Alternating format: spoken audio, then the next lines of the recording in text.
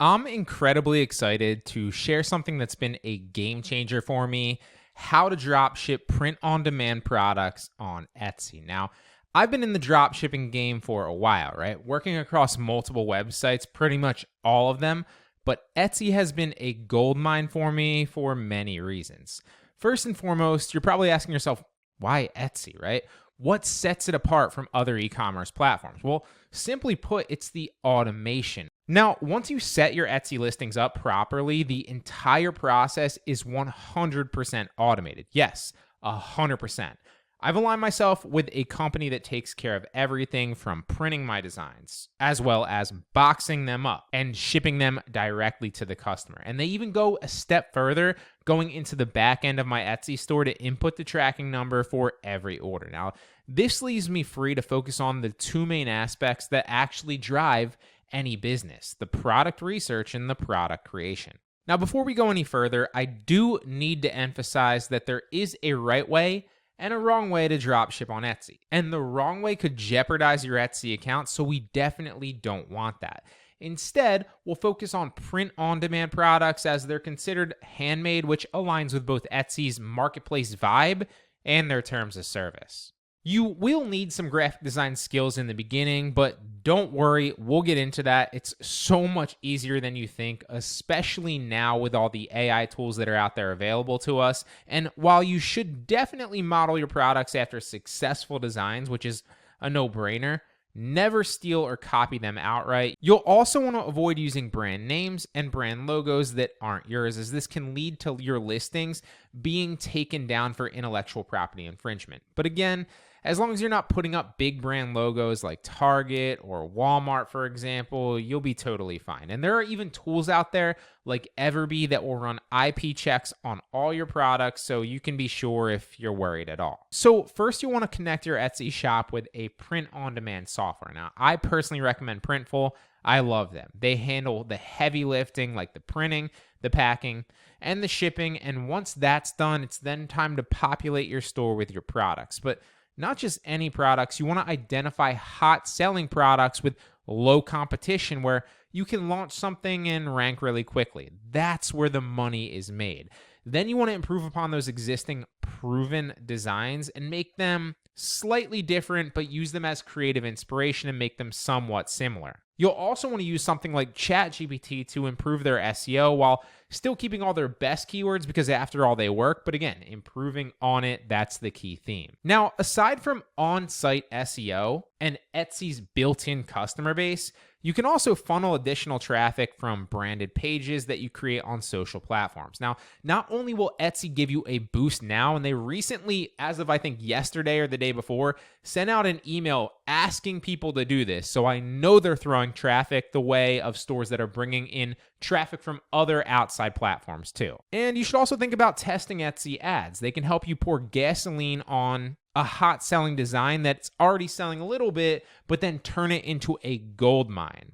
And not only that, they can help you rank new products as well with even just a little bit of ad spend on them. Lastly, and perhaps most importantly, consistency is key. Now, if you can manage to upload a few well-researched designs every single day, you'll have far better results in the long run compared to other people that are uploading hundreds and then just kind of going dark.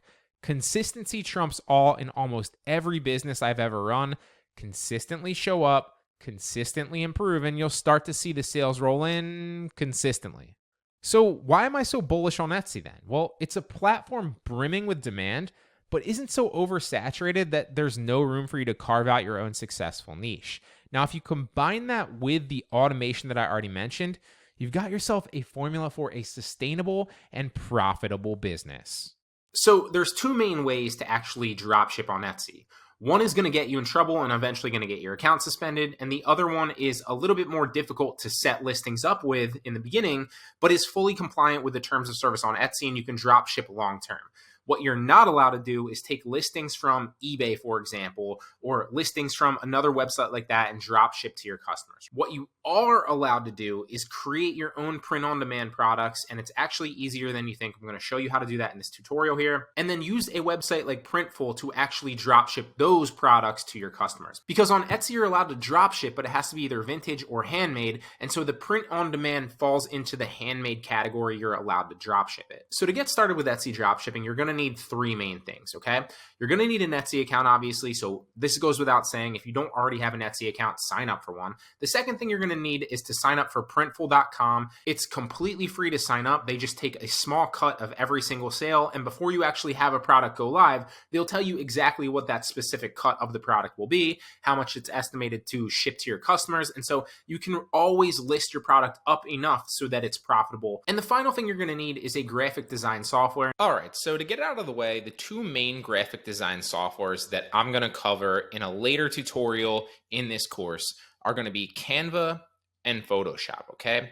So Canva right here is 100% free. Anybody can use it. There is an upgrade like that you can pay for, but you don't need that at all. Anybody can go to canva.com, sign up, and make t-shirts, mugs, and pretty much anything else 100% free with their graphic design software. Now, there's going to be an entire tutorial in the later part of this course after we go through all the tutorials on how to actually dropship as a whole, how to integrate the software like with Etsy and everything. I'll show you graphic design tutorials so you can actually go through the process of designing t-shirts, designing mugs, and using this stuff yourself. So keep that in mind. But for right now, I'd recommend that you pick one, either Canva, which is the free option, and it also comes with like different templates like this. Like you can see, you can start designing on a mug, or you can start designing on a t-shirt, and those templates are built in 100% free. Or if you're looking for a step up, I recommend Photoshop, which also, if you go to adobe.com and you purchase the bundle, I'll also try to link to this lecture somewhere, a deal that I've set up with Adobe. So you can go through and just purchase Photoshop, which I believe is like $12.99 a month or $15.99 a month, or you can just purchase the entire bundle, which also comes with Lightroom as well for like $19.99 a month.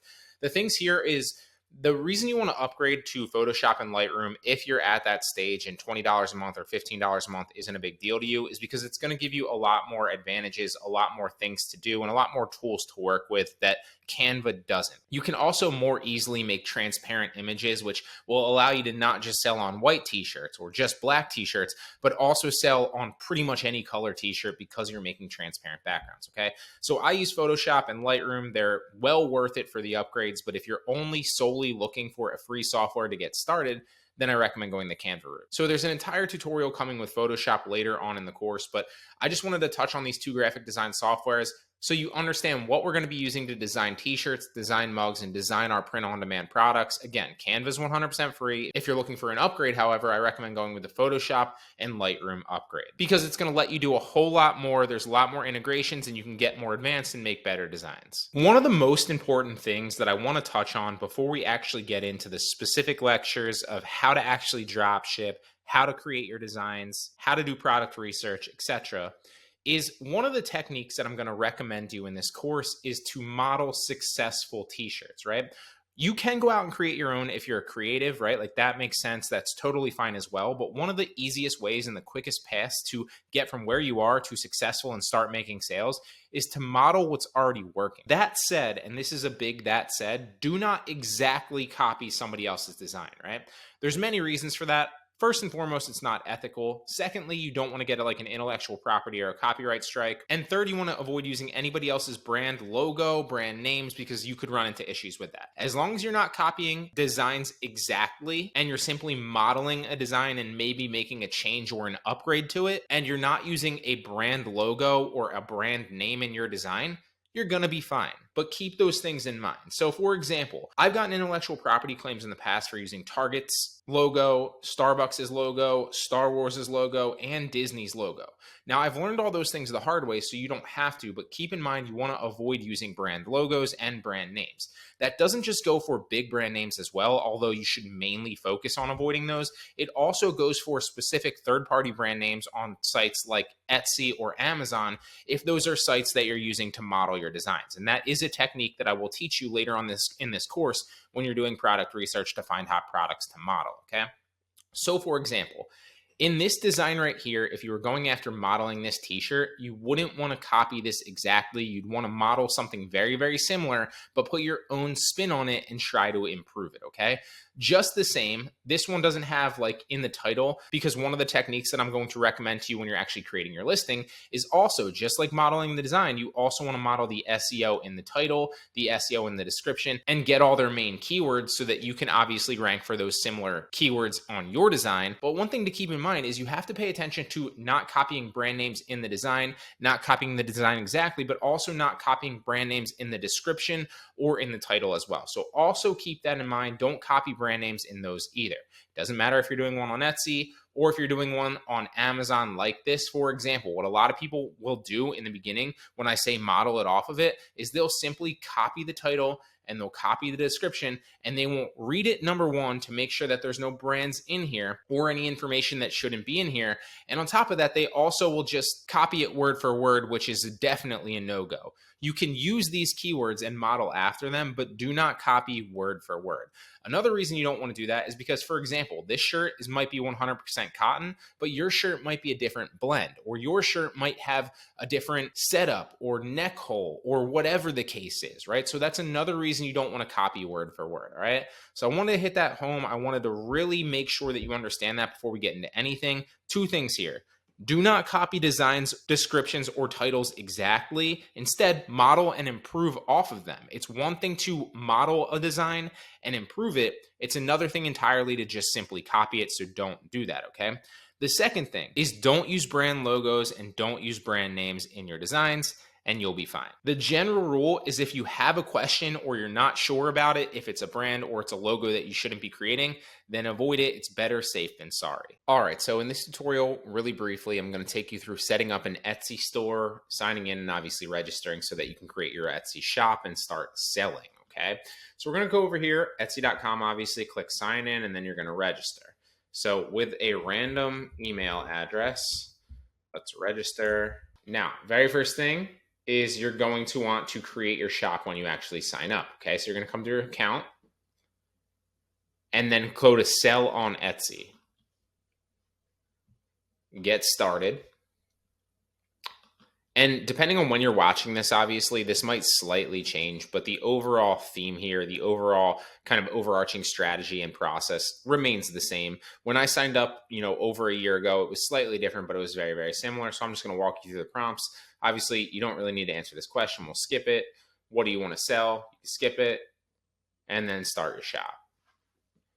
Now, the language obviously is going to be English. My shop country is US, and my currency is the United States dollar. If this is you, then obviously set it up how you want. You can obviously change the language. You can change your country and your currency as well. This is global. Save and continue. Enter your shop name. So I'm going to say like test shop here, or we'll come up with like a Tom's Corner. Save and continue. And now the very first thing that it's going to prompt you to do is create a listing. So on Etsy, one of the things on Etsy is every time you create a listing, it's 20 cents. So they'll charge you 20 cents. Now, if you're going to start a dropshipping business with, print on demand or an e-commerce business of any kind, and you're wary of spending 20 cents to create a listing, this probably isn't the type of business for you. So keep in mind that you will have to pay 20 cents every time you create a listing. It's very, very minimal. So let's run some numbers here, because people always get up in arms when I start saying like, oh, it's 20 cents per listing. So let's say you create 100 listings. You're looking at 20 bucks. No big deal at all. Right. And if you create 100 listings, you should be selling products already, because you'll be doing product research like we're going to cover in this course. Everything's pretty much automated and you will make your money back, right? Every listing's not going to hit, but chances are if you have that many up, then obviously you're going to be making that money back and then some profit clearly, okay? Now let's say you create only 20 listings. It's $4, okay? If you create 5 listings, it's $1. So it's not that much. It's 20 cents a listing, no big deal. Now, the very first listing that you create, you will get charged for. So if you want to go ahead and learn the ropes first and then create a listing and make that 20 cents, then by all means do that. Or you can just create a fake listing. It's not really going to matter because you can delete it after the fact. You will get charged 20 cents for it, but then you're going to delete it after the fact anyway. You just have to create a listing so that you can create your shop. That's the very first thing that you want to do. All right, so we created a listing, and now what we want to do is you can either add more listings or you can just click do this later and then it will take you to your shop. All right. If you do decide to go create more listings, you can then delete that first one and just get it out of your shop. You'll also need to set up whether you're an individual or a business, right? And then your country of residence, your name, fill out all this stuff, obviously. And then that's going to be the next step, how you get paid. Then you're going to set up the billing, which is what they're going to charge you for that first listing for 20 cents. So you're going to set up your billing and then your shop security, and then you'll be able to obviously go ahead and your shop will be set up. All right. It's really that simple. Make sure you do verify your email as well. And then once you get that started, we'll connect your Etsy shop into Printful. It's very easy. All right. So in this video, I'm going to cover how to then connect your Printful account, which is the software that we're going to use. Basically what Printful is, to give you a quick recap, is it's a company that will do print-on-demand products. So you're going to create the designs, upload them into Printful, and you can actually create the entire design in Printful as well. But we're going to upload them into Printful using a software like Photoshop or Canva. And then because Printful auto connects into Etsy, they will then receive orders from our Etsy shop, print the actual design for us, so we don't ever have to have any of the inventory. We don't ever have to create the product ourselves, right? So they're going to do the print-on-demand design, ship it to the customer, because they're also going to be connected in the back end of Etsy. So they're going to have the customer's address on the order. And then, oh, by the way, they're also going to input the tracking number into our Etsy shop for us automatically, so we don't have to do anything. And that's why this software and this website is a complete game changer.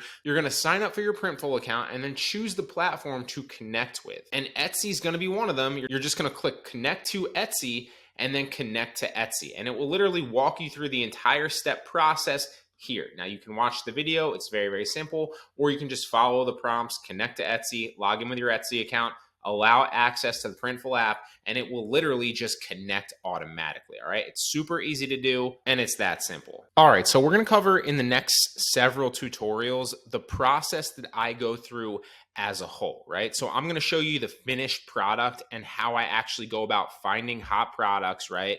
Then how I actually go about replicating and creating the designs, how I actually upload them into Printful, and then how I make them active on Etsy, okay? You're going to see a bunch of tutorials in the coming lectures and get all of it in one, right? So you're going to get 3 tutorials on how to do all of that, and it will show you the entire process from A to Z in those next tutorials, okay?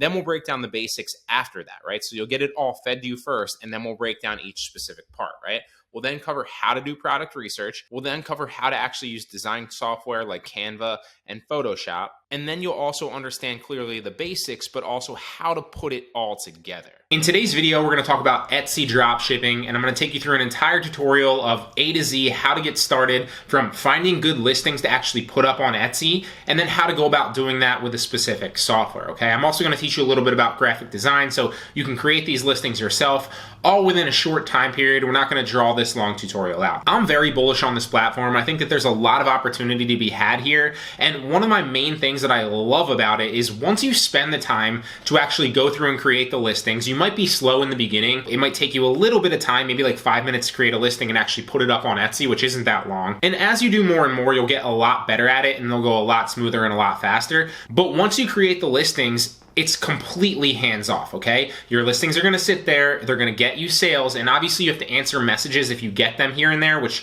seem to be a little bit more rare on Etsy as compared to like a platform like Facebook Marketplace, for example, but then it's completely hands off. The company that we're gonna use is gonna take care of everything from the stock monitoring, processing your actual order and shipping it to the customer. They're gonna grab the actual order, the address from within your Etsy account, ship it to the customer, and then also after that, they're gonna input the tracking number themselves, okay? So you're gonna connect all this stuff from the software to Etsy, and they're gonna take care of everything for you. That's why I love it. So without further ado, let me show you. So there's 2 main ways to actually dropship on Etsy. One is going to get you in trouble and eventually going to get your account suspended. And the other one is a little bit more difficult to set listings up with in the beginning, but is fully compliant with the terms of service on Etsy, and you can drop ship long term. What you're not allowed to do is take listings from eBay, for example, or listings from another website like that and drop ship to your customers. What you are allowed to do is create your own print-on-demand products, and it's actually easier than you think. I'm going to show you how to do that in this tutorial here, and then use a website like Printful to actually drop ship those products to your customers. Because on Etsy, you're allowed to drop ship, but it has to be either vintage or handmade, and so the print-on-demand falls into the handmade category. You're allowed to drop ship it. So to get started with Etsy dropshipping, you're going to to need three main things, okay? You're going to need an Etsy account, obviously. So this goes without saying. If you don't already have an Etsy account, sign up for one. The second thing you're going to need is to sign up for Printful.com. It's completely free to sign up. They just take a small cut of every single sale. And before you actually have a product go live, they'll tell you exactly what that specific cut of the product will be, how much it's estimated to ship to your customers. And so you can always list your product up enough so that it's profitable. And the final thing you're going to need is a graphic design software. Now that sounds complicated. It's actually super easy. One of the ones that you can use is Canva right here. That's 100% free. Now with Canva specifically, it's really easy. There's two main things that I create, and I've been playing around with other things, but we're going to keep it simple in this tutorial. We're either going to create mugs, right? So print on demand mugs, or print on demand t-shirts. Now, those are the two easiest things to get into, the two, quickest and shortest barriers to entry. So that's why in this beginner tutorial, I'm going to actually go ahead and teach you those. That said, once you get half decent at it and you have a little bit of skill involved after doing a few listings, you might want to move into a different niche or a different type of product that doesn't necessarily have a lot of competition. An example of that would be like printed bags, right? Or another great example would be like printed hand towels. I've seen those kind of flying off the shelves lately. And so this works very, very well, but you don't just want to stay in the t-shirt and mug niche because that's where everyone starts. If you don't want to use Canva, I highly recommend using Photoshop. It's not that expensive to get started. I forget how much it actually is because this is just something I don't even pay attention to anymore. Obviously, I subscribe to Adobe, so I think it's like $20 a month for Lightroom, Photoshop. I really don't pay attention to it anymore, so don't hold me to that specific number, but it's not expensive. It's highly worth it. So what you can do with Photoshop is it's going to allow you to create better designs overall. It's going to give you a lot more freedom to actually create the designs, a lot more, freedom to move things around, create your own PNG images so you can take something out and put it on whatever color background you want. Whereas something like Canva, however, you're really only limited to specific color backgrounds in my experience. So I'm going to walk you through tutorials with both of those, but the very first thing that you need to do is you need to actually connect your Etsy account to Printful. Now, I'm not going to lengthen this tutorial because there's so many other YouTube videos out there that will show you literally just once you sign up for an Etsy account, once you sign up for a Printful account, how do you connect the two? It's super easy. And Printful actually has their own videos when you're connecting in and you're signing up to connect to Etsy for you. It's going to show you how to do it. It's actually very, very simple. Now, assuming that you've already completed that step and you have an Etsy account, you have a Printful account, and they are both connected to each other, now you can get started. So the first thing that we're going to need to do is you can't just create a design based on anything, right? What you want to do, just like you want to do when you're dropshipping on any platform, is you want to go out there and you want to figure out different types of products that are already selling well. So there's a number of different ways to actually go ahead and find hot selling products on Etsy. If you like videos like this, please give it a thumbs up and comment down below and let me know that you're more interested in some of this Etsy dropshipping stuff. And maybe I'll create more tutorials on how to actually find hot selling products on Etsy specifically. But just like any website where you're dropshipping, the products are what's going to move the needle the most. And so the products that you're listing, you want to make sure have high demand or at least a high chance of selling and proven to be sold on the platform in the past. So we're going to go to Etsy and we're going to use an incognito browser to kind of browse around so it doesn't suggest me certain things based on what it thinks I like. We want to see what it looks like to a normal person with no data stored in Etsy. So the first thing that you can do is you can start typing things into the search bar, and the first keyword potentially that you type in will start yielding you ideas. And basically what you want to do is you want to find one of two things. You either want to find a hot selling product that looks like it has sales in the past, and you can do that by browsing around and finding one yourself, or you want to find a seller that has a lot of sales history that's a good seller and start kind of, mimicking their successful products. It's just like you would sniping on any other platform. This is the most successful way to do it. So since St. Patty's Day was yesterday, what's the next type of holiday or season that we can go after? Let's say spring, for example. So let's type in spring, and you see spring wreaths for front door, spring decor, spring press on nails. And typing keywords into the search bar like this will actually show you different ideas going forward of what Etsy thinks you're looking for based on what other people are already looking for on the platform. So that's one way to do it. What I'm going to do to accelerate that process, just for the sake of the tutorial, is type in something like funny spring t-shirt. And we're going to make a t-shirt. And the next thing that you're going to want to do is you're going to want to look for products that are already selling. So you see that this one says popular now. We can check that one out. If it's ranked high, then you also could check that out. Or if it says star seller, then you could look into the seller. But let's just open a couple of these tabs and we'll start looking through. So let's open what part of this don't you understand? My peeps might be an interesting one for Easter coming up. This one might be an interesting one. Hello Spring might be an interesting one. And you can go down. What you want to do basically before you actually create these is actually search that to make sure that there's not a lot of other competition out there. Whereas like there's 50 other shirts just like this. So this one's the first one we're going to check out.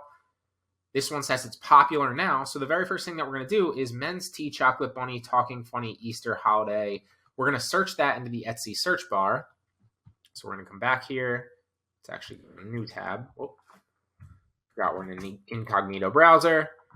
Search that in the search bar and make sure that there's not a bunch of t-shirts just like this. And you see that there are a large number of t-shirts like this, but nothing crazy that you potentially couldn't rank for. I see maybe 8 of them. So there's space here to rank for this actual keyword. A good example of this might be something that's a little bit more, surefire with like a specific title. And you'll type that title into the search bar and you'll see that there's like an entire first page of pretty much the same shirt with just slightly different lettering and slightly different colors. So that is not the case for this one. So this one could be an interesting idea. So the next thing that you could do is you can come down and you could reverse engineer the seller's best listings if the seller obviously has a lot of experience. So this is a popular shirt. We're going to actually mimic this shirt as well, but you can also see that it's sold by Extra Fly Apparel, who has over 23,000 sales here and they're 5 stars on the platform. So we're going to open up their store and we're going to start looking through their best product. So they actually have a lot of different products, but what we're basically looking for here is something that's going to say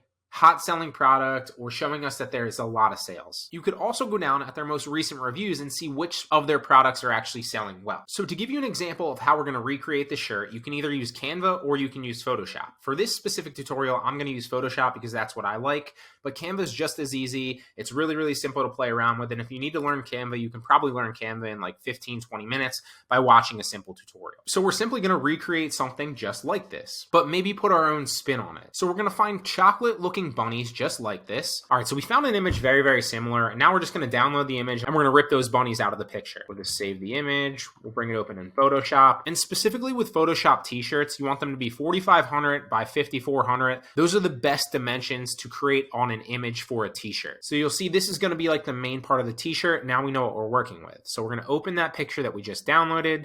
With the bunnies, simply quick select it, which means we're just going to take the bunnies out of the original picture. And now we're just going to quick select the bunnies and grab them from the image. So now we have the bunnies. One tip that I will give you is make sure that you utilize all of the space that you have in this actual frame. You don't want a little design on a big t-shirt unless that's what you're actively going for. Now I also went to Google and we're going to open up 2 speech boxes really fast. I just downloaded those off Google as well. And we're going to need to select these with the quick selection tool just like we did before. Now that we quick selected it, we're going to just drag it over. And now we're going to do the same thing with the other one, just quick select it. And now we've pretty much replicated the shirt. We just need to add some text there. All right, and there we go. We pretty much replicated the shirt. So what we basically did is we took these images off Google, we put them in there. We then found some speech tabs. We literally wrote "my butt hurts," and then we changed it up a little bit with, instead of saying what, he's got like the shocked or like the, I don't even know what you would call that face, but we put that emoji in there to kind of switch it up. And that's pretty much what the original shirt looks like.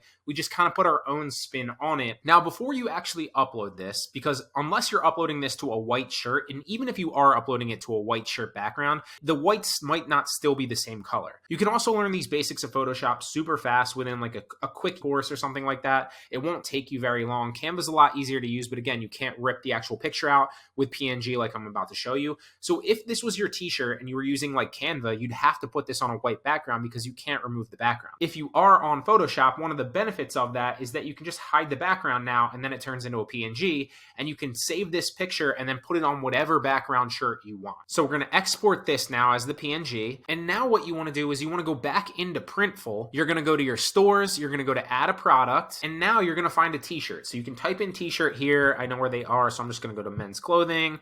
Or this might even be better for women's clothing, t-shirts. A lot of them are unisex anyway. And you can see on the side here on Printful, all the different things that you're able to drop ship. And then right here, we're going to actually put our design in. So it's DTG printing. We're going to drop the design in there and bam, there it's on the shirt. We can actually see what it looks like on the actual shirt. And so now what you want to do is you want to select all the potential colors and sizes that you can, which is why it was important for us to actually make that a PNG image in the first place. Because if we didn't, we could only really put it on a white background because then it would be a white square wear on a different color shirt and it would look terrible. So we're going to select all the colors that we can. And obviously it limits you to a certain variance. So we're going to take out 4XL, 5XL, we'll take out XS, we'll take out 3XL, and then we're going to remove some of these other colors right here, not white though. And there we go. So now we offer it in all these sizes and all these specific colors. I took a lot of the darker colors out because I don't know that this would look too good on a dark shirt. A lot of people for Easter anyway are probably going to get these lighter colors or something along those lines. But now look at all the variations that we offer and all the variations that we can drop ship of this specific shirt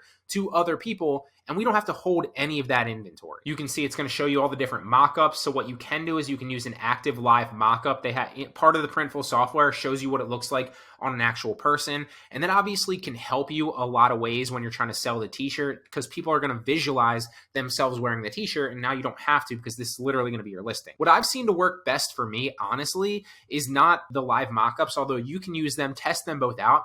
I've seen that like normally just like the laying down kind of ones work the best, but again, test them both. I have sold plenty of shirts and mugs where it's like the lifestyle image. So I'm going to use the spring summer vibes mockup, and here we go. So you can't see what the shirt looks like here, but it will when it actually uploads onto Etsy. So now what we need is we need the product title and the description. Okay. So the first thing that I like to do is I like to go through and check to see what the bottom one looks like, because the bottom one on Printful often will say something along the lines of manufactured in whatever the country is. I always delete that. The next thing I do is I'm going to go back, and what I'm going to do for the sake of saving time is just copy their specific listing, because I'm actually going to list this.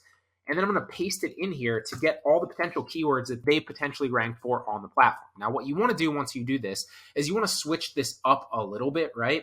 So you don't want to say their exact title. You want to switch it up. You just want to use the majority of their main keywords. So I'm going to paste this in here. I'm also going to see if their description says anything. So they don't really have any good keywords in their description. So that's a way that we can improve ours. Women's, since we made a women's shirt, women's chocolate bunnies, talking funny Easter holiday short sleeve, t-shirt, bunny, rabbit, funny egg hunt, spring, t-shirt, short sleeve. The next thing you're going to want to do is the tags. So just like you would on any other website, you want to come up with some good tags that are going to actually help you get visibility on the platform. And now's the fun part. Now you get to see what you can actually make. So for whatever reason, I need to reboot my actual Printful because it's not working, but usually it estimates your profit margin here on the sides. So it'll tell you if you list this for $15, here's what you'll make on the actual t-shirt. You also want to take into account what everyone else is selling this for. So they're selling it for $10.99. That does not mean you need to sell it that low. What I would do is I would take this in to Etsy again, see what everybody else is selling it for, and then pick somewhere in the middle. When you're starting out and you don't have a lot of reviews, you want to sell on the lower end to get some reviews and some social proof. This is true on any platform that you dropship on. As you build those reviews, you build more store notoriety, you get more sales, you can start raising your prices, because then obviously people will buy from you with the know, like, and trust factors. And there you go. Now it's publishing it to your store. Now the next thing that you're going to want to do when you actually go into Etsy is you have to go back into your Etsy store and then publish the actual listing. It will be in draft mode. In today's video, we're going to cover how to dropship print-on-demand mugs on Etsy. So there's two main ways to actually dropship on Etsy. One is going to get you in trouble and eventually going to lead to your account getting suspended. And the other is a little bit more difficult to set listings up in the beginning. But once you actually do it, it's fully compliant with the terms of service and you can build a long-term sustainable business on the platform. What you're not allowed to do is take listings from eBay or Amazon, for example, or any other website and list them to your Etsy store and have that person drop ship to your customers, okay? Now, what you are allowed to do is create your own print-on-demand products and then have a print-on-demand company print those designs for you after you get an order. And this is actually a lot easier than you think. We're going to cover that in today's tutorial. Now, one of the benefits of dropshipping on Etsy is that once you spend a little bit of time to actually go through and create the listings, it's pretty much hands off, and your listings are going to sit there. They're going to bring you traffic. And if you obviously create good ones, they're going to bring you sales as well, right? The company that we're going to use is going to take care of everything from the stock monitoring to the processing of the actual orders, to shipping them to the customer, to storing the inventory, and even printing the designs and inputting the tracking number after the order is shipped. The website that we're going to cover and that I recommend using is called Printful. As you'll see in this tutorial, they're super easy to use. They have a great reputation, and I use them myself. They're also super easy to set up an account with. They're super beginner friendly, and they actually help walk you through the entire process of connecting Printful to your Etsy store and keeping everything synced. That means that your inventory, your designs, your sales, your customer addresses, your tracking numbers, etc., it'll all be synced together. And that means that that's less things that you have to do and less things that you need to worry about. All you'll have to worry about once you set this up is finding hot selling products and then listing them on your store. Printful will do the rest. Now, this also goes without saying, but you obviously need an Etsy seller account too if you haven't already set that up as well. Now, I won't be covering how to actually set up an Etsy seller account or how to set up a Printful account and actually how to connect that to your Etsy seller account, because once you sign up for Printful, it's super easy. They'll walk you through and hold your hand through the entire process. So the first thing that you want to do is you want to find a proven product. Now, if you're creative and you want to create your own designs, that works as well. Although the fastest way to get sales on any platform, but especially Etsy when you're creating print-on-demand designs, is to find what's already working on the platform and then kind of create your own spin-off of that, right? There's a number of ways to do this. You can go incognito on a browser and simply like one of the easiest ways is to see what's suggested to you. So obviously right now, currently it's 5/25, so it's May 25th, and Father's Day is approaching. So you're going to see a lot of different Father's Day designs. So if you're going after, quick sales, a lot of demand, that might be something that you want to touch on. Although if you're going for more evergreen sales and long-term sales that you don't really need to constantly be creating designs for, you might want to avoid holidays and stuff like that, right? So for the sake of not, creating evergreen designs and not wasting, valuable time creating listings that are only good for a short period of time until that holiday obviously passes, we're going to skip that. But that's one of the easiest ways. Now, another easy way is to find a seller. So for example, like let's find one of these things that's popular right now. So Daddy's Little Helper or I Am Their Father, which is kind of a spinoff on Star Wars, obviously. You find out like one of the popular ones right here, and you click it, and then you reverse engineer from that seller. This seller specifically has 4,000 sales. You go to them and you see what's popular that they're selling, and then you figure out, reverse engineering, you check those specific products in there against Etsy as a whole, see if there's demand, but not enough supply to fit that demand.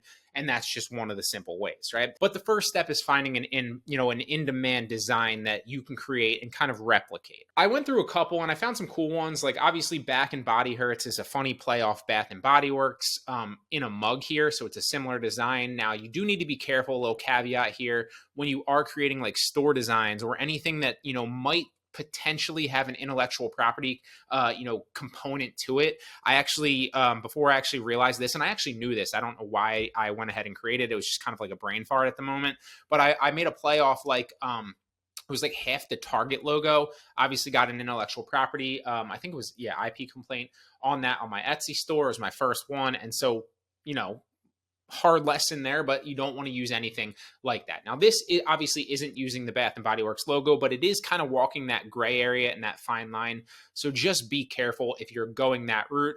If you want to be safe, I would say just completely avoid those and then you'll be fine, all right? What you first want to do is you want to make sure that, yes, there's enough demand for this, but there's also not enough supply. One of the things that you'll notice is a lot of people on the platform use this kind of mimic what's working and then create their own design for it. Now, that's totally fine because if you get in early and you start to rank that product and you get enough sales, then you're going to shoot to the top of the page for that. And you're pretty much going to be ranked there against, maybe 5 to 10 other sellers, and you're going to be siphoning off sales. And anybody that gets in late there, when there's already a lot of supply, is just going to stay on the lower pages and never really get there unless they're paying for advertising. Keep that in mind. But if you copy Bath and Body Hurts mug and you take it into Etsy, you can see that there's a number of these listings here already in both, shirts as well as mugs all over the place. So it's a bit saturated. Now you could take a shot here if you want to. Again, it only takes like a minute or two to create a design on Printful, probably realistically like 30 seconds to a minute. It doesn't take long. It doesn't take that long to design it as you get better and better at that as well. But this is a little bit saturated. So for the sake of showing you a better one, we're going to go for a better one. Now, same thing here. I found another cool mug right here, and I thought this was a funny design. And here we go again. Good morning. So if you take that into Etsy, again, to just check the overall demand on the platform, you can see that a lot of people have created this design and a very, very similar design. So this is an example of a very saturated product that you don't want to create because chances are you won't be able to rank it. If we go into reverse engineering another store, and you can see that I found a store here that has a lot of very, very popular designs, and make no mistake, like popularity is a good thing, especially on Etsy, but on a number of platforms, because I would rather go after a design that's super popular that has a lot of competition rather than a design that has no demand at all but no competition, because the demand and the competition there, it tells you that there's demand there and that people are buying that, right? So I'd rather compete in a space like that than a space that has no demand at all. So, you know, you can still go after these products. I'm not telling you not to create these designs, but ideally you'd find one with a lot of demand with not enough supply to match that demand. All right, just keep that in mind. So this person, if you check all of these, and I did obviously before this video, a good number of them,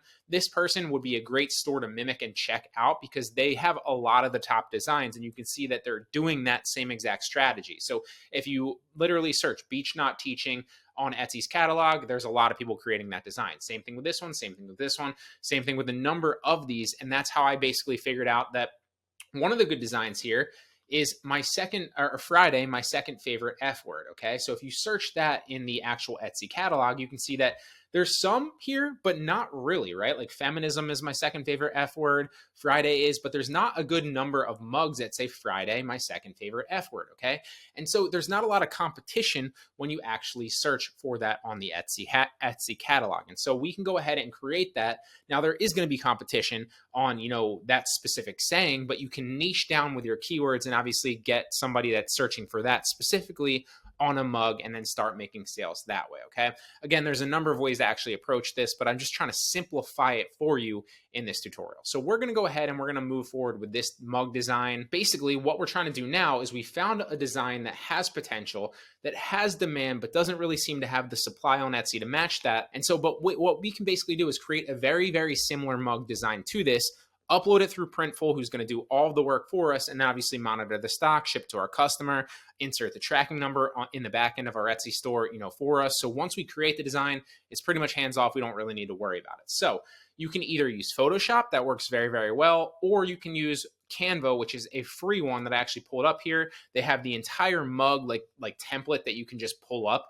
It's super easy to use. And then all you really want to do is you just mimic the design, right? Like you don't want to copy it 100%, but what you basically want to do is you want to take the main elements of this and then create your own kind of spin-off with like a little bit of flair and your own personality in that. Okay, so maybe you add something, maybe you slightly change something there. You're going after Friday, period, my second favorite F word. That's going to be very, very easy to recreate. So all we really need to do here is we're going to find some cursive writing, move that sideways, make it a little bit bigger. So we're going to go Friday. And you can see right here, like when you drag, they're literally telling you where the actual box and print kind of the middle of the mug is. So you kind of want to stay within that. We'll throw the little heart in there as well. And now we're going to use this template. Whoop, didn't mean to do that. And then we're simply going to add some text here. My second.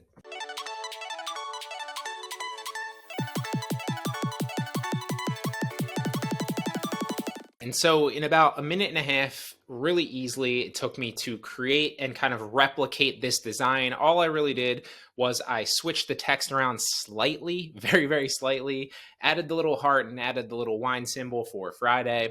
And you can see that this design right here is very, very similar to this one. I think it's slightly improved. Again, I didn't take that much time for the sake of showing you in this tutorial. I just want to show you like the overall strategy behind this and then leave you to creatively design whatever you want to do. But the key element here is we're not just creating random designs. You can go that route, although most of the time in my experience, it doesn't really work. Like if you have an idea and you're like, wow, that'd be really cool. If you're first to market, like yes, you're taking shots in the dark and it potentially could blow up, but the majority of the time it's never going to hit because there's not going to be that demand there. So in my experience, you want to go after proven things like this and then replicate it and put your own spin on it. All right. So now that we have the design, we're going to keep this listing up because we want to use their SEO and a lot of the keywords in their listing because clearly this listing is super popular and something's working for them, okay? Now that we have the design, we simply just want to download the design, right? So we're going to download the design as a PNG. Now that we have the design, we're going to take it into Printful. And so in Printful, what you want to do is you want to go to your store and then add a new product. once you get there, you'll see all these designs down the side, right? Like you can create water bottles, you can create t-shirts, you can, pretty much put your logo or your design on a number of different products. Obviously, we're going after a mug here, so you want to find mug. You can even search for just mug. And then right here, you have 3 different options for mugs. We'll go with this one. It's the cheapest. We're going to drag our design or just upload your design in there. So upload a new file and bam, there you go. Now you want it to kind of stretch as much as possible because you want that design to be, really fill up the entirety of the mug that you can kind of see. Now, if you want it to be more in the middle, you can drag it down a little bit. I would say if you're, worried about it like overlapping a little bit, use caution there. Ideally with t-shirts and especially mugs as well, you want the design to fill out as much of it as potentially possible. But if you're worried about it being overlapped slightly, then go on the safer side, go a little bit smaller. It's still going to look half decent. Now, you can use lifestyle mockups like this, where you can kind of see the person holding the mug, or you can kind of use like mockups for, a specific holiday season. For example, if this was like, for Christmas, for example, well, then you could use a holiday mockup for Christmas or Valentine's Day or Father's Day or whatever. In my experience, and this is just anecdotally, like mockups for t-shirts work very, very well because people want to see the t-shirt on somebody and kind of imagine what it looks like on them as well. For mugs, I found more success with mugs just with the white background. Now, that just might be an aberration, but for me, in my specific experience, mugs work better with a white background in my experience. But again, if you're doing t-shirts, then it is slightly different because most people want to envision themselves in the t-shirt before buying. And now you're basically just going to put the SEO in there, right? So you can use your own kind of SEO. You don't want to copy someone's listing word for word, but you do want to use the SEO that was successful for them and kind of mimic it off that same thing, right? So Friday, my second favorite F word, color, accent mug, metallic glitter mug. So we're going to say, and this is like, I would spend a little bit more time here, kind of maybe even researching a little bit of SEO for this, looking at a number of listings that all have this actual, design in it and have ranked well on the platform. If there's a couple of those, pick a bunch of the best keywords out of those, but I don't want to waste your time in this tutorial. I want it to be quick, but that's the best approach. And then kind of put your own spin on it. But again, use the majority of their SEO because that's what works to rank on the platform. Now, you want to keep the majority of this stuff in here. I always delete the last one that says it was made in China. You also want to make sure that like all this specific stuff is, crucial to the actual listing. If it's not, take it out. Now, right here, I keep that because this will, whether it's dishwasher safe, and they always kind of have a little caption there. But again, you want to go back to the original listing and figure out, okay, is there anything in the actual description here that you can take that fits your, like, be careful because you want to make sure it fits your design and your specific manufacturer's mug or your specific manufacturer's t-shirt, if it's a t-shirt in there, right? So for example, like if they say it's an accent or it's like 12 ounces or whatever it is, like, they might be using a different supplier than you, and so their item specs might be slightly different, and you want to make sure that that also applies to you.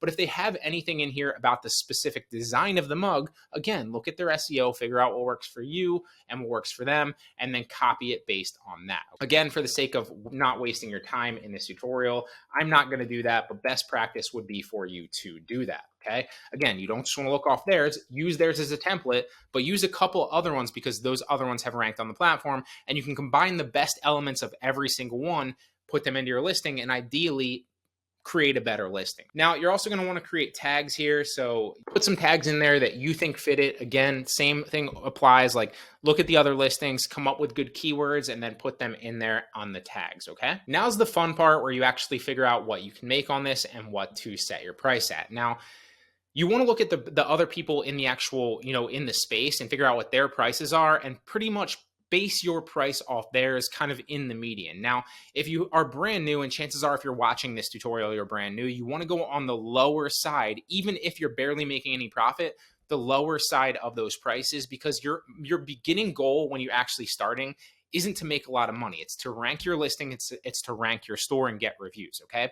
Once this listing ranks, and you'll rank it better by creating a lower price, once it's ranked, you can raise the price and it will still be ranked on the platform, and you'll be ranked higher than other people that are even lower with their prices, right?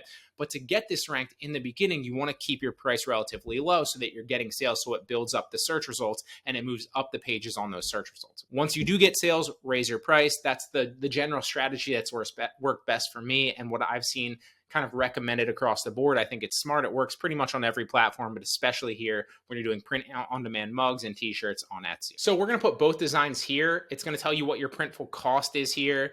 It's when you set the price to, it's also going to calculate on the right over here what your actual profit margin is expected to be after the cost of the actual product, after the fee from Printful, and after the shipping fee. Okay, so you should be able to see that on the right, and there you have it. Now it's good to go. As soon as it's done, all you really need to do is go back into your Etsy store, make that listing active, set your shipping template, and then you're good to go. Printful will handle all the rest of it, right? So they're going to obviously keep the mug in stock, like the blank mug. Once you get an order, they're going to print that design on the mug. They're then going to grab the actual address from the order because they're connected to the back end of your actual Etsy store, ship the mug with the printed design to that customer, and then input the tracking number as well into your Etsy store. So you don't need to do anything unless you get a message about it or something like that, right? So this is one of the easiest ways to get started with drop shipping online. It's also within the terms of service on Etsy, so you can build like a long-term sustainable business doing this. You don't need to store any inventory. You don't need any upfront money, obviously minus the 20 cents that it takes you to create the Etsy listing. And if you don't have 20 cents per listing to get started, like chances are you shouldn't be starting a business, let alone an online drop shipping business where you need to spend money to make money. But the best part about drop shipping is, like, again, you don't need the inventory, but you also don't need to spend the money until you're guaranteed the sale and the profit. So in a nutshell, that's how you drop ship print-on-demand mugs on Etsy within the terms of service. All right, so I've gotten a lot of requests for more Etsy drop shipping videos. So in today's video, we're going to cover how to drop ship print-on-demand t-shirts on Etsy. Now, the reason I love Etsy dropshipping so much and I'm so bullish on it is because it's pretty much automated once you set up the design. So don't get me wrong, like, you need to actually find quality designs that, just like on any other platform, are in demand, but relative to competition have a big opportunity on them. I've covered in the past tutorials like certain ways on how you can go about finding products like that and designs like that. So you can use Etsy on an incognito browser. There's actually software out there that will weigh the different marketplaces and weigh the demand on marketplaces for certain designs, and then obviously bring them over to Etsy. There's a number of ways to approach it, but in today's video, we're just going to take two simple designs from Amazon to keep it short. Okay, I'll also link the other ones down at the bottom of the description if you want to check them out after this. But in today's video, we're going to cover how to dropship print-on-demand t-shirts. Now, the reason I love Etsy, like I said, is because you need to spend the upfront time, unless obviously like you're a creative person that wants to create your own designs. Then in that case, you can just go ahead and start creating designs and then slap them up on Etsy. And if they're successful, then everything's pretty much automated after that, right? Because we're going to use a software. In today's case, it's Printful. Okay, so printful.com, where they're going to handle everything for you, right? You upload your design once you're done creating it. I'm going to show you all of this in this tutorial to Printful, who then obviously stores your design. It integrates in the back end of Etsy for you. So as soon as you get an order for that design and that product on Etsy, Printful will then grab that person's order, right, for that product, grab their address, and then create the print-on-demand design and ship it out to that person, and also input the tracking number on Etsy for you, so you don't have to do anything. And that's why I say it's 100% automated, okay? That's why I love this. It's a lot like Amazon, where you spend a lot of upfront time finding quality products and listing them, obviously. But then once you list them, like, the software handles everything and you don't need to do anything, okay? The only thing that you need to do after the fact is maybe answer a few messages and questions on Etsy if you get them, but they don't come as frequently as other sites like Facebook Marketplace or even eBay or anything like that, all right? We're going to replicate this design right here, so don't worry, I've had both my shots and my booster, and then this one right here, which is just I'm thinking. Now, these both popped up relatively high on Amazon search results under funny shirt. Again, I'm not doing any special product research here. This is just an example of how you can find designs that are hot selling, right? And then once you find those hot selling designs that obviously have demand on Etsy, but don't necessarily have the competition there, then you can go ahead and create a similar design. You don't want to copy it, exactly, okay?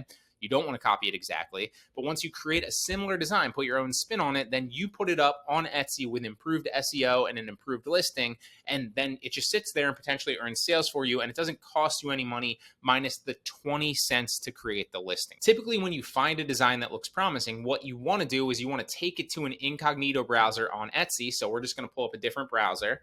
We're going to go to Etsy.com. or you can just go incognito in your normal browser, and you want to go like I'm thinking. So this is clearly going to be, because that's what the design was, right? Like I'm thinking.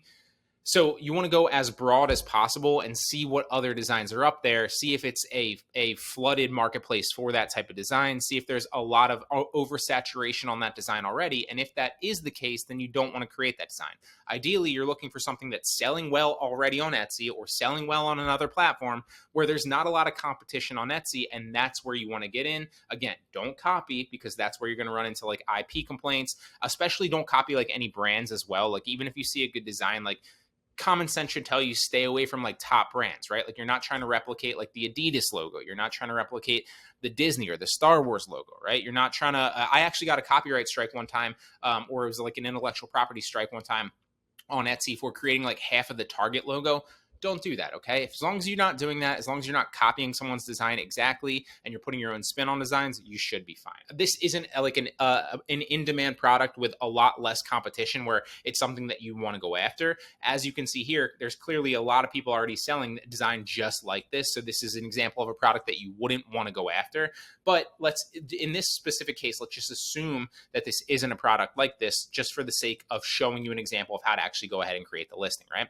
So we want to go ahead and replicate a listing like that and then put our own spin on it. You can use, like I said, Canva, which is a free website that anybody can use, or you can go ahead and use Adobe Photoshop. All right. So we're going to create an Adobe Photoshop design right here. You want custom dimensions of 4,500 by 5,400 for a t-shirt. Those are the best dimensions for a specific t-shirt. So I would just go to Google and type in like I'm thinking and find like a logo like that, or maybe like a loading logo, like waiting to load or something like that. Or you can even go to other websites like Pexels or Pixabay or any other website that offers royalty-free pictures. So I already actually have a slight logo here. And for this example right here in this first one, we're just going to create a white t-shirt because everybody else has a black t-shirt, as you can see with the I'm thinking. So instead, I'm just going to create a white t-shirt. And in the next example, we're going to create a multicolored t-shirt. So I'm going to show you how to actually create a PNG design that you can put on top of any color. But for this example, the first one, we're just going to go white.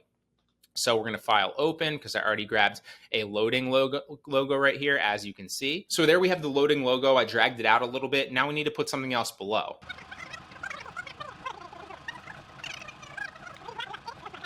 And there you go. So now we're done the design. I literally just put my own spin on it. Granted, this is not my best design at all, but I'm just, trying to show you and give you ideas to get you thinking of how you can create your own designs as well. And you'd be surprised, like sometimes, like when I first started this and I was creating a bunch of designs like super quickly, some of the designs, like I would put like literally like 30 minutes to 45 minutes in creating this really in-depth, cool looking design and spend a lot of time on it, tweaking everything, finding good pictures, cropping them out, like doing everything.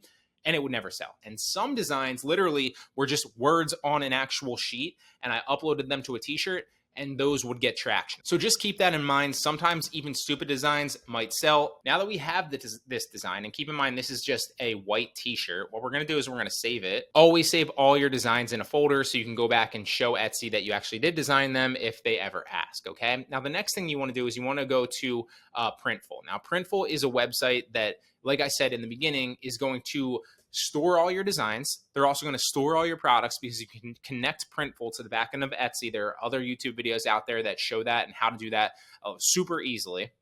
And so once you're actually connected to Etsy, which is very easy to do, then you can go through all the Printful templates and then upload your design to whatever template you wanted. So I could upload this to a stainless steel water bottle if I wanted. I could put this on a mug. I could put this on a phone case. I could put this on all the above.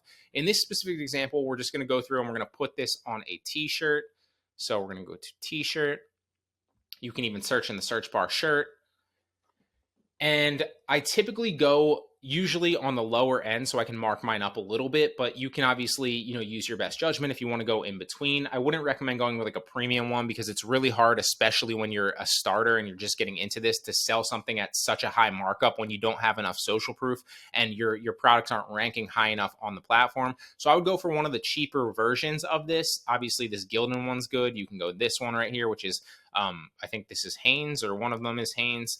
We're going to go Gildan because it's the cheapest one, and then we'll be able to mark it up, obviously, for, a decent percentage. Or we can even list it lower to get sales and rank our account and rank this actual listing, and then get reviews and social proof. And then as it ranks, then we can increase the price in the future. Okay, so also keep that in mind as well.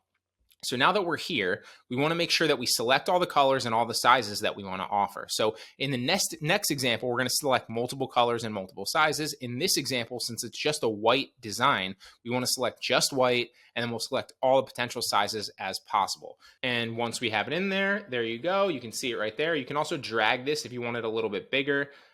Typically, like a good rule of thumb is you want it to be as much of the t-shirt as possible. You don't want it to be, super, super small, although you also don't want it to be like wrapped around where people can't see it. And now we're going to choose our mockups. So you can either pick like mockups with people in them, and those tend to work well, especially with t-shirts, because people want to envision themselves wearing the t-shirt. And so if you're using a mockup of somebody actually wearing the t-shirt, they can kind of picture what it looks like on themselves as well. So that's a good hack for t-shirts. So now the product title. So now one of the ways that you want to go about doing this is you want to go back and find one of these that are ranking super high, and then grab a lot of the SEO. Again, you don't want to copy, but you do want to get a lot of the SEO that's working for them, because that's ranking them high. Also, you want to keep in mind what their price points are, like everybody that's ranked relatively high, because you want to offer something similar to them. If you go higher than them, chances are you're not going to sell very many, right? If you go a lot lower than them, chances are you won't make a lot of money, but that's fine initially. One of the best ways that I found to sell products on Etsy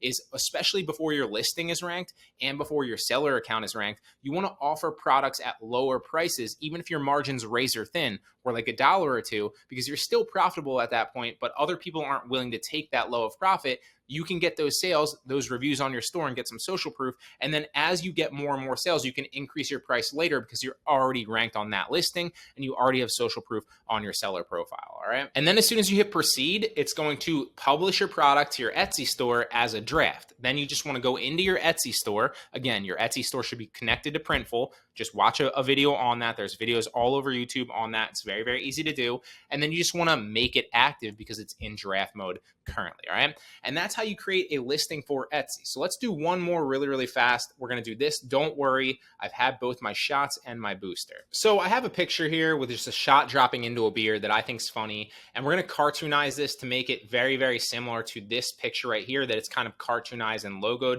And we're going to see what it kind of looks like. So one of my favorite ways to cartoonize a picture is to use befunky.com. Now you can start a free trial here. You can obviously pay for this, or you can just take a screenshot after you're done for free, okay? So what I'm gonna do is I already downloaded that picture. I'm gonna upload the picture in here, and then I'm gonna cartoonize it and see what it looks like. And bam, there we go. So granted, this isn't the best one. I'd find a better one, but for the sake of showing you guys in this example, we're gonna take a screenshot of this cartoonized thing. And now we've literally created our own picture. Now with Photoshop, like I said in this example, what we're gonna do is we're going to put this on different color shirts, not just white background for this one. So what I'm gonna do is I'm gonna hide the background, and we're gonna put this on multiple colored shirts, not just white, all right? So what did they say here? They said, don't worry, I've had both my shots and my booster. So I'm gonna put a spin on that and do kind of my own design.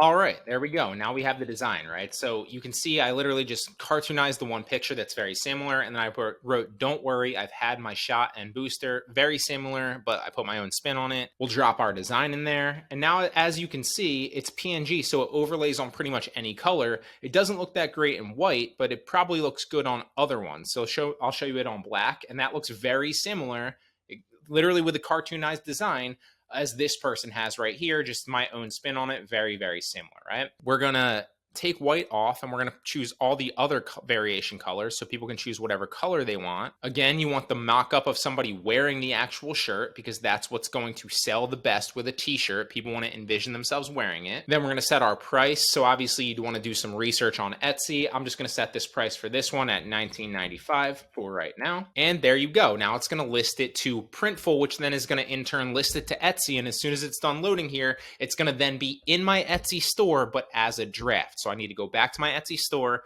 and activate it on my Etsy store. And then it's live on Etsy, and Etsy will charge me 20 cents to activate the design. And that's how easy it is to drop ship print on demand t-shirts on Etsy. So again, the formula is Find something that you think is cool or something that you think is selling well on the platform. Then go to Etsy, do a broad keyword search for something as broad as possible on that.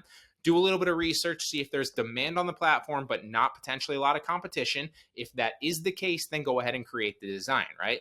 Don't copy the design. Do something very, very similar and put your own spin on it. And that's that when you obviously want to upload that design to Printful, who's going to take care of everything for you after the fact, so that when you get a sale on that product, they're going to print the design on the t-shirt, ship it out to the customer for you, and then mark it tracked with the actual tracking number in Etsy. So you don't have to do anything after the fact. You're just finding hot designs, designing them, uploading them to Printful, activating them on Etsy, and that's how easy it is. So I really hope you guys got a lot of value out of this video. If you appreciate any of the value in it and you got any value whatsoever, please give it a like. I genuinely appreciate it. If you have any questions on this process, on dropshipping in general, or dropshipping on Etsy or print on demand, drop them in the comment section down below. I would love to answer them for you.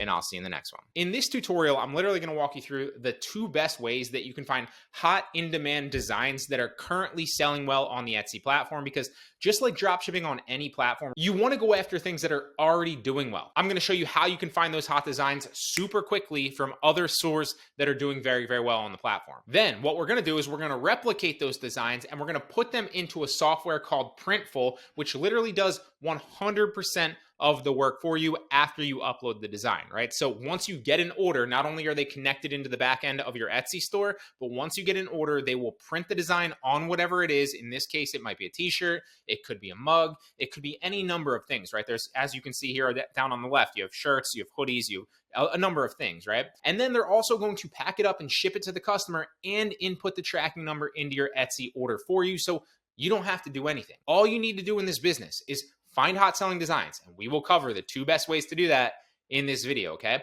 Then you need to replicate those designs, although you don't need to do that if you don't want to. I'm going to teach you how to actually outsource this super cheap and super profitably, which is exactly what I do now currently, and how I've been able to scale this up super quickly, and I'm really excited about it, all right? So there's a number of different things here that we're going to cover, but the first thing that you need to do is you need to find a hot selling design, right? So here we are on the homepage, and there are a number of ways to find hot selling designs. I've covered a number of other ways in those other 3 tutorials, but in this video, all you need to do is you need to click around and find some stores, and you can find those hot selling stores on the homepage or any of the categories. And you're going to see 2 different things here on these stores. So if you scroll down, you see this store, because we just literally clicked one on the homepage. This store right here has a little bit under 10,000 sales. So if you scroll down and you look at their store, you can see that it's going to tell you the sales and the admirers and all the things that they have in their store currently, right? Now, the 2 best ways to find it are to either find a store with a clickable sales button right here. As you can see, this store right here has a clickable sales button. And when you click this sales button, which is all their sales, it will take you to all of their past sales. Why is that important? Because now we can see exactly what has sold and when, and the current demand and how many people have that in their cart at the current time period. So we know that these are not just random designs on Etsy. These have sold, and they've sold recently in order, and we can just go down and replicate these designs. You obviously still need to make sure that you're not infringing on anybody's intellectual property, that you're not copying their design, word for word exactly as it is. What you do want to do is you want to kind of mimic it, put your own spin on it, but make something very, very similar. Assuming, of course, it doesn't have like a brand like Disney or a brand like Nike or a brand like Starbucks, and you're not going after anybody's intellectual property, and you're not 100% copying their design, right? It's very, very easy stuff, but this will give you a better likelihood that every design you create is going to sell because you know that it's already sold on the Etsy platform. Or you can see here, if you scroll down on this store literally has over 163,000 sales, which is wild. So they're clearly doing well, and they clearly know what they're doing. You can see that their sales button right here is not clickable, right? And a lot of the sales buttons will not be clickable, but you will be able to find plenty that are. So the best way is to find the sales buttons that are clickable and then go in and see what their last sales were and replicate designs that way, right? Again, so if we go back to their store, you can see their store right here, Sugar Maple Mercantile, and there are a number of these. You scroll down on the left, the sales button is clickable. But right here on this store, their sales button is not clickable. So what you want to do instead is you just want to scroll all the way to the bottom, and you're going to look at their reviews. And again, by the reviews, you can see what sold recently. Also, you can see what people liked, right? So you can go and replicate designs that people clearly liked, so you know that that product's good. that design's good, and you can also see what's sold recently and when. So it's another great way that you can find in-demand products that have sold recently and replicate them. So if we wanted to replicate some of these designs, we would just click on them, like this right here, Miss Sydney. This looks personalized. A lot of these, like this one's relatively easy to kind of redo. Maybe this one right here. So if we kind of just click on a bunch of these, this one's clearly personalized right here. That one's relatively easy to do. This one's relatively easy to do, as you can see with like the mama design. The other Etsy shop's gonna have a lot more that are easily replicatable, right? So like we could literally mimic this one, just get like a tiger face and go eye of the, relatively easy to mimic. Game day right here, hey batter. We know that these have demand and they've sold. So all you need to do is you need to figure out how to actually replicate that design. Now that's the next step. Now you can do that yourself, but what you could do instead is simply hire somebody super cheap from onlinejobs.ph for around $2 or $3 an hour, or even as low as $150. Although sometimes when I go after the people that are $150, they aren't as high quality as like some of the other people. The highest person I've ever hired on here is only $4 an hour. So you can find people super cheap, and you can also specifically go after like product listers for Etsy, or product listers for your other dropshipping stores like Facebook Marketplace or whatever it is, or product research, or in this case, somebody with graphic design experience that still is making $2 an hour, and it's win-win, right? Because they're a graphic designer. Chances are they're better than you at graphic designing. At least in my case, they are. And I wouldn't say I'm bad, but I'm by no means like a graphic designer good at it. So I'd rather hire somebody that can do it for me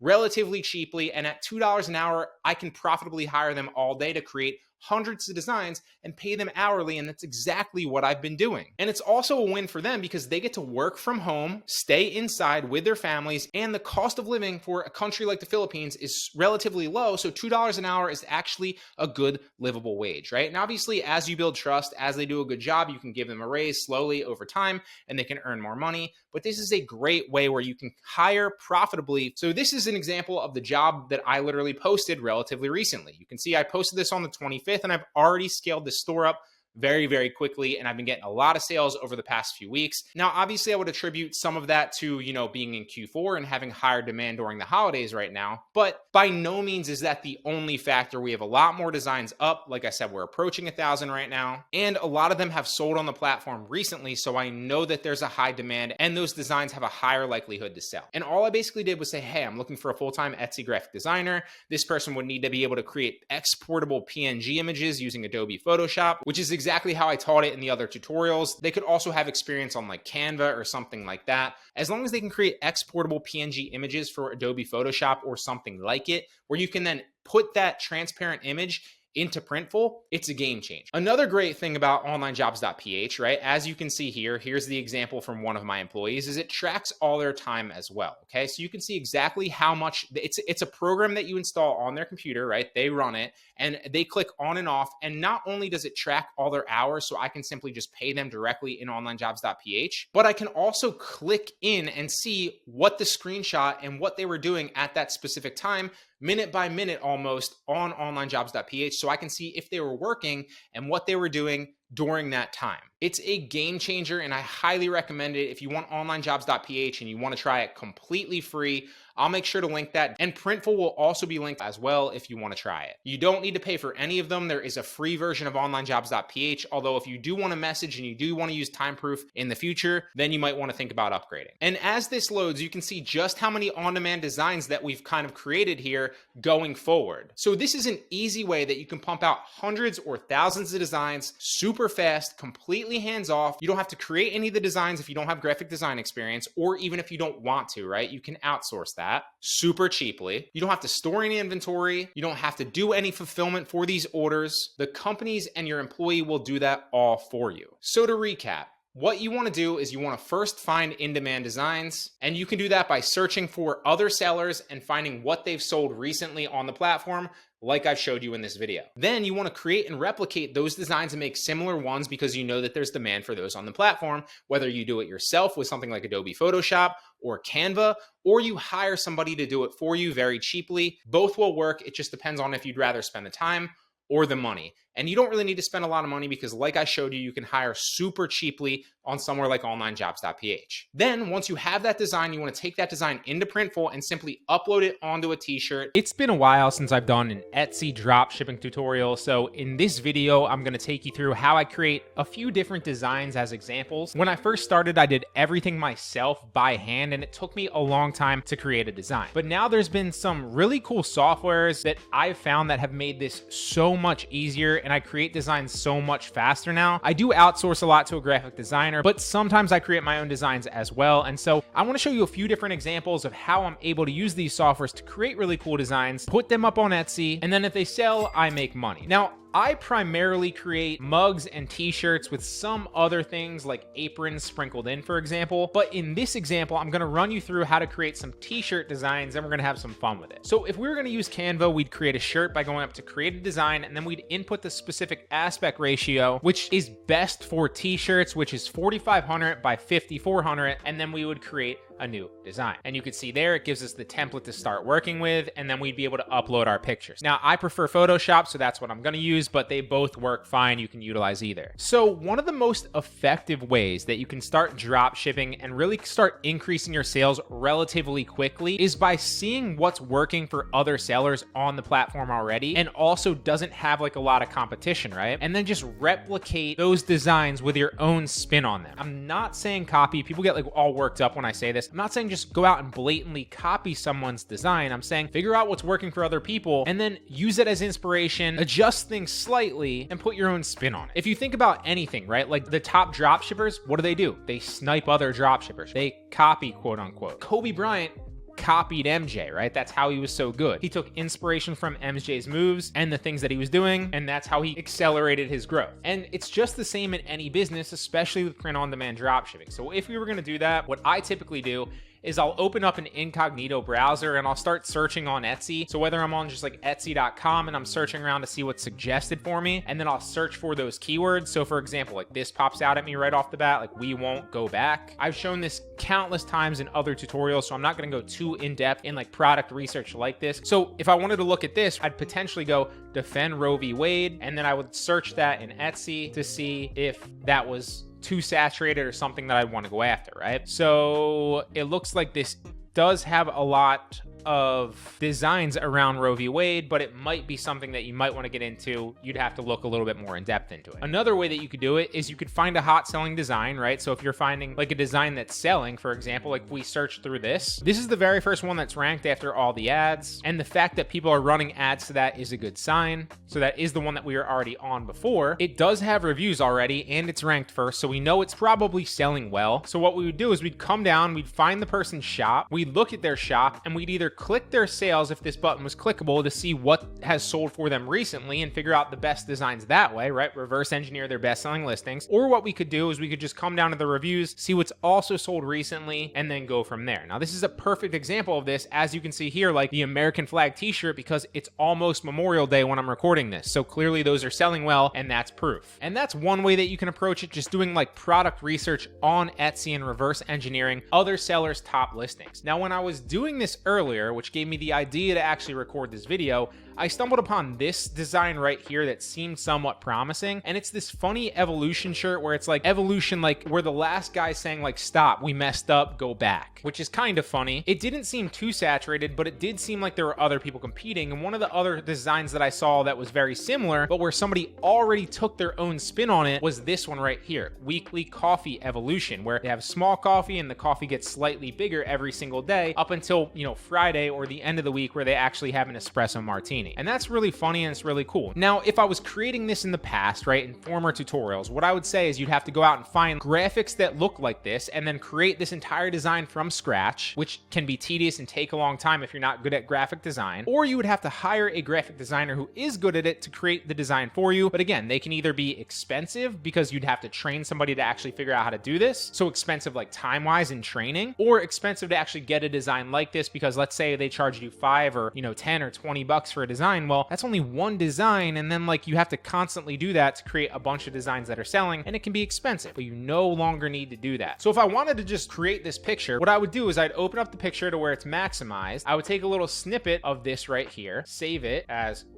coffee. So what you could do is you could go to this tool instead, which is remove.bg. And what this tool does is it automatically removes the background for you 100% free. You no longer need to use Photoshop and like cut around it really slow. This will do it with AI automatically. So let's upload the image and we'll see what it gives us. And hopefully it will cut out the coffees and just leave us without the background, and we'll only have the coffees. There we go. Bang. How cool is that? Like it took the coffees out. It also somehow knew like that was the heat coming off of it. Also cut out the espresso martini, and then you just download this and bam, it should be a transparent PNG image that you could put on a different color. And then if you wanted to create this design in here, you just upload that picture, whether you're using Canva or Photoshop. You drag this over, which is crazy that that actually did that. There we go. And then if we want to make it transparent and keep it PNG so we could put it on a t-shirt, we just hide the background image. This is Photoshop 101. It's nothing special. And then I could make my own text on the bottom and say something completely different, right? So like, let's just as a placeholder, put that there, drag it up a little bit. Obviously, I'd edit this text a little bit. So instead of saying like weekly coffee evolution, what I could basically do is I could put like an M under here with my own text. Just going to delete this just to show you. I could put an M under here, then a T for Tuesday, a W for Wednesday, a T for Thursday, an F for Friday, and people would get the picture. And I think that that would sell pretty well. So I could do it that way. Another way that I actually like to create designs as well is I'll take a popular brand, right? Because on Etsy, you can't actually upload popular brands, right? You have to avoid brand logos like Target or Walmart, or Starbucks is one that I didn't realize in the past I was going to get an IP complaint on, or Star Wars, or anything like that. Or obviously like popular movies or popular TV shows. But like, let's say like, for example, Schitt's Creek. One of the things that's been working really, really well for me on t-shirts and on mugs as well is like putting cartoonized versions of these people that are recognizable via cartoon, but won't get you an IP claim on Etsy, right? Because if I were to just upload a picture of like David or any of these people, then I would get an IP claim because you can't do that. You're not allowed to do that on Etsy. But if instead I took these people and then I cartoonized them first and then put them on a mug or a t-shirt, I can do that. And I can put like a famous thing that they're quoting saying. So like as an example right here, right? So like Ted. If I wanted to take this picture of Ted, I'd save it as, we'd say Ted, didn't save it as an image, so let's go back. We'll grab the image of Ted, save it as Ted3. Then I would take it into a software like befunky.com, which again, you can use 100% free to cartoonize images like this. There's a million other examples out there. This is not the only one. This is just one that I use frequently. And then what you do is you drag and drop your picture in there. So we drag Ted in there. There he is. Now we cartoonize him and bam. Now that's not the best example. Sometimes there's other better examples, but uploading a picture like that, for example, is not going to get you a copyright strike or an IP claim because that's recognizable as Ted, but not so recognizable that it's like, this is a Schitt's Creek character, right? That's a bad example of a picture. Let me grab a better one. Let's take David because he also has some good sayings as well. We're going to cut this picture of David out anyway, right? So we're going to cartoonize it and then trim around it with the tool that I just showed you before. So that's how we're going to cartoonize him and then take his actual image, right? But you'll notice on BeFunky, it puts this little watermark here as well. So you can either upgrade and pay, and then you'll be able to download these pictures easily, or I know a lot of people are trying to avoid costs as well, and I don't even pay for this service. So one of the easy workarounds for it is you can just take a snippet image of it afterwards, but you don't want this to be in your picture. So just make sure that on the left side, you take a snippet a little further than the picture is. So this is what I mean by that. We're going to come back to David. We're going to take a snippet of David, but instead of just taking a snippet of around David, we're going to go a little bit more left like this, because this doesn't matter. We're going to cut him out anyway afterwards. So we'll say David, then we'll come back to BeFunky. We're going to go upload David now, and there he is. Okay, so now we're going to cartoonize him. See how it put the BeFunky down here, but that doesn't matter to us because that's not going to be part of our image anyway. And there he is, David cartoonized. Pretty good. Now if I wanted to use him here, I would just take a snippet of him like this. There we go. You can see like cartoon David. And now if I wanted to cut him out, I would just take him back into remove.bg, right? Upload an image, cartoon David, and it's gonna cut cartoon David out for us automatically. There it is. Now we can use him on a mug, a t-shirt, or whatever. So we download it, and now we bring him back into Photoshop. There we go. This isn't the best example, but you get the picture. And you want to make sure that they're very cartoonized as well. This probably should be a little bit more cartoonized just to be safe, but I'm just trying to give you examples and ideas here that you can run with. Now, one of the things that's been working really well for me recently is, say like David from Schitt's Creek, funniest quotes or funniest sayings. And then what you could do is you could just put these quotes that are recognizable to a lot of people underneath a cartoonized version of David on t-shirts or on mugs.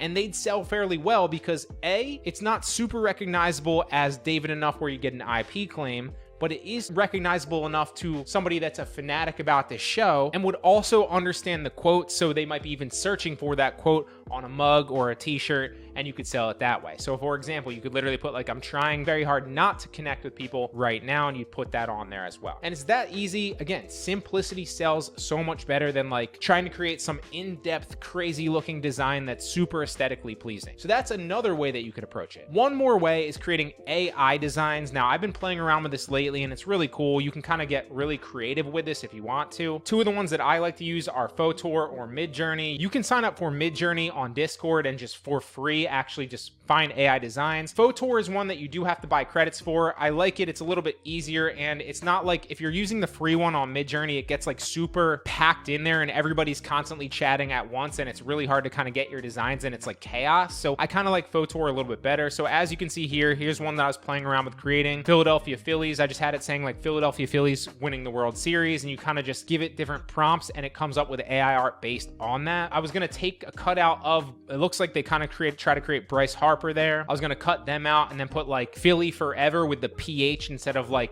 forever with an F. I think that shirt would sell pretty well. Just again, that came to mind because I'm a Philly guy and I wanted to create the shirt and I think it would sell well, so I take a shot at it. Another one that I saw that would go well was like a gamer girl shirt, right? So I created this one right here, which was a gamer girl shirt. So if I download this, because there's a lot of search traffic for things like gamer girls on Etsy, and it's not super competitive right now. So I download this gamer girl shirt that looks kind of like she's a futuristic person. And then again, I would take it into remove.bg. I would upload the image. I would download the transparent PNG without the background. I would then take that one into Photoshop. There we go. Now you could put text here, or you could literally just put her on a shirt, and we're gonna hide the background and save it. And I put gamer girl on like a weird text just to kind of see if that hits. I'm not sure if I like this text a lot, so maybe I would change it, but just to kind of show you if I wanted to upload this design, I would then export it as a PNG, gamer girl. And now, since we don't have like another proven Etsy design to use their SEO and kind of model after, what we can do is we can ask ChatGPT to come up with good keywords that we can then put into our listing. So for example, if I go to ChatGPT and I say, I'm creating an Etsy listing about a gamer girl that plays video games. Just trying to give ChatGPT some information. Suggest 20 other relevant keywords that I could put into my listing, title and description that would help get more sales. And we'll see what it says. So gaming enthusiast, video game lover, Twitch streamer, gaming addict, gaming queen, esports enthusiast, and I could put all these into my listing, right? So then if I want to do that, I would obviously put these in my description, kind of make sure that it reads well, but also that these are in there. I'd put some of them in my title as well.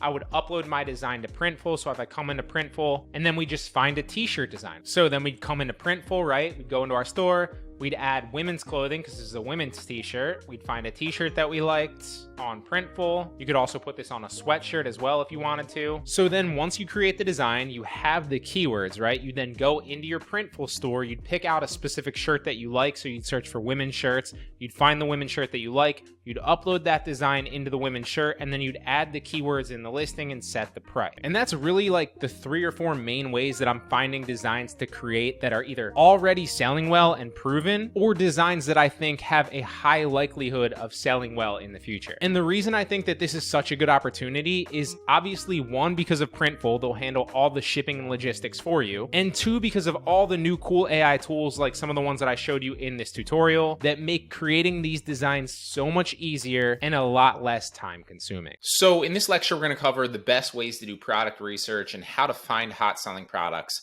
on Etsy. Now, I'm going to give you 6 specific ways here. Obviously, we're going to cover them all overall here in a second, then we'll break down each specific one, all right? The first one is find successful designs on Etsy with low competition. And low competition is obviously the major factor here. You need to make sure that you're checking the broad competition overall to see if there's an opportunity for it. Just because it's selling well on Etsy doesn't mean that you should create the design, right? It needs to be selling well on Etsy or selling well on another website, but also not have a lot of competition on Etsy currently so that there's an opportunity and a vacuum for you to fill, okay? Make sense? Now, the next one is find successful stores and reverse engineer their best-selling designs. I'm going to show you that here in a second after we find somebody with low competition and something to design here. The next one is find successful designs on a place like Amazon. It really could be anywhere, so it doesn't just have to be Amazon. Amazon's just the easiest one because there's a lot of print-on-demand designs on Amazon. Now, once you do find them, you also need to make sure, again, that it does have low competition and an opportunity for you to hop into it on Etsy, right? That there's not, 3,000 other people creating the same design, because then you're never going to rank for it, you're never going to sell, and it's just a waste of your time.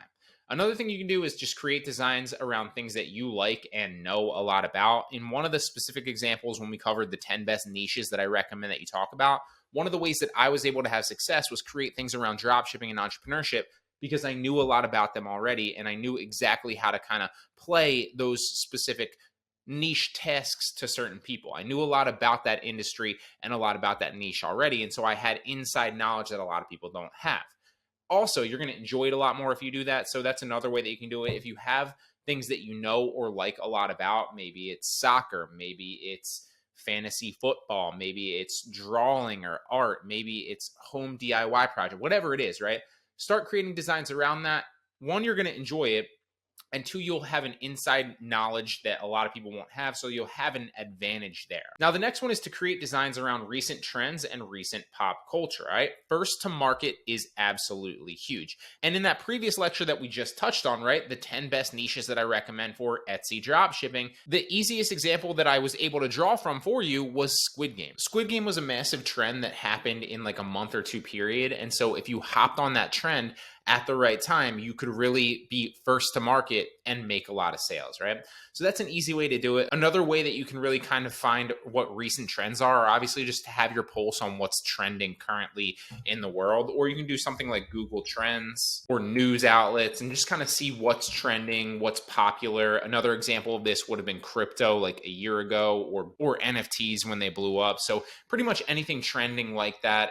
As long as you're first to market or one of the first to market, you can really make a killing, although that wave is short-lived, so keep that in mind. It's going to be a lot of fast sales, and then as it dies out, your sales will obviously die out with it. And finally, just have fun, right? If you're creative, you should have fun with it. We're obviously in this to make a profit, but always remember that designing and creating things is fun. If you enjoy the process, you'll be able to create a lot more designs overall because you'll be having fun doing so. It won't feel like work, and then you'll have a lot more success in the long run, okay? So we pretty much covered these three right here. Now I'm going to show you examples of how to do these three. So first and foremost, find successful designs on Etsy with low competition. So what you want to do is you want to go to Etsy in an incognito browser where you're not signed in, and you can kind of just look what's suggested to you, just play around, and you just want to look for trending designs on here. Well, let's just look around, and I'll give you examples of finding different products on Etsy that have sales, and obviously this does if it was on the homepage being suggested to us. So what we want to look for is we want to take this design to Etsy and look for the most broad keywords of this design to see if there's a lot of competition, right? What we don't want to do, and where a lot of people go wrong, is they'll search for the exact title or a long portion of the exact title and see that there's only like 2 or 3 people maybe selling that specific thing, right? And think that there's a good opportunity there because there's low competition there. But that's too specific, right? What you want to do is you want to go a little bit more broad. So maybe instead of this entire thing, it's like Biden pay more, live worse is probably like, because that's what the shirt says, is probably as broad as this one specifically can go. And then you just want to take that back into Etsy and see what the competition on this is like. So let's see if there's a lot of people selling this, and it looks like there clearly are, right? Look how many people have created this design already. We're still scrolling down, and so this is clearly an example of something you don't want to sell. This person's on their way to a copyright complaint or an intellectual property complaint. Again, avoid this, even this right here, where you're kind of using like the Walmart logo is a little bit suspect. I wouldn't do that, and especially the Target logo. I know that because I got one myself. But so this is a clear example of something that's bad because there's so many other people that are already creating this design. And so there's really not an opportunity for us to actually hop into this, okay? So let's find something else, maybe a programming shirt, maybe a tech teacher shirt. We could try some of these and just see the different categories in here and see what pops up. And then you just kind of want to scan down and see what pops up to you, what catches your eye, and then search for it, right? So right here, debugging. We'll take that into Etsy and we'll literally search for that. That's like the broadest keyword there, debugging. There's a lot of debugging stuff. Actually, there's not that many, right? So if you scroll down a little bit, there's not that many examples of debugging. You see one right here. You see a couple of other ones, but there's really only like one, maybe two. And then there's a bunch of them up here that are already ranked. So it looks like 3, 4, 5 maybe. And so the definition of debugging right here is, something that's not really that saturated, okay? And so what we'd want to do is we'd probably want to take, just like I showed you in the tutorials, we'd want to take a few of these and get the SEO from all of these. We'd also want to figure out the prices here. And it looks like this person's selling this super low, probably at break even at $9.92 and $9.99. This person's ranked relatively high as well, and they're selling it at a profit at $21.37. So we'd probably want to stay on the low end as we rank this, and then as we get further up, we could raise it closer to $21.37. That's kind of the strategy there. And then you just want to take some of the SEO from these listings, maybe take a shot at this listing because it's not super oversaturated, but clearly if it's on page 1 of programming, it's, a decent opportunity, okay? So that's a decent opportunity that we just found just randomly, okay? Now let's try to find one right here in the tech teacher shirt. So this is probably going to be saturated. I can just guess it. But if we search for Hooray Teacher or Hooray Technology shirt, it's like on Tech Teacher, it's like, what is that, 7 down? So it's ranked pretty high. If we search for this, we want to see what the competition on Etsy is for this t-shirt. And you can see there's literally 6 t-shirts that are all the same. But again, actually not too bad, right? So you see Technology Teacher, but you don't see too many Hooray Teacher or Hooray Technology shirts, right? There's only one really Hooray Technology, or 2 right here. These are other Hooray other things, right? And so what I would do if I was doing this is actually another great opportunity here, is I would go after this specific shirt, but I'd change the design up a little bit. I'd make like Hooray Technology, but maybe I'd change the shirt color specifically, or I'd change the way that the bubble letters look slightly, and then, or even maybe reverse it, right? Like Hooray in cursive with, colored lettering, and then technology in bubble letters, something like that. So we're putting our own spin on it, but we're making a design that we already know is proven, right? That way we're not going after something and taking guessing games and being like, well, this could work. No, this is already proven to sell. As you can see here on Etsy, it's ranked relatively high in a specific category, and we've done a pretty broad search here with Hooray Technology, where we know that there's not many other people selling this design, so it's a good opportunity. And this is something that you should list as well, all right? So let's find one more example, and then we'll move on to the next technique. So it's a good day to learn code. Let's type that in. It's a good day to learn code.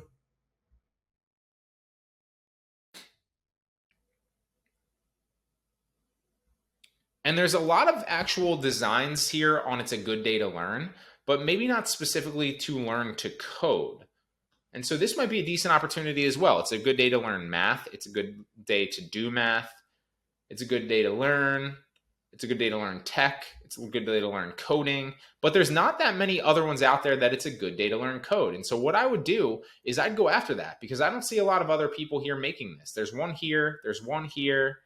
But ultimately, there's a lot of opportunity here to create a shirt like that that's very, very similar. And so that's another good example of one that you should go after, right?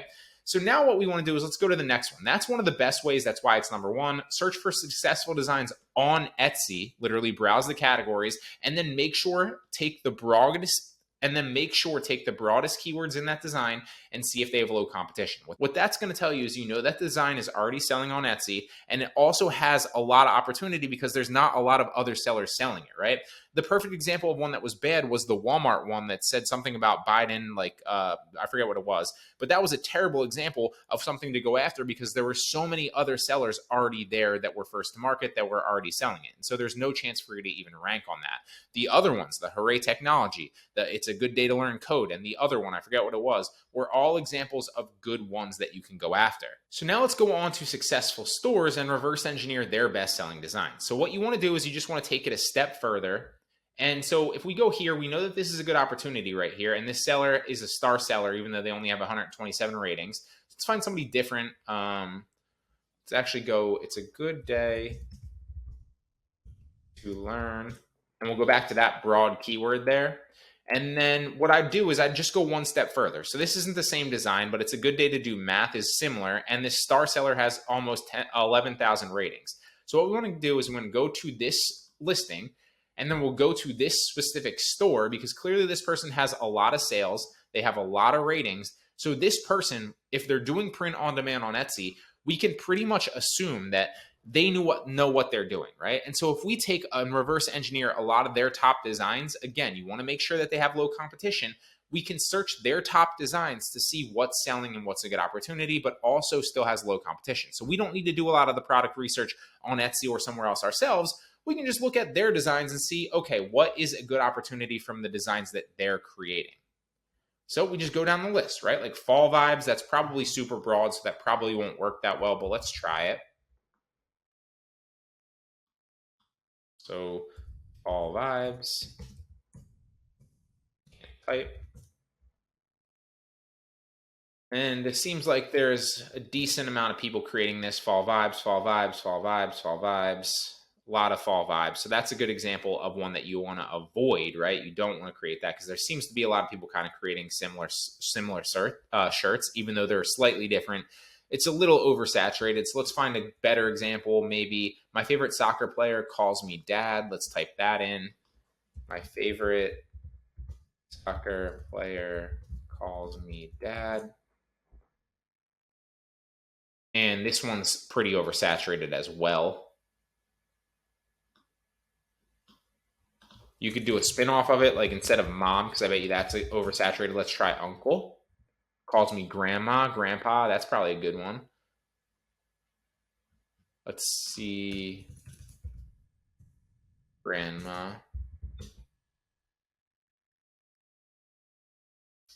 Little oversaturated here as well, so that's probably a bad example as well. Let's try choose to include.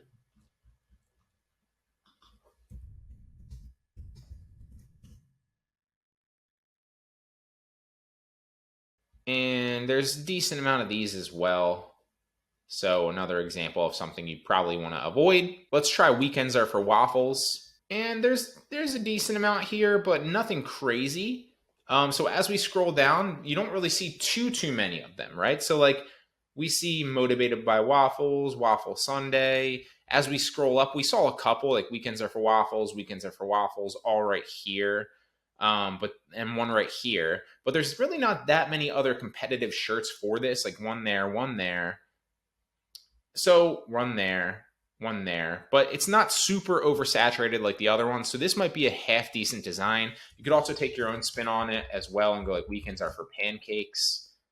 And there you go. Not really anybody doing that, right? So that might be a good opportunity as well, because it's not like we're just guessing. We're taking our own spin, something very, very similar. And we know that if this is selling well on Etsy already, and so we're not playing guessing games here. We know that another top ranked seller that has a lot of experience on this platform is selling a similar design. And so if we can make a design that's better, and we know that there's not that much competition on Etsy for it, it's a good opportunity to actually go out and do so, right? So I would create something like weekends are for pancakes and maybe create my own spin on weekends are for waffles as well. So that's one step further. Like we touched on before, you can find them on Etsy with low competition. You can go one step further and actually reverse engineer successful sellers' best designs in their stores.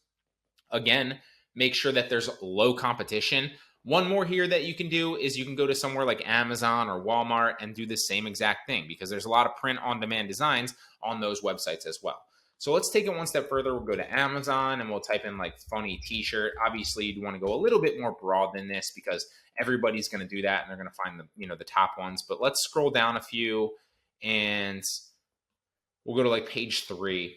One of the things that you can do here as well is if you use Jungle Scout, I'll link it to this lecture for you. It's going to tell you the specific sales on Amazon. Now, obviously, sales on Etsy and sales on Amazon are going to be slightly different, but you can assume that if something's selling well on Amazon, there's a good market for it already, and there's going to be demand on Etsy for it as well, right? Even if those people aren't specific to each platform, or they are specific to each platform, excuse me, you can assume that if it's selling well on a site like Amazon, which is a massive marketplace, the demand is going to be at least somewhat similar on Etsy if there's not a lot of competitors, right? So if we just click on a listing here and we go up to Jungle Scout, it's literally going to tell you, in really fast, it's literally going to tell you how many sales this is getting, right? So this right here, we know is selling 300 monthly sales, roughly 313, 9 daily sales. So this is moving pretty well. And so let's check this. So what we'd want to do is we'd probably want to type this in to Etsy to see if this is actually selling. So you know the little thing in your head, I believe it said, you know the little thing in your head, and we'll just type that in and see if that pops up. So here's this exact shirt on Etsy right here. You know the little thing, cool, sarcastic. So it does say low stock, so maybe they are selling. It does say this person has 3 sales, so that's not like a really great seller. Here's another very similar shirt. Here's another very similar shirt. Here's another very similar shirt. But there's not a whole lot of people creating this shirt that are competitors here. So that's a good opportunity of a shirt that you might want to go after, right? Here's an example of somebody that you could model their SEO if they're selling well. This seller only has 1 sale. So again, I probably would avoid these 2 people because they're relatively new. But it's good to see that other people are creating these designs, and then also that you can make your own design and it's not a lot of competition on it. So these are the 2 people I'd probably model because they have more sales, right? 312 sales right here, 53 shop reviews, better than the other 2 people that were brand new. Again, same exact seller. If they went out and they created another listing in a different color and a different print, that's a really good indicator that at least one of these was working, so they took another shot at it. So this is a perfect example of a product that you'd want to sell. Not only do we know that it's selling well on Etsy because clearly they created 2 designs for it, but we also have the data from Amazon in which Jungle Scout is literally telling us that this is selling well. It's selling 313 monthly sales and 9 daily sales. So let's find another example. Let's actually go funny t-shirt here so I can show you Jungle Scout. Again, Jungle Scout is a Chrome extension. The Chrome extension, so there's 2 types of Jungle Scout. One, Jungle Scout is the web app. You don't need the web application. That's for like Amazon product research when you're creating your own listing. You do not need the web app, okay? You only need the Chrome extension. So I'll link specifically to the Chrome extension somewhere on this lecture. So let's check this one right here. If you don't like tacos, I'm not your type. So we're on Jungle Scout to see what the sales are. It's selling 225 monthly sales, 8 daily sales here. So let's literally just type this in to Etsy. If you don't like tacos, I'm not your type. Back to the incognito Etsy browser. Again, you always want to use an incognito Etsy browser where you're not signed in, because otherwise it's going to give you search results based on your cookies and your past search results and things that it thinks that you like. So make sure that you're doing it in an incognito browser so you can get the best search results. And so this one's seems a bit oversaturated. There's a bunch of people creating designs. Even as we scroll down, there's a bunch of other people that are creating this design. So that's a bad example of a product, but those are how you do product research. Again, these are the tried and true ways. Like we touched on before with the other ones, you can create designs around things that you know or like because you'll have an advantage there and you know a lot about those, right? You can create designs around recent trends and recent pop culture because first to market is huge. If you can keep your pulse on what's hot or what's trending, or you want to search Google Trends and kind of look that way, you can go about getting a lot of sales very, very quickly if you're first to market. But again, you're going to have to do that over and over again because it's not going to be evergreen, and those sales will die off when that trend dies off as well. So it's an influx of a lot of sales fast, but then the sales die off. But that's a good way to approach it. Again, just have fun. The more you enjoy it, the more listings that you'll create overall, which will give you more success in the long run. And I know that we're all after profit, but if you have fun during the process, you will make more money, I promise you. And then the 3 main tried and true methods that are proven that we just went over are find successful designs on Etsy. Again, make sure that you search the broadest keyword in an incognito browser to make sure that they have low competition. Also, you can take it one step further and search successful stores, make sure that they have a lot of sales and a lot of ratings, and then reverse engineer their best-selling listings. And it will literally tell you in some stores, like this has been added to X amount of carts. This has been purchased X amount of times. A lot of times you'll see the added to carts. And one more is just search Amazon or something of the sorts. Amazon is really, really great because you can use Jungle Scout to literally get the sales data. And then you can, again, search that on Etsy to make sure it's low competition. So if you want Jungle Scout, the Chrome extension, it's going to be attached to this lecture. And so one of the ways that you can see if a product is selling well is the reviews on it, right? You can literally see that this this has been purchased over and over again. The math teacher shirt, it's a good day to do math, has been purchased by this person and they rated it well. This person, this person, this person. And so that's a good indicator of how well a product is selling as well. And so that's how you can figure out which ones are selling well as well, because they're going to have ratings on them. All right, so in this tutorial, I'm going to cover 3 examples of different shirts and how I would go about designing them. Now, we're going to use Photoshop in this tutorial to design them. And just like anything, it doesn't matter if you're using Canva or Photoshop, you're going to want the custom dimensions to be 45 by 5400 pixels. That's going to be the best ratio for a t-shirt so that you can obviously integrate it into Printful, and obviously it's going to look the best on the shirt, okay? It's going to look like this, and obviously this is going to be the main part of the t-shirt, and then we're simply just going to start designing, right? So we have 3 examples here. It's a very simple one. I'm not for everyone. Another relatively simple one, just night putting with kind of like a little green right there. And then that's a horrible idea, ... with what time ? And the what time is in a different kind of writing, okay?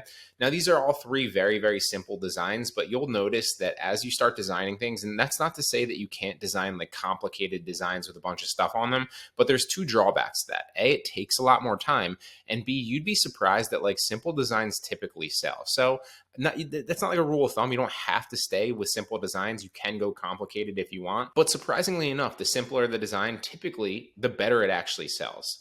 So what you basically want to do is you want to replicate this, okay? So I'm going to come up with I'm not for everybody, literally just like this. This is a very simple one. So we're going to go into Photoshop and we're just going to start typing this. And there's a million Photoshop tutorials on YouTube if you need to know the basics. Obviously, like this is going to be like your drag, your move tool, your text tool right here. You can obviously import an image. It's very, very simple. So I have some text there. We're going to drag it out so you can kind of see it. It is in white right now. If I wanted to change the color of the text, you just make sure that you have this selected, and then you change the color over here. So it's selected like that. If I wanted it like red, it could be red. If I wanted it black, it could be black. But since we're going to make this a transparent background, the way that you do that, obviously we want it to be white, which is tough to see there. And then we're going to click OK. Now, if you wanted this background to be transparent, what you want to do is you want to click on the background layer. You'll see over here, this is your layers tab. So if we wanted this behind the background, we drag that down and bring the background up there. Now, this is locked, obviously, but you could drag that above if you want to. I'll show you that here in a second when we drag layers. Now, if you wanted the background transparent, because remember, we don't want to put this on a white background. We want this to be able to be put on a red shirt or a black shirt or a blue shirt, as well as, you know, a gray shirt, just like the example here on Amazon for this example, right? So the way that we do that is we click this visible tab right here, and you want to make the background transparent by unclicking that. And now you'll see it's transparent. So when you drag it over, not only can you see it a little bit better, but now you can basically print the design on any shirt, not just white, okay? So that's one of the benefits of using Photoshop. So I'm just going to change the text here to say what does it say again? It was I'm not for everyone. And mine's going to be slightly different. I'm going to make it a little bit bigger. I'm not.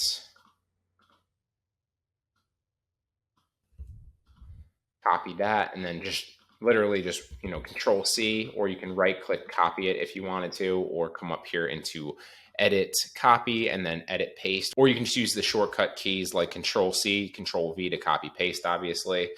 Now right here, you'll see now that we have both of these, so let's change this really fast just so you can tell the difference between the layers. So if we wanted this, like let's say we have a picture design. Let me actually just import a random picture. So this has nothing to do with the picture right here, but if we drag that picture over, and for whatever reason we wanted the text to be in front of the picture, as you can see here, the picture is in front of the text. What we would then do is we just drag that layer above the picture, and whatever is the top here is going to be in the front. Now, this is a bad example because you can't really tell because it's white on white, but that's just something to keep in mind. That's the basics of using Photoshop over here. Whatever is on top as you drag the layers up is what's going to be in the front, just like it would be with anything else, okay? So that's how you're going to use that. Now, I'm not for,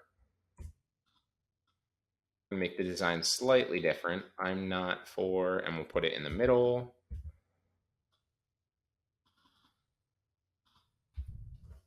Everyone. And there we go. It's really that simple. And that's basically what the design is, except their design is kind of 1, 2, 3, or 1, 2, 1 with like everyone in a different thing. I'm going to put I'm not up top and 4 in the middle, kind of keep it centered. But then the bottom one will change the color of, and we'll make sure that there's a white box behind it. So let's come down here. The way that we can do that is we can just draw a box here with this tool. So the rectangular marquee tool, literally draw a box around it. And we're going to make a new layer there, obviously. So now that we drew that line, we're going to make sure to create a new layer so that it can be its own thing. We're not just dragging randomly. So new layer. Okay, now you'll see it created a new layer there. So now what we're going to do is we're going to fill that layer. So we're going to right click fill it. And we want that to be white, I believe, right? Yeah, white. So we're going to fill it with white. And there we go. Now we're going to deselect it by clicking this and clicking off of it. And then going to edit, or sorry, where is it? Select, deselect. And now you'll see that, okay, now the white block is blocking that letter, okay? So we're gonna drag everyone above that. And now you can't see everyone yet because it's clearly still white. But if we change it, you can kind of see it there. If we change it now to, I think it's black. And now instead of white, I'm actually gonna make that black. And that's how that's gonna look, okay? So I'm not for everyone and everyone is different. And then we're going to simply export it as a PNG so that you can overlay it on something else. And we'll go to downloads. I'm not for everyone t-shirt design. Save it as something that you're going to remember. Also, you're also going to want to put all these in a folder of all your designs so you can draw on them later for whatever reason. If this is successful and you want to put it on a mug as well, or you want to put it on a sweatshirt as well, then you're going to want to make sure that your designs are saved so you don't have to go back and create them all again. You can reuse them, okay? It's really smart to do that. Also, if you need for reference to give to Etsy at a later date, that also might be smart, all right? So now basically what you do is, just like I showed you in the tutorials, you then go back and you'd input that design into Printful, and that's how you'd approach that, all right? So let's go through another example right here. That's a horrible idea. So we come to Photoshop and we just simply change this. We're going to go, that's a horrible idea. What time? That's a horrible, that's a horrible. I'm going to make this a little bit lower now. That's a, select it, paste a new one, and then we'll change the text. That's a horrible idea.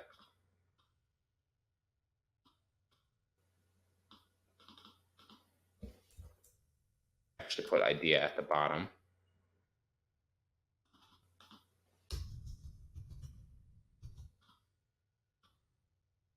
Horrible.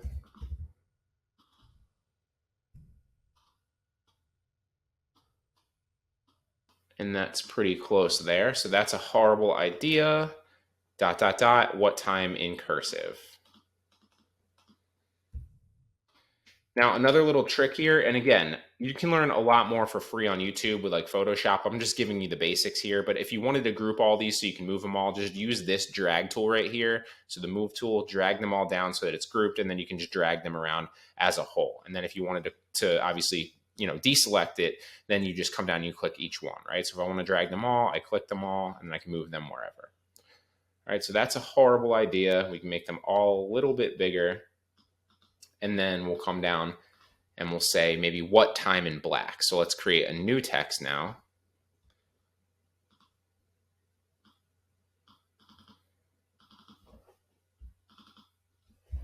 What time, question mark. And it'll be like this big. And we'll make this black for reference, just so it's slightly different.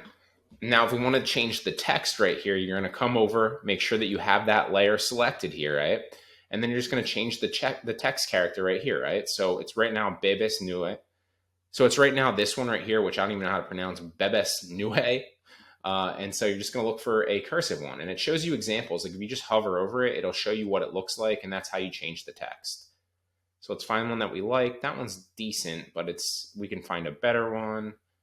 Let's try to find a better example of cursive. No, that's not good. No, that's not terrible. Let's go with this for now, just for the sake of not wasting your time. But I'd probably try to find a better one because this is a little tough to read. But for the sake of just kind of showing you an example and not going through to trying to find the perfect one right now, that's what we'd kind of do, right?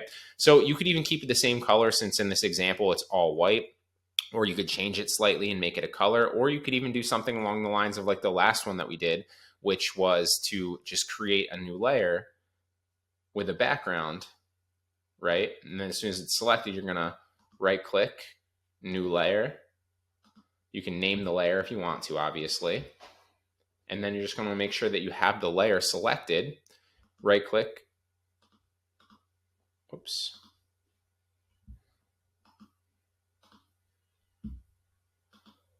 And then edit fillet. And you can make it white, you can make it black, unselect that, and then go to select and deselect it so that you can then drag that. Now we're gonna just move what time in front of that. And if you wanted to do something like that, you could do that as well, right? So just keep that in mind. That's how we basically replicate those, okay? So now we just did that one. We did the I'm not for everyone. So let's create one more. This one's gonna be night putting. Let me just save this. That's a horrible idea. What time t-shirt design. Again, you're going to want to save them all and then put them all in a folder. And now we're just going to come back and create this one. So it's going to be very similar, right? So night putting. Night.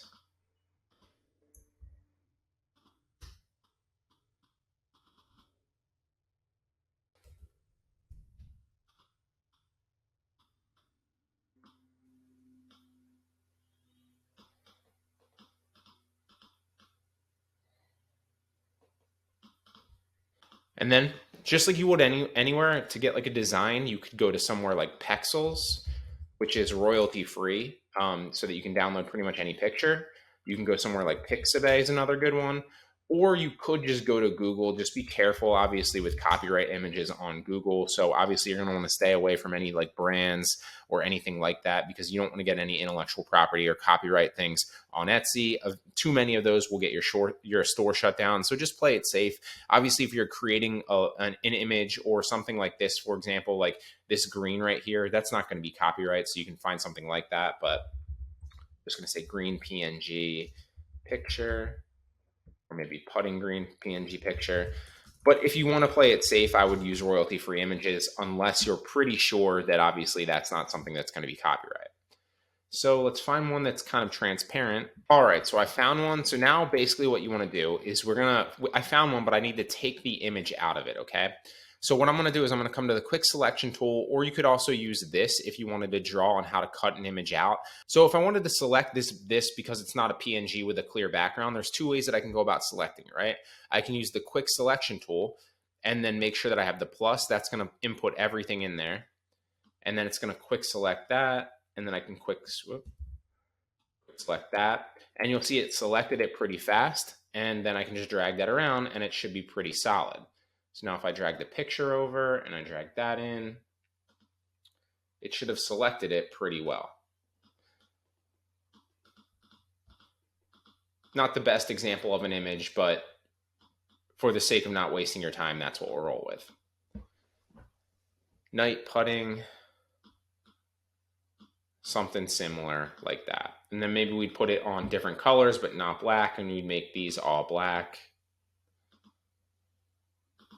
And go with something like that. So it's very similar, but slightly different, and that's basically how you can approach that. Now, another way that you could do that, just to kind of show you, is if for whatever reason, this is a bad example of one, because let me find a different picture where I can show you. So for example, if we wanted to cut this phone out of this image and this wasn't an actual PNG, what you could do, like I said before, is you could use the quick select tool, which as long as you have the plus going, is going to select it pretty quickly, as you can see here. But there are places that it didn't select, right? Or what you could do is you could use this draw tool right here, the pen tool, and then literally trace lines and cut it out manually like that, right? And then if you wanted to get just maximize a little bit to make sure that you're cutting around the edges, and you literally just draw where you want it to cut. And then you would just draw. Obviously, this isn't the best, like that's a little shaky right there, but just for the sake of showing you, and you could just literally draw around the thing like so.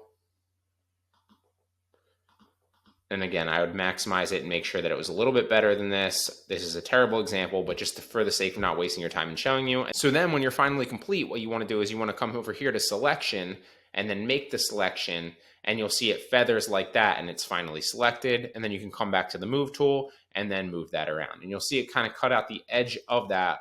Not the best example, but that's another way that you can obviously cut things out of images if you need to. So 2 ways, like I said, is the pen tool or the quick selection tool. Again, this is kind of just a crash course on how to replicate with Photoshop. There's a lot that you can do with Photoshop, but this is not a Photoshop course. So you really just need to know the basics, because like I said, the simpler the design, the better it's going to sell anyway. You don't really need to get too complicated with it, but you can learn a lot of Photoshop. There's so many great tutorials on YouTube that you can watch if you want to add tools to your arsenal. So just the same with Photoshop, you can actually also use Canva. So clearly Photoshop, I think it's like $9.99 a month or like $15.99 a month. Now, if you get like the Adobe package, it's like $20 a month, but you get like all their programs. Canva's 100% free. There is an upgraded version of Canva, but you don't need it. You can just use the free version. And it's very, very similar, although it doesn't come with all the bells and whistles and some of the specific features, right? So just the same, you can go to canva.com. Again, it's 100% free. We're going to create, for example, if you're creating a t-shirt, then you obviously want to go with 4,500 to 5,400 pixels for the specific t-shirt. Now, if you're creating a mug, they actually have a mug template, I believe. And so one of the cool things is Canva actually does have templates. So they have a mug template, as you can see here, and then you can just download the design. Again, you also want to make sure you clearly, when you share it, you download it as a PNG, okay? So don't just download it as a JPEG. You want it to be downloaded as a PNG so you can then upload it to Printful, and then it can be printed on a mug or a shirt, obviously, right? Same thing with a shirt on Canva as well. So you can there's shirt templates, or you can just create your own custom design by creating a custom design. And then you want to, like I said, again, you want to go 4,500 by 5,400 pixels, okay? So we come in 4,500, 5,400, and then create the new design. All right. And so that's basically how you would go about doing that. Now, just the same with Photoshop. It's really easy to use Canva, especially if you just play around. There's a text option here, and then you can add certain texts. Now, some of the ones with the Pro version, you have to pay for the Pro version, but there's a lot of other text here that you can use that are free, and you can also create your own and then use their own text in there. So if you wanted to create a text, and then you could obviously adjust it accordingly. You could bold it, you can switch the color, you can make it bigger, you can pick your font. Again, it's really, really easy to use. Now, you can also upload other pictures, so you can upload files in there. You can see a bunch of pictures here, and then you can add them to your design, or you can also use elements. So they have a bunch of pictures in here as well. Again, some of them have the Pro thing, so you can't use them unless you upgrade, but there are literally tens of thousands of designs in here for free. You do not need to upgrade, okay? So Canva is another easy way to actually create designs. It's also 100% free if you don't feel like paying for Photoshop. I recommend that you learn Photoshop and that you do get it, if not in the beginning, at least eventually, because you can do a lot more with it, and there's a lot more, advantages to having Photoshop for creating designs than obviously Canva has. But just keep it in mind, if you want to start somewhere and you're looking to, start for little to no cost and you're looking for free software to create designs, Canva's your best bet. So the main thing that you should focus on when starting a successful dropshipping store, doing print-on-demand t-shirts, mugs, etc. on Etsy, is obviously SEO, creating good listings that are proven to sell, and going about it that way. That said, one of the things that you can do as an advantage on top of that is to create theme pages, mainly with YouTube, Instagram, and TikTok pages around whatever niche it is that you're doing. And so, for example, if you create a bunch of designs that are centered around pets, well, then you might want to create a pets-like theme page so you can start generating traffic and building an audience around pets, and then potentially linking to your Etsy store directly, or potentially linking to specific products directly and pitching that audience that way. Because if you can build an audience around that niche, you can easily sell them print-on-demand t-shirts, mugs, and gear around that that specific topic because you know that you're curating an audience that is interested in that. And I'm not just making this up, right? First and foremost, before we get into examples of people actually doing this and succeeding with it, Etsy loves outside traffic. So I do want to reiterate that this should not be your main focus. This should not be your main goal. Your main goal should be creating and replicating and upgrading current designs on Etsy, on Amazon, and other places that are already successful, already getting sales, and replicating and upgrading those designs. Then creating good SEO on those listings, and that's the main way that you're going to start building success. But secondarily, on top of that, you should also be curating audiences and starting to think about this approach as well, because Etsy also loves outside traffic. And if they start to see you bringing outside traffic constantly to listings, it's going to increase your click-through rate, your listing views, your store views as a whole, and they're going to reward you for that, okay? Not to mention you're also building an audience that clearly is interested in that topic, so you're going to get sales from that. And I've seen success with this personally, but I'm also modeling what other people are doing, what I've heard from other successful people that are also dropshipping in this space, and what seems to be working well for everybody. So for example, this is an example of a page that's creating t-shirt designs. They then link to their actual page and they sell their designs on their Shopify website. Now, you don't have to do it on a Shopify website. You can do it on an Etsy website and an Etsy store just like you do. And then once you get people to there, you again don't have to do anything because Printful is going to take care of everything automatically for you. So even if you get sales, it's not like you have to process the orders on the back end. Every sale is literally just a free bonus that you're already getting as well, on top of the fact that Etsy is going to reward you for that outside traffic also, okay? Here's another example of one, but this person takes PayPal only. They don't directly link, but they do story posts where you can then click into their website. Now, here's an example of people linking directly on TikTok, right? They're curating audiences around specific niches and specific pages, and then linking to their products on TikTok and linking to affiliate links and selling merch that way. Here's examples of people doing it on YouTube. This person right here is linking directly to Etsy stores, as well as monetizing it in other ways based around money. And all they're doing is reposting Gary V videos and getting traffic that way. So they're not focused, this person isn't focused on making money on YouTube specifically, but they're just reposting content based around that niche to curate an audience and then push that audience to their Etsy store to sell their print-on-demand merch. This video from them got like 7,000 views, 40,000 views, 14,000 views. So clearly there's an audience that they're building around this, and clearly some of those people are converting on their print-on-demand products. So keep in mind, again, you want to mainly focus on replicating what's currently selling and working and improving it. Then focus on good SEO in your listings. That's the number one way to get sales and bring more traffic.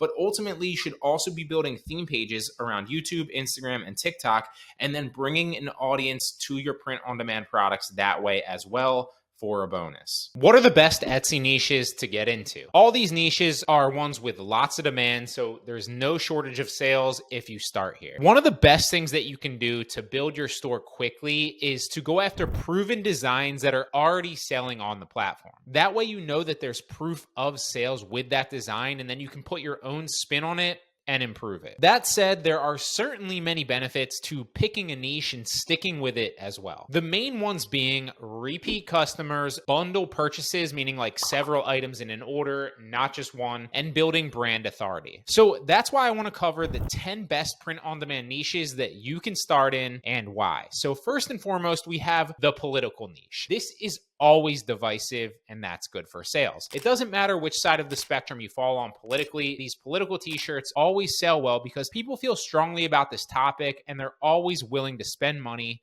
to show that. The next one is one that's been blowing up for me ever since I started, and that's outdoor and recreational activities and sports. So examples of these are surfing, golfing, disc golf, camping, hiking, and others like that. People who do these outdoor recreational activities tend to buy shirts about them to display to other people that that's what they're into. And these sell very, very well. To this date, a random disc golf shirt is my best seller, and it hasn't slowed down. The third niche is more of like a broad sector, and that's whatever's trending. If you hit a sale at the right time, your sales can absolutely blow up. Although keep in mind that sales in this category tend to be less evergreen and happen more so in spikes as the trend hits but then falls off. So a perfect example of one might be Squid Game t-shirts. If you listed Squid Game products now, chances are they wouldn't sell very well because there's a lot of Squid Game products out already, and the hype for it has significantly died down since the Netflix show aired a while back. But if you hit the ground running and you were one of the first few people to market, you could have definitely designed a shirt that would sell a bunch simply because it was a hot trend. So if you can keep your pulse on what's trending, you can certainly see success with this. And some people build their entire stores based around what's trending, which can work well, but then you have to constantly be focused on what's currently trending and constantly creating new designs. I personally prefer the evergreen sales route with designs that will last forever. That way, as you put more and more designs up, you'll consistently get more sales. The next niche that I'd recommend looking into is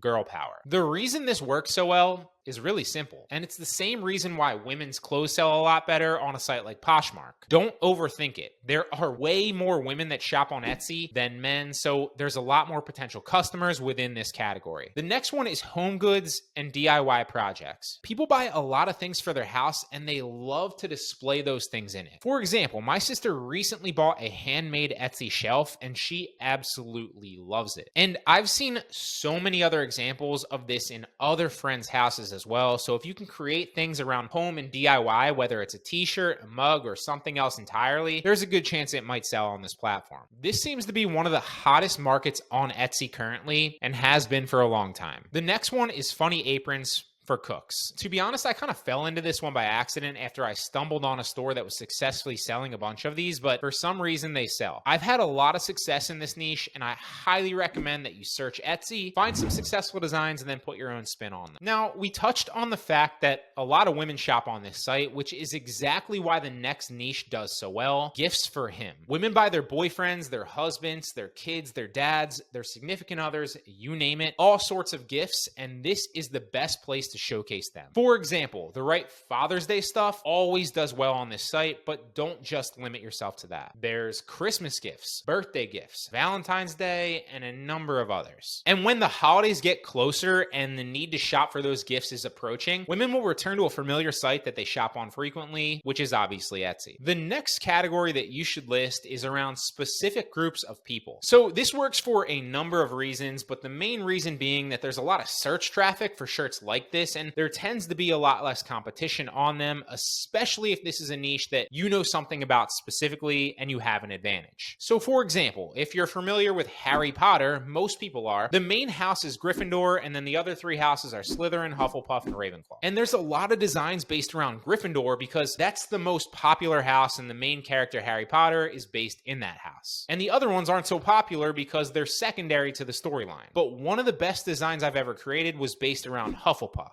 And I believe that's because there's a certain segment of people that connect with this house specifically, and there's also a lot less competition on these types of designs. Not to mention it's something that someone would specifically search for, which is huge. Designs around dropshipping are another example of one that I've had success creating t-shirts around, A, because I know a lot about it and I can really make niche specific shirts, and because I have an advantage over most designers that might not know the category as well as I might. This is more of an art than a science, and it's going to depend a lot on what you already know a lot about, but these specific groups can really sell well if you create good designs. Another great niche that you should look into is tech. An example that I've had success with within this niche is a simple shirt that said Android is better than Apple. It was a little greater sign. This is also another example of a niche specific group like we just covered as well, because the majority of people, at least in the United States, are Apple people and have an iPhone. However, a smaller portion of people do like Android better, and so this shirt really appeals to them. Finally is cars and automotive. Now, I've had a lot of success within this niche on dropshipping on sites like Facebook Marketplace and Facebook Shops, and so I decided to test it on Etsy as well with print-on-demand designs, and it didn't disappoint. The reason this does so well is because anybody that loves cars tends to be super passionate about it. It literally runs in their blood. So a similar example of a popular shirt that I sold a bunch on Etsy is the Ford is greater than Chevy shirt. Now, I have absolutely no idea which brand is better or why, but I have learned that Ford guys are Ford guys and Chevy guys, Well, they're Chevy guys. People get very passionate about this, and I've learned that through selling them. I also had a shirt in this niche that literally blew up for a month before Etsy took it down, and that was a cartoon version of a person wearing a Chevy shirt that was peeing on a Ford logo. So trust me when I say there's a lot of passion in this niche and a lot of potential profit. There you have it though. The 10 best print-on-demand niches for Etsy dropshipping. None of this matters though if your designs aren't well done. And one of the best tips that I've ever received when it comes to designing t-shirts for Etsy specifically is people like to wear their beliefs and their personalities. So if you can design shirts that people will see and immediately think, yes, that's me, and want to wear it so that the world knows that, you'll do extremely well. One important note that I do want to make that's really going to help you be successful with this is that consistency and listing consistently is far better than doing it in spurts, right? What a lot of people will do is they'll get really, really excited about this business model. They'll list 50 things in the first day, then they'll list 30 things in the next day, they'll list 20 things the next day, and then they'll get burnt out and they'll completely stop. But while that can help, obviously, and you can do it in spurts, the better approach is to consistently do what you're comfortable with and consistently do whatever number that you can consistently do daily, okay? So for example, you're gonna find a lot more success, and also the Etsy algorithm is gonna reward you for consistency as well if you list, say, 3 a day rather than 51 day and then not do another listing for 2 more weeks because you're burnt out. So obviously the more listings potentially the better, but I would say pick a number that you're comfortable with and try to hit that every single day. I don't care if it's 3 a day, 5 a day, 10 a day, or 20 a day, whatever your number is, whatever you feel like you're comfortable doing based on the amount of time that you have at your disposal and that you can allocate toward doing product research and creating listings. Again, you're going to be much more successful, and Etsy's algorithm is going to reward you for that consistency if you do 3 every single day, which might only take you 15 or 20 minutes a day total, rather than if you did 1 day of 40 listings and then stop for a month because you were sick of it. So keep that in mind. Just like the picture on the screen says, consistency is far more important than perfection. Pick a number you're comfortable with and go after listing that consistently every day. All right, so I really briefly want to cover the 2 best ways to find sold listings, right? Now, sold listings are crucial because they give you a better opportunity to model designs that are already working and have already sold on the platform, right? Like you can go out and create cool designs that you think are cool, and that's great. But the best way to make sales faster is to replicate and model designs that are already selling on the platform. So how can you figure them out? How can you find them? Well, here we are on the homepage, okay? And we're just going to click around on some of these listings and I'm going to show you these things, right? So if we're on this listing, we're going to go to the seller right here. This person has 4,900 sales, almost 5,000. We'll click on the seller tag and you can scroll down and see how many sales that they've had on their shop. Now, the 2 best ways after this to find out sold listings that you can start modeling are to click this sales button, which sometimes it's clickable and sometimes it's not, depending on the shop. I'm really not sure why it's sometimes clickable and sometimes not, but you'll see here, here's an example of a shop where it is clickable, right? We're on this shop right here, Sugar Maple Mercantile, and we go, okay, they have 9,600 sales. We can click on the sales, which is revolutionary. And now we can see every single sale that they've made and when. You can also see how many people have this item in their cart. And then we can literally just go down the list and model all their past sales. And that's going to give us a higher likelihood of hitting it big with a design, because we're not just creating 10, 20, 100 designs that we think are cool, or 10, 20, 100 designs that, we've seen on Etsy. No, we're creating 10, 20, or 100 designs or more of designs that we know have sold on the Etsy platform, and here is the proof. So go down these listings and literally model all the listings that have sold recently. That's the best way. Find a shop where you can actually click on the sales. Again, it's going to look like a clickable sales button on their shop. When you scroll down on their actual shop page, you can click the sales. Now, it's not always the case that that's clickable. Sometimes it is and sometimes it isn't. More often than not, it will not be clickable, so just try to find shops where it is clickable. If you have a shop where it's not clickable, that's totally fine as well. What you just want to do is you want to scroll all the way to the bottom of their shop and look at the reviews, because by the recent reviews, you're going to be able to see which people reviewed what, because that's an indicator that it sold recently. Look, this design right here sold on November 7th or November 18th, which was yesterday at the time of recording this. And you can literally click this, model that design. Bam. lift heavy. That's a good design. This one, okay, this one sold the day before that and they clearly liked it. So we could potentially model this. Bam. And you just go down the list. And these are the two easiest ways, the two best ways to find sold past listings on Etsy. And if you model designs that are sold and have already done well on the platform, especially currently, it's really going to scale your store fast. So you might be sitting there thinking like, okay, great. I've got the business model down. I know that I need to create designs. I know that I need to do product research, then upload my designs to Printful. The more designs, obviously, that I have, the higher likelihood I'm going to get sales, which means I can scale my business. But maybe you don't have enough time to create all these designs yourself because you're busy, or maybe you're not that good at graphic design. So what do you do in that place if that's you, or if you just want to scale relatively cheaply? So the easiest way to scale is to hire somebody to do this extremely cheaply so that it's still profitable. It's a win-win because it's a win for them. You're hiring for It's a win-win because it's a win for them. You're hiring people where the cost of living is extremely cheap. So your dollars, your whatever you're paying them in, right? Your currency is going to go a lot further at a certain price point than it would in your country. So it's a win for them because they obviously make a lot more money and they get to work from home doing something that they're already good at. And it's a win for you because you're able to hire very, very cheaply and it's going to be profitable for you. So here's an example of a website that I use. It's called onlinejobs.ph. I will link onlinejobs.ph to this lecture if you want to try it out completely free. Obviously, there are upgrades. You don't necessarily need the upgrades, although you can post a job, but to actually message people back on the platform or to use time proof, you're going to need to upgrade, although you don't need it. If you do want to upgrade, what I recommend that you do is you pay for the cheapest version of it, which I believe, I don't even remember what the actual price point is. It might be like $40 a month or like $50 a month or something like that. But you only need to pay for one-time fee, and then you can obviously create 3 applications and then just cancel your subscription. So you have the entirety of the month to find people for your business. It's the best way to go about doing it. So for example, I posted this Etsy graphic design t-shirt job for $2 an hour on onlinejobs.ph. You can see I posted it fairly recently. And basically what I was saying is like, hey, I can't create all these designs myself anymore. I run other businesses. I run all my e-commerce stuff and I create content. And I don't have enough time to create all these designs. So I'm never realistically going to scale my store that much if I'm only creating like a design or two every day because I don't have the time. So I was like, why don't I hire a graphic designer?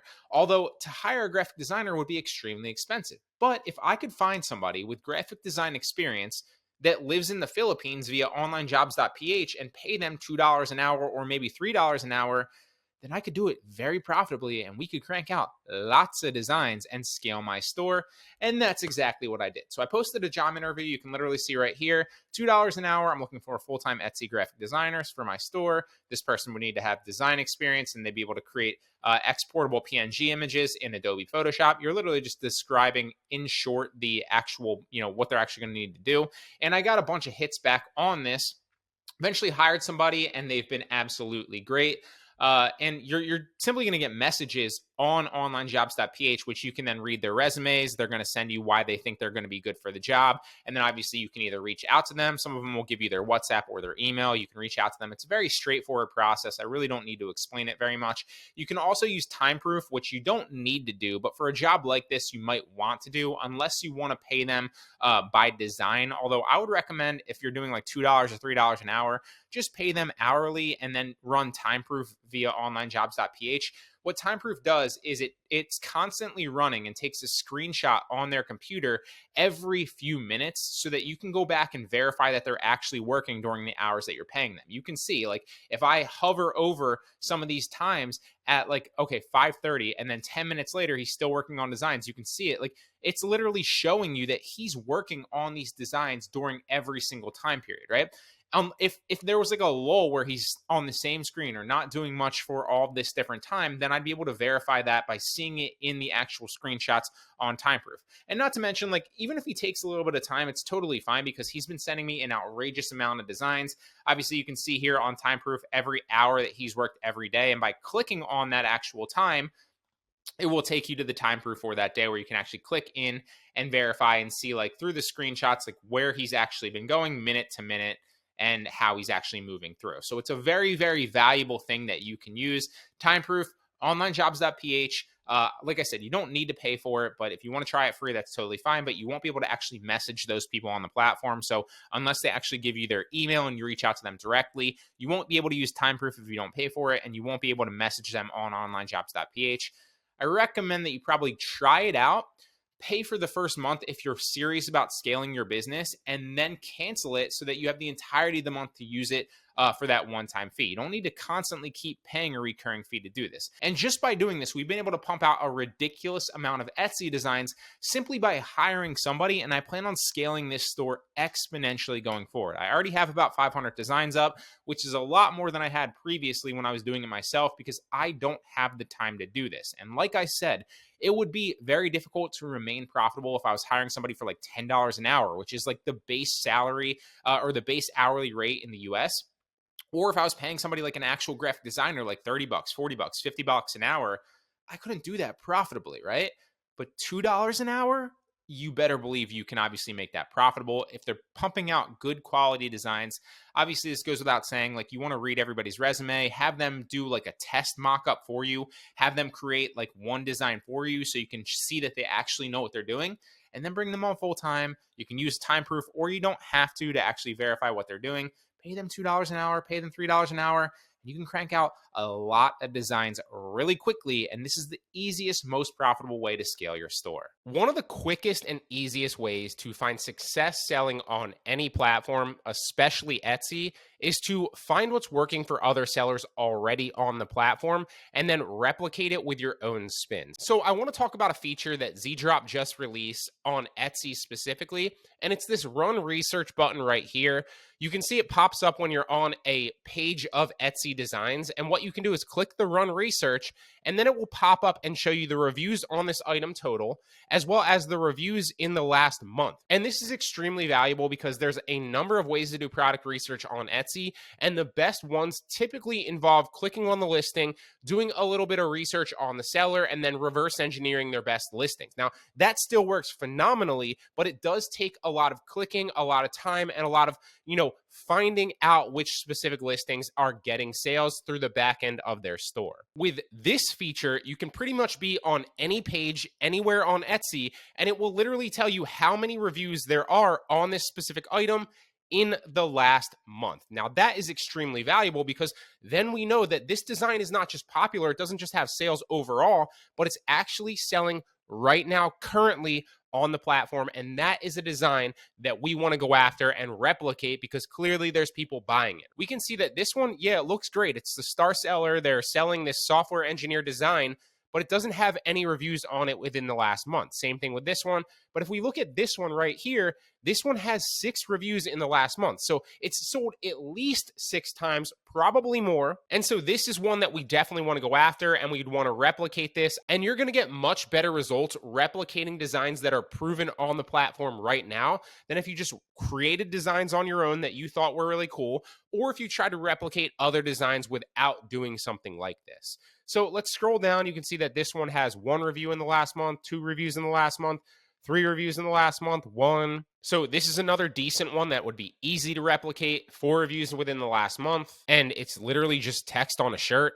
This one, 4 reviews in the last month. Again, you'd probably want to replicate that. 8 reviews in the last month. So this one is clearly selling a lot. We'd replicate something similar to this. And this is a simple tool that anybody can use very, very easily that ZDrop just introduced for free. So if you already use ZDrop to dropship on Facebook Marketplace, on Poshmark, on Mercari, wherever, there's a number of places that I recommend using it, and it's always linked in the description with a discount code if you want to grab it. This makes it super easy to do Etsy product research, whether you take these designs and sell them on other platforms, or if you take these designs and then re-upload them to Etsy with your own spin on it. So when you first start selling on Etsy and you create a listing, you'll notice that one of the options within the listing you create is should you auto renew that listing or should you manually renew that listing? Now, on any other marketplace, case where listing is free, it would be a no-brainer to auto-renew that listing. But since every listing on Etsy costs you 20 cents, you want to make sure that when you're setting it up to auto-renew, it's a product that you want to pay that 20 cents every time for, and you're getting that ROI on. If you're creating digital art designs, or if you're creating print on demand like I do, and you're creating hundreds or thousands of designs, that can add up fast if you're paying 20 cents every listing. And it's important to do that in the beginning, especially when you're testing out different designs to see what works and what doesn't, and get some actual data and feedback on what you should list more of and what's working for you. But if you have every single one of those auto-renewing, it's going to increase your business expenses significantly every single time you go forward and you add more listings. So what I recommend instead is do not set your listings to auto-renew. Never do that in the beginning when you first list, okay? Because ultimately that's just gonna waste your money renewing listings that won't sell again and again and again. Instead, what I recommend that you do is you manually renew the listings that have sold already in the past organically, and then set those to auto-renew in the future once you do that. So let me show you how to do that. It's not complicated. It doesn't take a lot of work. So what you ultimately wanna do is you wanna go to your store page. Now, this is not my store page. It's just an example to show you. You wanna scroll down to all your sales. Chances are going to have 81,000 sales like this store. And then you're just going to slowly right click and open in a new tab all your previous sold listings, right? So this one has a bunch of them. This one.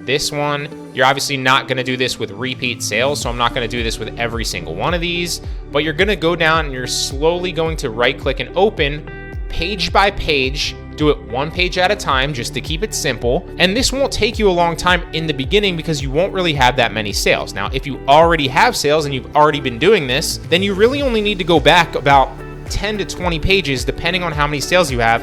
And if you really haven't had that many sales in the past month or two, well, then you really only need to go back a few pages, if that. So use your judgment and just go back to the recent ones that you haven't already done. And then what you want to do is you want to go to your shop manager, you want to go to your listings, and then you want to go to your expired listings on the side. Now you'll see here for this shop right here, I have 844 expired listings, which I need to go through and set the other ones that have already sold to auto renew.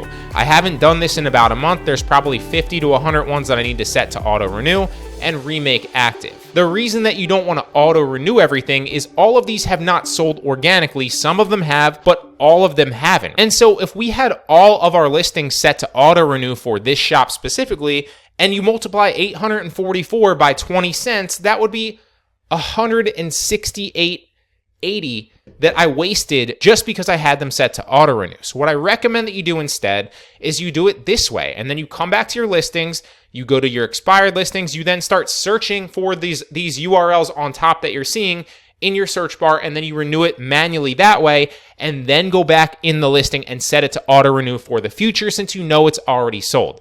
Then you won't have to do it for that listing anymore. It'll auto renew in the future and continue to sell for you organically, or if you're running ads to it. So that's the way that I approach it, and it's been working very, very well for me. Again, don't set your listings to auto renew, or it will just waste hundreds and potentially thousands of dollars over the year for you as you continually renew listings that will never sell. Really hope it helps. Any questions, let me know. A few months ago, I was looking through the Etsy dashboard in marketing as I was trying to hone down my ads, and I realized that you can also set up email follow-ups for a number of different things within Etsy to convert missed opportunities into future potential sales. So let me show you what I mean. If you go to your Etsy dashboard and you go over to the left to marketing, you click marketing and you go to sales and discounts, that's gonna take you to your sales and discounts page where you can then set up specific promotions to run to your entire store, run to specific products, or in this case, have Etsy email specific coupon codes to people when they demonstrate interest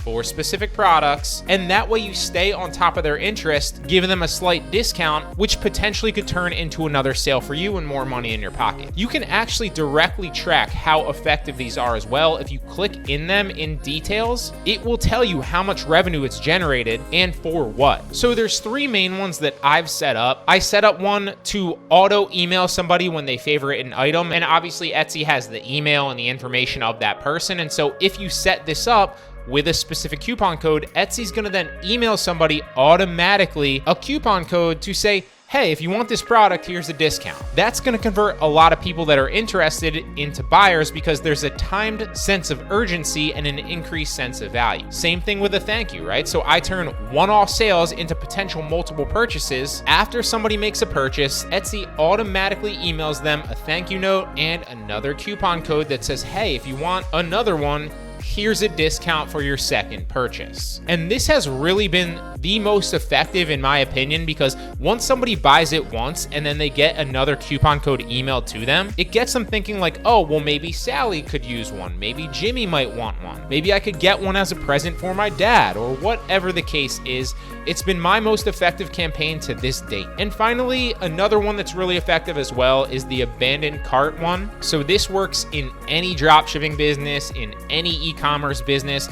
If somebody has checked out, right? So they've gone through the process of looking at the item and then adding it to their cart and they're about to check out, but for whatever reason they don't end up purchasing, or even if they delete it from their cart. In this case, Etsy will send a follow-up email to them with another discount code for 20% off, because that's what I've specifically set up. And that spurs a lot more purchases for people that were just gonna leave anyway and abandon cart that you were never gonna see again. So that's another really effective way that you can generate more sales for lost potential opportunities that you would have missed anyway. This is one of the easiest and most effective things that I've come across on Etsy to increase your profit and turn missed opportunities into actual customers. The biggest mistake that I made in the beginning was trying to reinvent the wheel. I thought to compete and get sales, I needed to create these amazingly aesthetic designs that wowed people off the bat, and I thought I had to be an expert at graphic design. But that isn't true. And more often than not, at least in my experience, it seems like the simpler designs actually do better. I've learned that you don't always need some flashy, well-designed t-shirt or mug or whatever you're selling to get sales. It's mainly about creating designs that people want to wear because they communicate a specific message or identity that that person wants to convey to others. And I found that simpler often works better. Plus, it's a lot easier to create them and it takes a lot less time to do so. And that means that you can create more designs and give yourself a higher probability to make more sales. Just the same, you don't need the fanciest mockups in the world either. For those of you that don't know what this is, it's basically just how you display your product to the buyer on the listing. For example, is your listing picture somebody wearing the actual t-shirt outside in nice weather because it's a spring theme? Or is it simply the t-shirt folded in a white background? Is it someone holding your mug next to a coffee maker so they can see how big it is relative to other similar related objects? Or is it a simple picture of a mug with a white background? And I remember taking several expensive courses when I was initially starting to learn how to do this, and they all recommended fancy mockups, which can cost a lot of money sometimes and at the very least take some time to create. But again, I've found that simple works better. And I've split tested both of these over thousands of listings, and simple white backgrounds outperform the fancy mockups by a landslide. It's not just me either. Look at Amazon, for example, the biggest company in e-commerce. They have billions and billions of dollars. They've been around for a long time, and they have as many talented coders as you could honestly want to work on your website. And yet they still make everybody upload with white background images. It isn't simply because they just like the way that that looks. It's because they've tested it over and over again endlessly, and that clearly works better. So don't waste your time on fancy mockups and don't waste your money. Another massive mistake that I made in the beginning was relying solely on organic traffic to get my sales. Now, when you're first starting and you don't have any designs up, it does make a lot of sense to go this route. But as you get more and more designs and some experience, you should start branching out and start testing ads so you can scale faster. Learning how to run ads increased the exposure for my most successful products. And while it did decrease my overall profitability, it increased my overall profit. The reason for that was I was getting a lot more sales with a lot less work, even though I was spending some more money on them. So I highly recommend that you learn how to start running ads effectively and then test a few different ad strategies to see what works best for you and your products. You don't need to spend a lot of money on this either. You can start with just a few dollars a day if you want, maybe like $3 to $5 minimum. I wouldn't recommend going much lower than that though, or you really won't be getting enough data to make informed decisions on what's really working, so then you can then tweak your ads and make them better. I've seen a lot of people recommending to spend only like $1 a day in some of these videos, but there's no way, it doesn't matter if it's Etsy ads or anything else, else, there's no way you're gonna get enough feedback on whether your ads are working or not if you're doing that. And if you can't afford to spend $3 a day plus, which is only $90 a month, that's totally fine. But then I would say just wait on ads altogether and spend your time to create more designs and then rely on organic traffic until you do have that kind of money. You also might want to think about hiring a graphic designer too if you're not great at creating designs that look good. I still remember when I started, I would create a design, right? And then I would upload it and I'd be all excited, but then I would look at the competitors in the space and it was like night and day comparatively. I understood the basics and that got me by, but there was clearly something that they knew that I didn't. So inevitably, I would just spend more and more time perfecting the designs before I uploaded them. But the issue with that though was now I couldn't upload as many designs because it took me longer. Therefore, instead of doing that over and over again, I simply decided to bring on a graphic designer to create designs for me. And this was single-handedly one of the best decisions I've ever made as an entrepreneur in any business. I still create designs, of course. If they're simple enough and I can do them quickly, then I'll do them. But if they're more advanced or even like intermediate, I'll just have my designer create them for me because he can do a way better job than I could a lot faster. I was even able to outsource this for only $2 an hour, which makes the ROI on his designs often very high. Another thing I didn't realize when I started too was how unprofitable it was going to be at the very beginning. Now, don't get me wrong, it's definitely profitable now, and it's extremely hands-off, which I love. I can stop probably creating designs and my current designs will sell for a while. And usually now I probably get like $10 to $15 profit on clothing orders, depending on what it is, and about $5 to $8 profit on mug orders. But it wasn't that way in the beginning, and it won't be for you if you're doing it right. Your margins are gonna suck in the beginning if you don't have ratings and you're new, and that is fine. As you rank certain products and get more reviews, you can then raise your price and increase your margins. But in the beginning, one of the easiest ways you can get sales and reviews is to charge cheaper prices and simply undercut people that are already selling well. Now, sure, you won't net much profit then, but you'll be building sales history, reviews, and then ranking products higher in search so you can ultimately charge a premium when that happens. And then the newer sellers that come into the market won't be able to compete with you on those higher prices at that time. Another thing that was a game changer was connecting my Etsy shop to Printful. Printful's a print-on-demand company that integrates with your Etsy shop, so once you upload a design, you don't have to do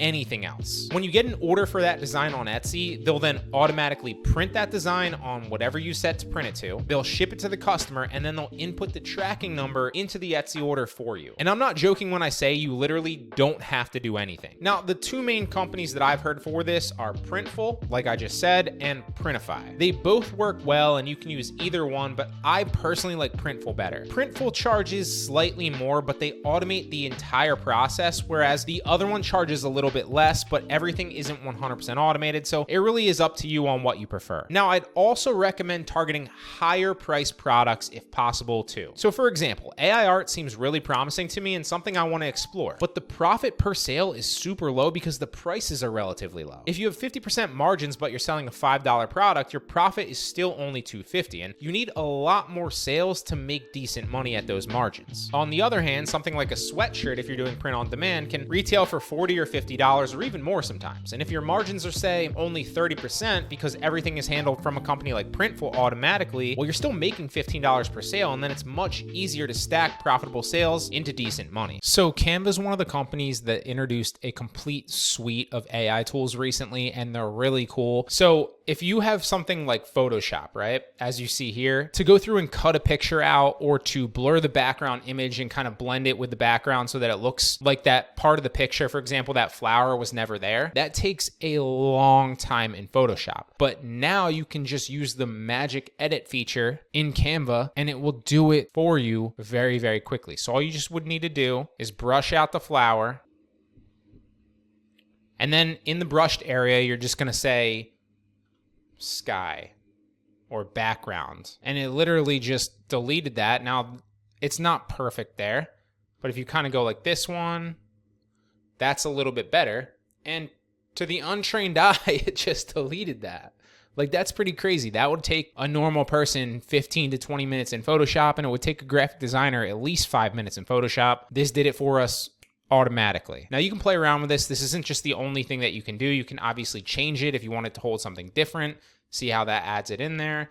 You could generate new results, see what it comes up with. You could also tell it something different. Maybe you want to delete the flower out and you want him holding like a pen or a baton. You could tell it to create that. So describe what to generate. Holding a baton. I don't even know how to spell that. I think that's how you spell baton. Let's say holding a microphone. It's probably easier. Microphone. And we'll generate. And I bet you it's going to pop up with holding a microphone, and we can select that result. That's pretty amazing. It's pretty amazing that just did that randomly, automatically. Like that's, I mean, no words. So play around with this. Canva just introduced a brand new AI suite of all these tools. Test them out. They can really help you out, save you a lot of time and a lot of effort. So this is another really cool AI tool that removes the background in an image and turns it into like a transparent PNG, right? So if you're creating graphics or you're creating thumbnails, I use it specifically for thumbnails, or a number of other options and use cases, then this is going to be very valuable for you. Before, you used to have to open up Photoshop. You used to have to go in and either quick select it, which would be a little bit, it wouldn't be the best quality. It would have like, uneven edges here and there. It wouldn't be perfect. Or you had to maximize the image and then draw around it really slowly to cut an image out. Well, there's so many softwares out there now that will do that for you. So let me show you what I mean, right? Let's take a backdrop here from me and we'll grab, let's do this one right here. So usually I would have to go into Photoshop and cut that out. But did you see how fast that was? I literally put the image in and it cut me out. It's freaking crazy. Like, let's maximize this. I'll show you. That's crazy. It cut, and it's perfect too. It's not like all over the place. It doesn't have like faded edges or like jagged edges. It cut me out perfectly. And then you download it and you can see it transforms it to a transparent PNG file. You can download the HD version too if you sign in, but I have not. But the normal one looks pretty good too. And bam, it's a transparent PNG that you can then overlay on something completely different. Now you can do this with anyone. It's not just you, but this is an extremely valuable tool that's a game changer. I even bookmarked it to use myself. So let me show you a different example. Let's take this one here. Bang. I mean, this is a game changer. That's freaking cool. And then you can download it. And then again, it's a transparent PNG image. So use this tool, whether you use it to create thumbnails or graphic design, whatever it is. Like if you were even like a freelancer, right? And you wanted to create, because I've seen gigs on this, like on Fiverr for $5 to $10. People will cut out like transparent PNG images. They'll just like crop you out literally like this. You can put a Fiverr gig up, charge $5 to $10 for it. And then this tool will do it for you automatically in 1 to 5 seconds. ChatGPT is giving me an unfair advantage in the Etsy print-on-demand space, and this is exactly how. So in a perfect world, let's say you're recreating a listing, and this is an example listing, you'd want to potentially take a lot of the SEO, not necessarily copy it, but take a lot of the SEO, rewrite it in your own words, and get their best keywords, and then improve upon that listing, right? Because if you find a listing where there's a lot of opportunity, but there's not necessarily a lot of competition, and that listing is already selling and already doing well, then you know something about that SEO is working, something about that design is working. And so you want to have your best opportunity and shot to emulate exactly what that listing is, but yet improve it a little bit, both in the design and in the SEO, so that you can ultimately outrank that product and sell more. So in a perfect world, like I said, you would have that approach where you would take a lot of their SEO and you'd put that in your title, your description, and your tags. But what happens if 1, you're creating a design yourself, or 2, you're doing something like I and my VA do, where we both copy a lot of these listings and then put our own spin on it. And so what he does is he'll send it back to me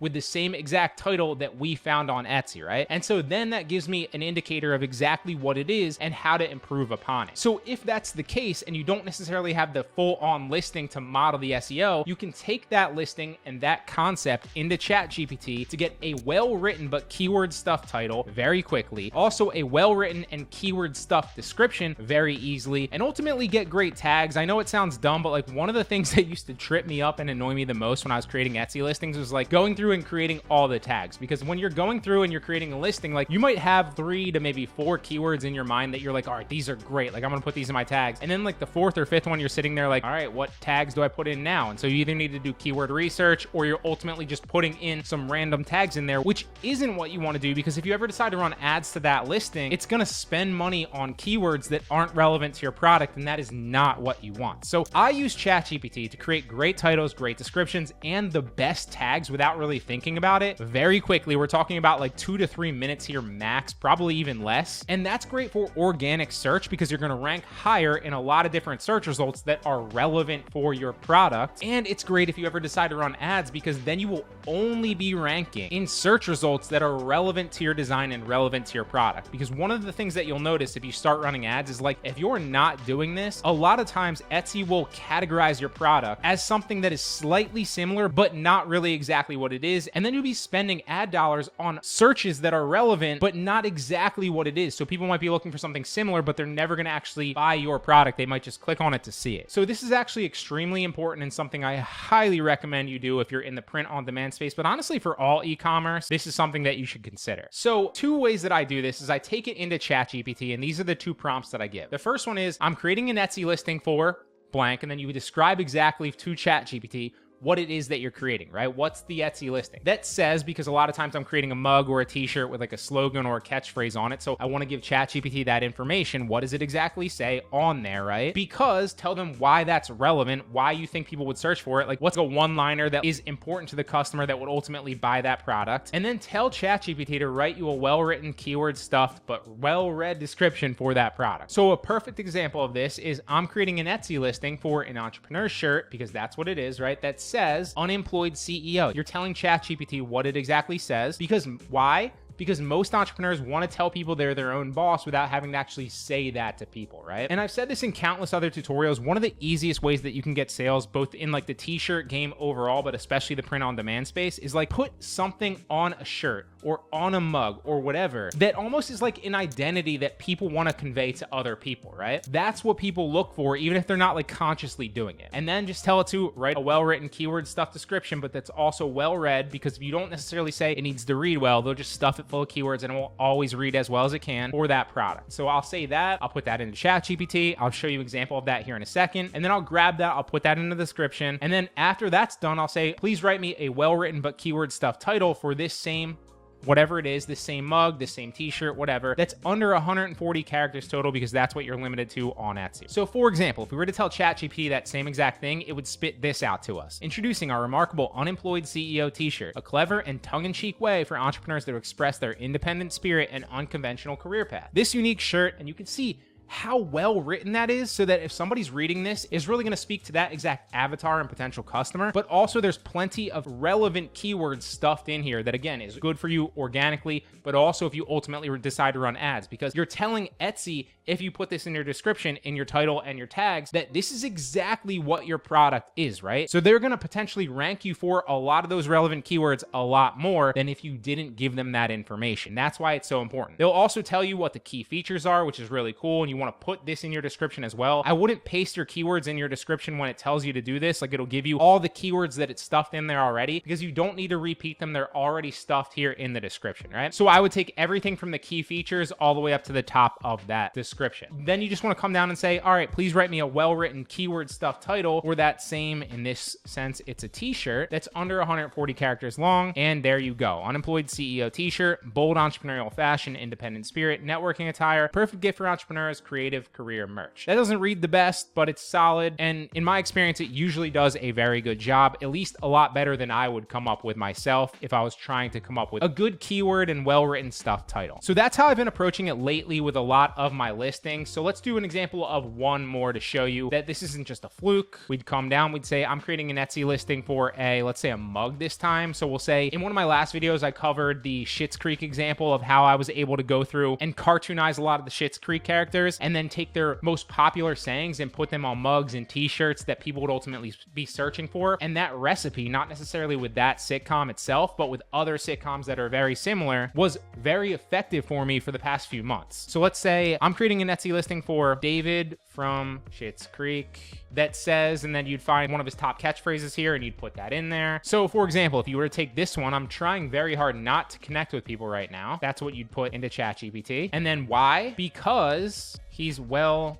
known for that catchphrase and lots of people will be searching for it. For mug with it on it. A lot of fans of the show will be searching for it, or a mug with it on it. Write me a well-written keyword stuff but well-read description for this product. And let's see what it comes up with. All right, so introducing our fantastic, I'm trying very hard not to connect with people right now, mug. A hilarious tribute to David from Schitt's Creek and his iconic catchphrase. So you get to picture how well this does at writing descriptions that are both keyword stuff and read well for the customer. It also lays out the key features, which I think are great and really give you a leg up on the competition, because a lot of people won't read through your description, but they might look at the bullet points and the key features, and obviously you want to rank for all the keywords that are in here. Also, not only does it give you the keywords in your description, it also lays out a bunch of keywords that you can then utilize in your tags on Etsy, right? So you are limited in the amount of, characters you can have in a tag. So some of these wouldn't fit, like David Schitt's Creek mug probably wouldn't fit, but you can utilize these keywords to come up with good tags. So you're not sitting there for 10 minutes trying to come up with great tags yourself or doing research to find out what tags you should utilize. And so this is an easy way that I'm getting a leg up using ChatGPT in whatever that was, 30 seconds to a minute. I highly recommend that you do this in your own business, not just for Etsy, but for all your listings across all the places that you sell for in your e-commerce business. This video is going to completely revolutionize what you thought was possible with Etsy print-on-demand dropshipping. So this is how I actually scaled my Etsy print-on-demand business, creating high-quality designs, getting all the SEO, getting them ranked super quickly, all with AI, right? Now, the biggest challenge when I started all this was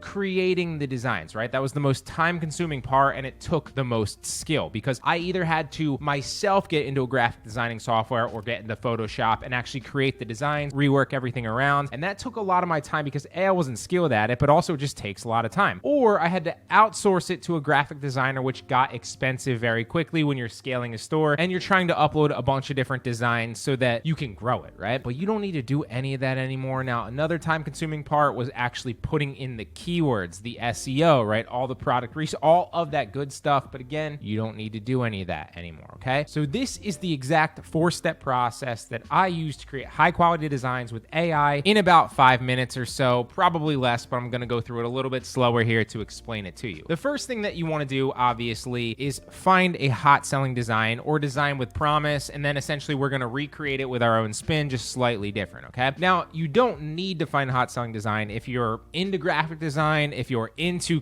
if you're like a creative person and you want to go the route of like just creating designs yourself. That's totally cool. You can still utilize this to your advantage to do it a lot quicker, right? But for the majority of us, we're trying to make the most money as fast as possible, uploading high quality designs to Etsy for our print on demand business, and this is the best way that I've found, right? So first and foremost, like I said, you want to find a hot selling design, and there's many ways to actually go about doing that. The easiest one would just be to use a software like Everbee. So that's first and foremost. Let's assume that these two right here that I pulled up as examples are hot selling designs. They are not. They're just random ones that I pulled up from the homepage that got suggested to me. But let's assume that these were hot selling, because I don't want to take you through a product research tutorial. I've already done those. The first thing that we would do is just save this image, right? So we're just going to save this really fast, and we're going to take it into Dolly here and recreate it, right? So it did a pretty good job of recreating this design. So all we essentially did was take a snippet of growing a tiny human right here and tell it to recreate it and make the design better within Dolly, right? And you can see it did a pretty good job. This one had a spelling mistake again, but this one's pretty good. Growing a tiny human in different lettering right there. The M's a little off, but we're just gonna, for the sake of this tutorial, not create it again. If we wanted to re-roll it, we would just say like redo that, and it would re-come up with another set of designs for us, and then we could pick from that, right? But this one's minimal, so we're just gonna roll with this as an example for this tutorial, right? So the next thing that you'd wanna do is download the actual image right here. But the issue is to actually upload it into Printful or Printify, whichever software you decide to go with. That's a print-on-demand company that will handle all the logistics, all the printing on the actual product, whether it's a t-shirt, a coffee mug, or whatever. To actually upload that design there, you need it to be in a transparent PNG format, right? And so this was the next biggest hurdle, because you actually had to manually go in yourself and cut it out, or what you had to do is you had to pay somebody to do it for you. And while that's not that expensive, it does add up fast as you increase your designs to scale your store, right? But you don't have to do that anymore either. This right here is a software called Vectorizer. It's incredible. Essentially what it does, to keep it short, is it takes all the colors in the actual image that you give it, separates them, and then allows you to hide certain colors, essentially turning it into a transparent PNG image if you use it correctly, right? right? So the first thing that we want to do to be able to use this vectorizer now is we're going to go back into our downloads, grab that design that it just created us, because if we just give it this uploaded t-shirt, it's going to keep these colors part of the design that we don't really want. So I'm just going to take a snippet image of this. Oftentimes it'll give you like the straight design and it'll be a lot easier to copy, but no big deal here. We'll just take a snippet image of the design. There we go. And now we upload this into Vectorizer, and you'll see that it'll start to map out the different colors. And this is an easy design because it's pretty much just black and white with like maybe a little bit of gray in there. But even with colored designs, it makes it super easy because it does the same exact thing for you, essentially just hiding the background color. So it pretty much keeps all the other colors intact, turning it into a transparent PNG, right? So the easiest way to do that would be to just either hide one of the colors that's the background. So you could click this one and then hide the white, although there are different shades of white and gray in here, so that makes it a little bit complicated. So the easiest way to do it is just to scroll all the way down to either a black and white, or in this case, one of the ones where the white is definitive, and that's the one that you're going to want to hide, right? So I'm just going to take it right to the black and white image because this is pretty much a black and white image already. And then you'll notice that there's two colors over here, and you can just hide the white by unclicking it, and it will then hide the white, and bam, you now have a transparent PNG that you can put on anything, right? So you can just download it. So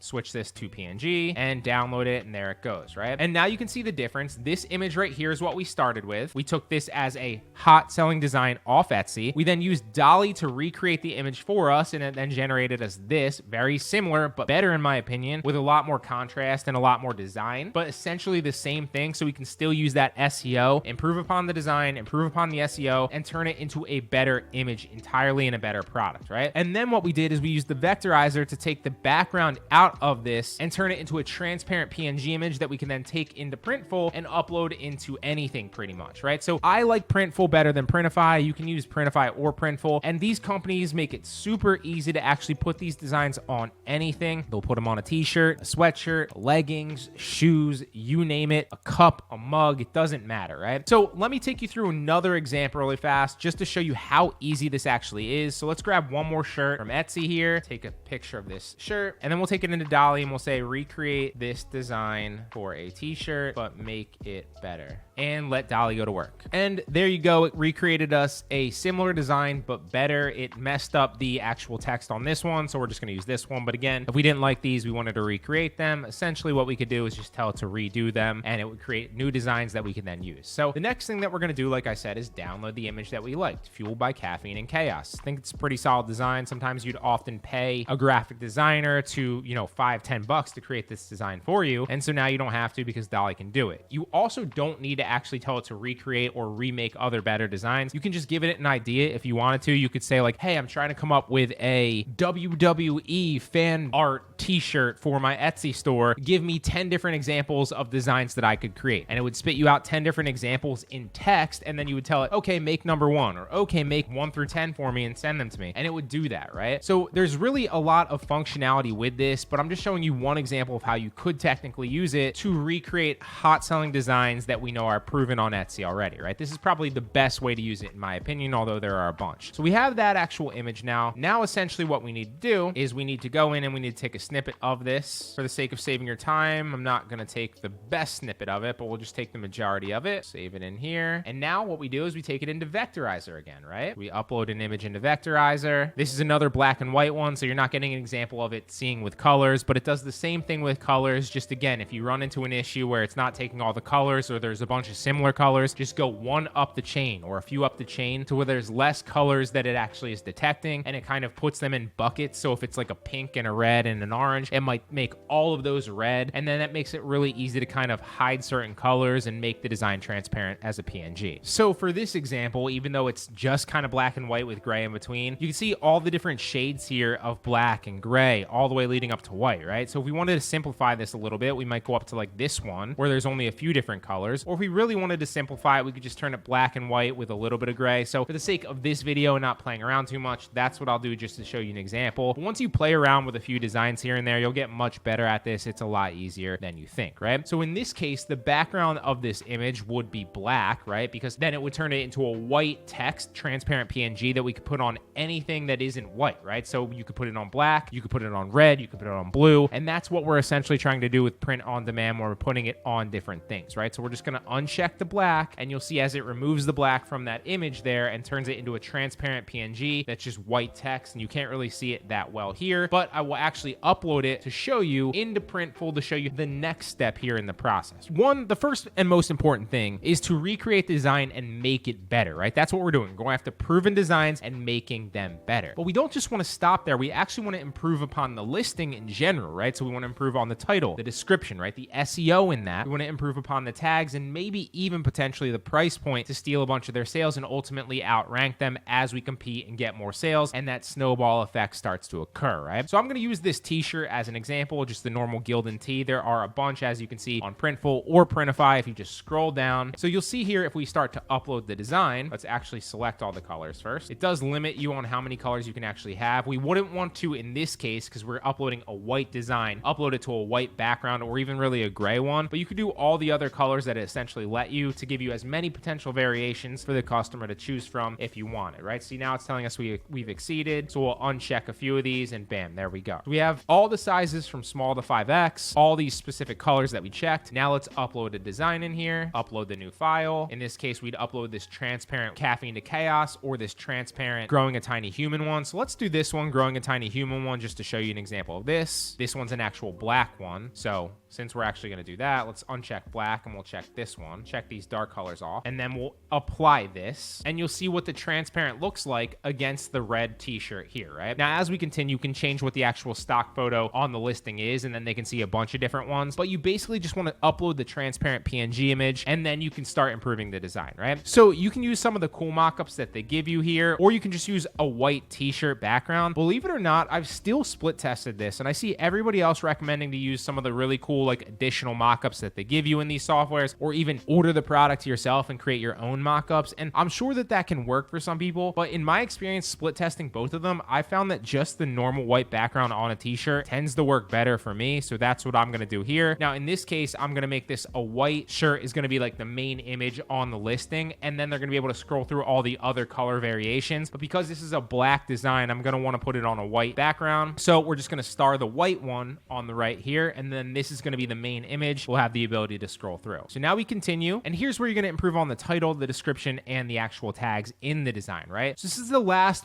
basic step to improve. So to recap, we used Dolly to create a hot selling design that we already know is doing well on Etsy, right? Then we used Vectorizer to take the design that it gave us and turn it into a transparent PNG image instantly. We didn't have to pay anybody to create the design or turn it into a transparent PNG. And now we need to improve on the SEO. So the first prompt that I'm going to give it to improve on the title and the description is, I'm putting this design on a t-shirt for my Etsy print on demand store. Please create me a great title and description that I can use that will communicate this is awesome and they should buy it, but also full of SEO and good keywords to help my listing rank in Etsy search higher, right? So I'm going to paste that in there, and then we're going to actually attach the design in here so it knows what design we're referring to, right? So Growing a Tiny Human, we put the design in there, and then we'll see what it comes back. And it's going to create us a great title and a great description that's full of SEO and chock full of keywords that are going to help us rank higher, that also reads well. And we didn't have to come up with that, right? Because it doesn't really take that much to write out a title and description, or write out 15 keywords or whatever it is, 12 keywords for Etsy SEO on one listing, right? It's not that big of a deal. But the thing is, when you're scaling up and you're doing this with a bunch of listings, if it's like a dozen or so, or even 100 or more, that's pretty time consuming when all that adds up. And so you don't really need to do that because A, the AI, ChatGPT, will do it for you, and B, it's going to do a better job than you could have anyway, so it's a no-brainer to use it. And you'll see here, it came up with the title, Maternity Blossom Tea, Growing a Tiny Human Floral Pregnancy Announcement Shirt. So we're going to put that in the title here, and now we're going to space down, and we're going to use the description that it gave us right here, and paste that into the description.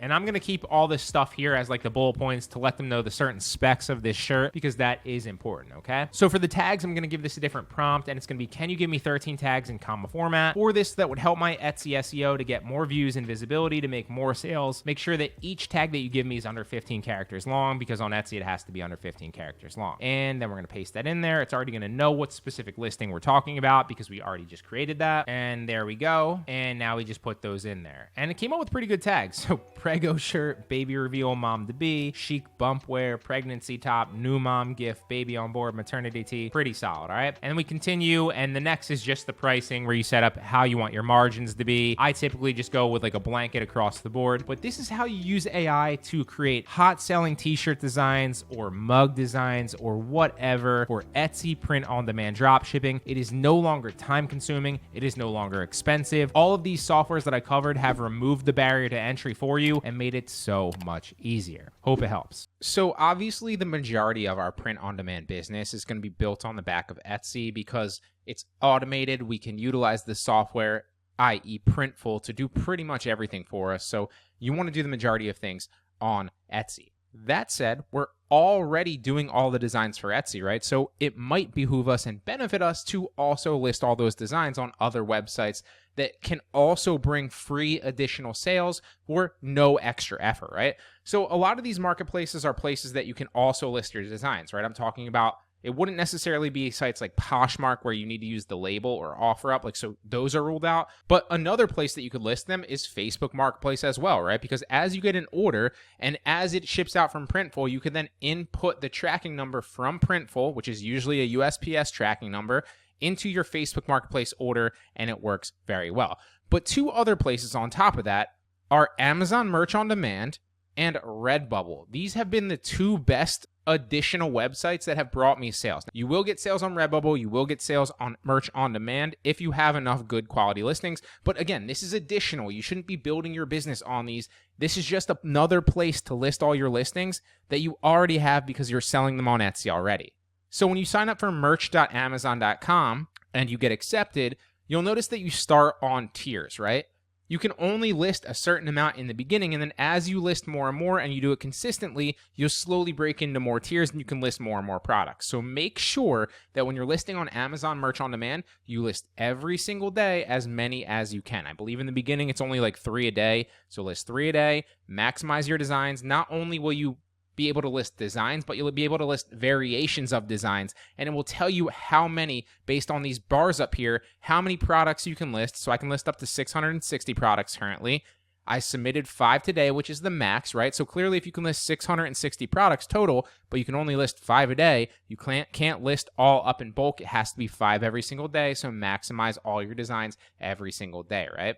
That's Amazon Merch on Demand. It's very easy. As you can see here, you just drag and drop your artwork in from under Create. There's clearly a dashboard. There's Manage and Analyze as well. You can manage all your listings and edit them from Manage. Analyze is really kind of like a place where you can look at the market and see your earnings based on a specific time period. So it's a really good place where you can kind of see sales data and kind of formulate better ideas of what products are selling, what to make more of that are working well for the Amazon Merch on Demand marketplace.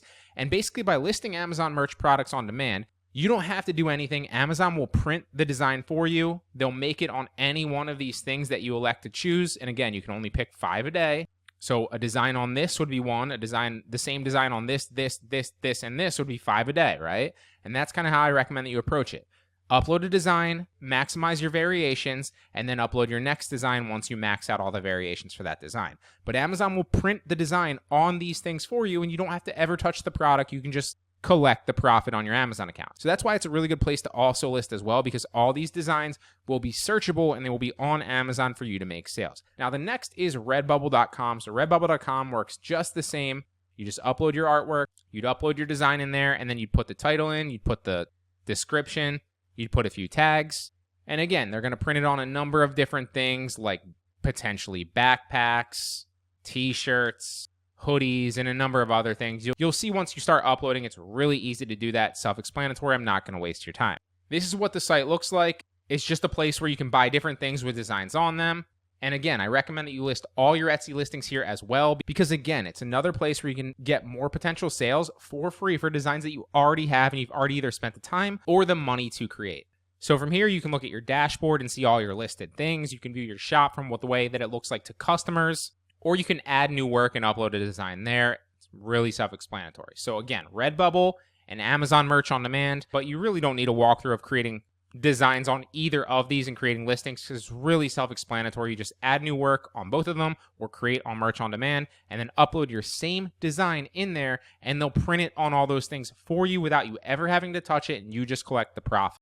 this is how I find proven designs that are going to sell on Etsy when we upload them to the platform. This isn't guessing. We're going to take the guesswork completely out of this. This software will help you find proven designs that will sell if you improve upon them, like I'm going to show you here. So first and foremost is just browse around. There's many ways to find proven designs on Etsy, but browse around, search for something that you think's cool or something that's trending. Just put a keyword into the search or even search on the homepage. Then what you're going to do is you're going to browse around till something catches your eye, and you essentially just want to find a successful store that's selling well already with different designs. I found this one, this Rainbow Punch Kool-Aid shirt. So essentially what we're going to do is we're going to scroll down and see if this person actually has good sales. You could do that for any number of these ones on the homepage. So if we just like opened all these, what we would do is we'd scroll down to the seller, and Future Mind's the seller of this. So let's check out their shop. 1,700 sales, not terrible, but could be a lot better. This one right here, this Butterfinger shirt, which is clearly a trademark, so don't sell this. Joseph's the owner of this one at Shark and Hammer. 21,000 sales, so this is a good shop. Show you a few more. Wavy Goods, 4,000 sales, almost 5,000 sales, so a decent shop. And this one right here, Lulu Merch, almost 21,000 sales, so again, a pretty decent shop. And so what I used to teach people to do is once you find a shop, you either want to come down and click the sales here, because if they're sharing their sales, then it's clickable and you can see exactly what's sold. Or if their sales aren't clickable, then you just want to scroll all the way to the bottom of their shop, because you can see what's been reviewed recently. And typically speaking, if it's been reviewed recently and it has a good rating, then you know it's sold recently. And then you just want to mimic those designs, create your own spin-off of them, but improve upon them. But while that works, this works even better. So when you're on a shop that actually has a lot of sales, I've been using a software called Everbee, and it's been an absolute game changer. So if you're on Everbee, once you obviously sign up for Everbee and you connect your shop, you can do that automatically by just clicking the button that says Connect Shop. Once you sign up for it, you then want to run product analytics when you're on a shop. And what that's going to do is it's going to show you things like the monthly sales, the monthly revenue, the total overall sales. One of my favorite things, the listing age, because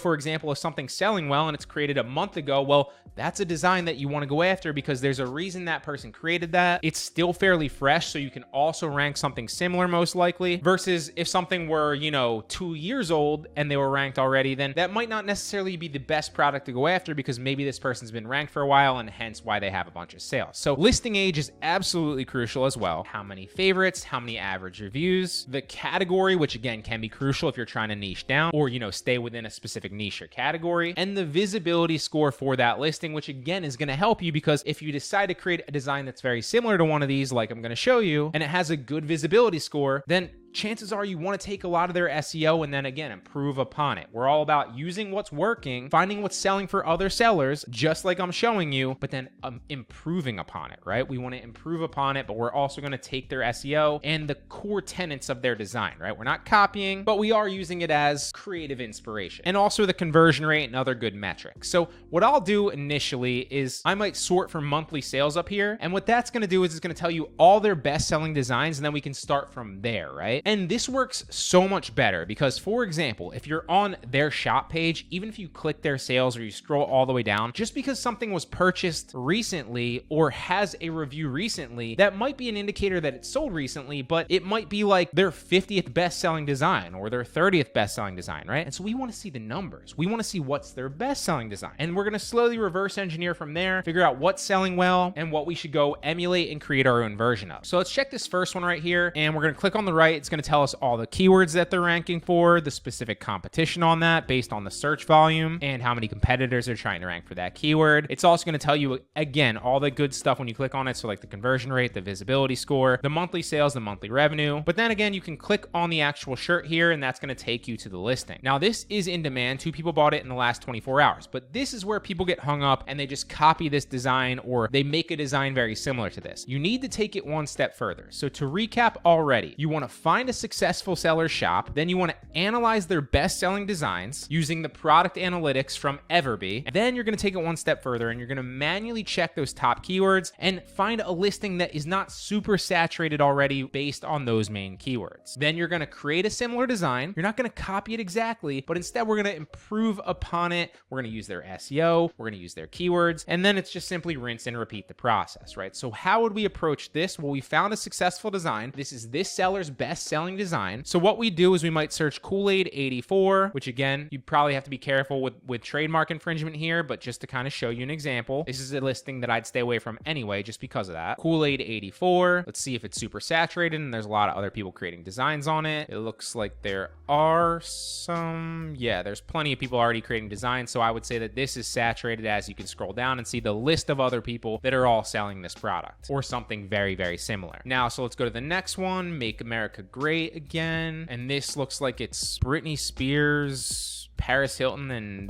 Lindsay Lohan. Very strange. So let's take Make America Great Again, but we'll type in like Britney Spears into the Etsy search, because again, you want to stay relatively broad. If we just took Make America Great Again, well, it's going to give us a bunch of like Donald Trump shirts, right? Which is too broad. So if we just take like one more specific thing in there, we can kind of check to see if it's selling well for a decent amount of people, but there's not enough saturation in it. So if we type like Make America Great Again 90s shirt, or Make America Great Again Britney Spears shirt, and we'll see what pops up there. So a couple of these, this is just a Britney Spears shirt. That's not the same. That's a Trump shirt. Here we have a few of these shirts. So Make America Great Again, Britney Spears. There's a few here, So if we typed in Britney Spears, Make America Great Again, see what pops up. And it looks like a lot of these are Trump merch, but you do have a few of them sprinkled in here. So it's not super saturated, definitely not as saturated as the other one here, although there are several people making designs. So this could be a fairly new design, because if you look, this person created it 4 months ago, so it might potentially still be rankable. It's getting an average of 54 monthly sales at $33, so we could make something similar, improve the SEO, improve the design slightly, and maybe undercut them at like $29.95 and get some sales while we rank our listing. So let's check just to make sure that some of these top people are actually selling. So we'll grab a few of these, grab the top 8 here, and we'll just run the numbers on them. Now, another thing you'll notice is you can analyze the listing on Etsy by just clicking this Analyze Listing button from Everbee. It's another cool thing about the software. So if we analyze the listing by clicking this button, again, it's going to tell us how many sales are there.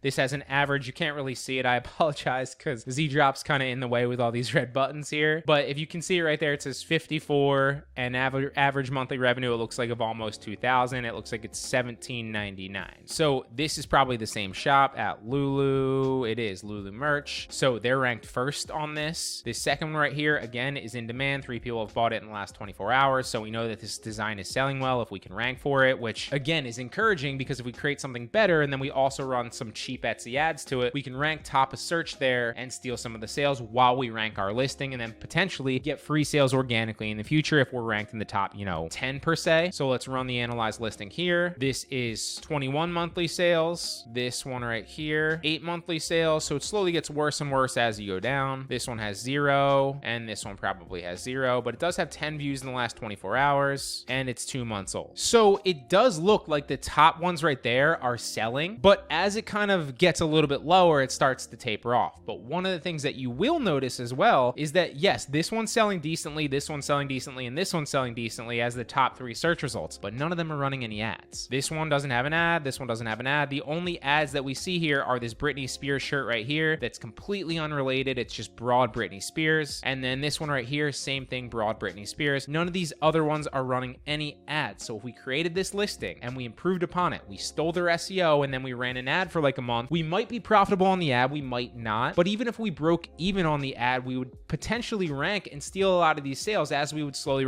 come up the search results, and we might rank 1, 2, or 3 in the near future by simply just shortcutting the process that way. So for example, if I was going to take this listing and recreate it right here, we would simply just find this picture or something very, very similar. Maybe we'd even take a different picture of similar people like Britney Spears, Christina Aguilera, and I don't even know who else was like a good singer. I guess Lindsay Lohan, maybe. I can't think of any like girl singers in the 90s that aren't popping into my head for some reason, but you get the picture, a different picture, right? Because everybody's using this picture. And then we would just say like, Make America Great Again, maybe with like a cool 90s logo or like a retro logo or something like that in colors, right? And you might be sitting there thinking like, that's really difficult, or it's going to take me a lot of time, or maybe I don't know how to do that myself, right? Well, you can learn Photoshop very, very easily, or you can even use Canva 100% free. Again, you can watch a few YouTube tutorials and learn Canva or Photoshop very, very easily, at least the basics where you can create these designs. Or what I did, if you're not good at creating designs in the beginning and I didn't know what I was doing in the beginning, then you can simply hire somebody to do it yourself. And you might be saying like, whoa, stop, Brian, that can get expensive. But I did an entire video on how I was able to find graphic designers super cheap to create these designs for me at just $2 an hour. And that was initially how I scaled my shop so fast. And I've hired a lot of virtual assistants in my day, but this guy that I hired was the best person that I've ever hired for the price. He absolutely killed it and would just pump out design after design for me, high quality. What would happen if you woke up one day only to find that your Etsy shop was permanently closed due to trademark infringement or copyright claims that could have easily been avoided and you didn't even know? Well, now with Everbee's new trademark monitor, you can make sure that any and all of your listings don't infringe on anybody's intellectual property or copyright. So essentially what it does is it helps you stay compliant with all your listings, and it runs a check on them to make sure that you're not going to violate anybody's intellectual property or copyright. So all you need to do is first connect your Etsy shop to Everbee. Then you want to come over to the left and you'll see that the trademark monitor is now in beta. So essentially what it's going to do is it's going to run your entire shop and all the listings within it against all the current trademarks that it knows of and any keywords involved in those. And then on the right over here, it's going to let you know if you have a trademark that you need to obviously worry about. And if you have one here, then you're obviously going to want to click that, edit that listing so that you remove the trademark out of it, because eventually, if it hasn't happened yet, you will probably get a trademark infringement claim on that, and you don't want those. So this is a simple tool. Obviously, Everbee is the software that I use to find hot selling designs that I can then put on t-shirts and mugs and other things and then upload to my own Printful store. But this is just another free added bonus that comes with it. It's a game changer. It's going to protect your store. I really hope it helps. One of the best ways to find hot selling designs, especially when you're just starting, is to replicate what's already working or other sellers on Etsy, right? You want to go see what they're already selling, see what's their best selling designs, and then not necessarily copy that, but replicate that design with your own spin on it. The reason that this works is because that design is already proven to sell on the Etsy platform, right? Now, obviously you need to do some other things like make sure that it's not super oversaturated with a number of other sellers, and that seller that you're looking at is just the first one to rank for it, or, one of the first ones to rank for it. But in a nutshell, if you're just starting, that's one of the best strategies that you can utilize, because you're going after proven designs that we know have sold on the platform. And if you can replicate them with your own spin or improve upon them, then you have a higher likelihood of getting sales rather than if you were just creating designs that you thought were cool. The issue with doing that with a lot of newer sellers is you used to either have to be a graphic designer and have some graphic design skills to create these designs or replicate them yourself, or you had to hire a graphic designer, which could ultimately end up being pricey if you're doing a number of designs to get your store up and running relatively quickly. But you don't have to do that anymore with the suite of AI tools that are out there currently. Now, one of my favorite AI tools that's been really cool lately is called ZMO.ai. I've covered countless other AI tools, when I'm utilizing them in my own Etsy dropshipping business to create print-on-demand designs, whether it be for mugs or t-shirts or backpacks or aprons or whatever. But this one is really cool because it comes with a number of different use cases and functions. So if you see here, you have the text input, just like it was Midjourney, for example. So you can create AI art, you can create pretty much anything. If you type it in, it's going to give you a number of different options that you can utilize. You can then tweak and kind of create your own art and your own print-on-demand designs to put on t-shirts, mugs, or whatever, right? So I'm going to take you through an example of this here in a second and how you can utilize this to actually replicate other designs that are already proven on the platform, right? Because the issue with Midjourney and digital art is like, yeah, it's cool, but again, you're just guessing. You're taking shots in the dark that, hey, you think this design's cool, but there's no proof that it's going to sell on Etsy. So you're paying 20 cents per listing, just hoping that eventually it's going to sell. But we're going to utilize this to replicate other designs that have proven to sell on the platform already and kind of turn them into something similar but different with our own spin and improve upon them. The next thing that's really, really cool is the background AI. Now, I've covered this in so many other videos. this is one of the simplest tools online, but it's one of the best tools, especially for print on demand designs, because you can take pretty much any image and just remove the background. And then with this tool, what's really cool is you can remove the background and make it a transparent PNG image, which you can put on anything. So you can put it on like a black t-shirt, a white t-shirt, a red t-shirt, whatever. Or what you can do, and I'll show you this here in a second, is you can take the actual background out and then again, use the same AI text input to create an entirely different background on that same image. So it's really cool. It can adjust the image in a number of ways, and it's perfect for, again, making a proven design, but taking it and putting our own spin on it. So there's a high likelihood that it sells, that Etsy is going to suggest that when other people search for it, and that we're bringing something different to the marketplace. Because if you'll notice, like for example, if you go to Etsy and let's see like this one right here, Butterfinger Funny Candy Bar Parody, one of the things that you'll notice is if you go to just like the Etsy search bar, and this is, you know, product research 101, you want to make sure that you find something that is hot selling but isn't super oversaturated. But if we just type this into the search bar, you'll see that there's a number of other sellers all selling the same exact design on the same exact t-shirt, right? It's the same yellow background. They're just copying each other because they know that that design has sold for somebody else. The issue with that is if you're not hopping in early and ranking your product early when somebody searches for a specific keyword or search term, or you're not willing to pay for ads to drive yours up in search results to get those sales, you're really kind of SOL because you're not bringing anything different to the actual market and you're copying the exact t-shirt that other people have already ranked, right? You'll see Butterfinger, Butterfinger, Butterfinger, Butterfinger, Butterfinger, a little bit of a different color, but there's a number of other sellers already selling the same exact t-shirt. And obviously we put other keywords in here, but if we just go like super broad, Butterfinger a shirt, I bet you there's a bunch of them. There we go, there we go, there we go, there we go, and you get the picture, right? This one actually isn't too bad. There's another one. So this one actually isn't super oversaturated, but I wouldn't recommend doing this anyway because you might get an IP claim because obviously Butterfinger is a brand, so I would stay away from this anyway. But the cool thing about the AI image tool that we just covered is we could take this same exact t-shirt and we could copy it, make it a little bit bigger. This isn't the best high quality image, but let's go get this one maybe. There we go, that's better.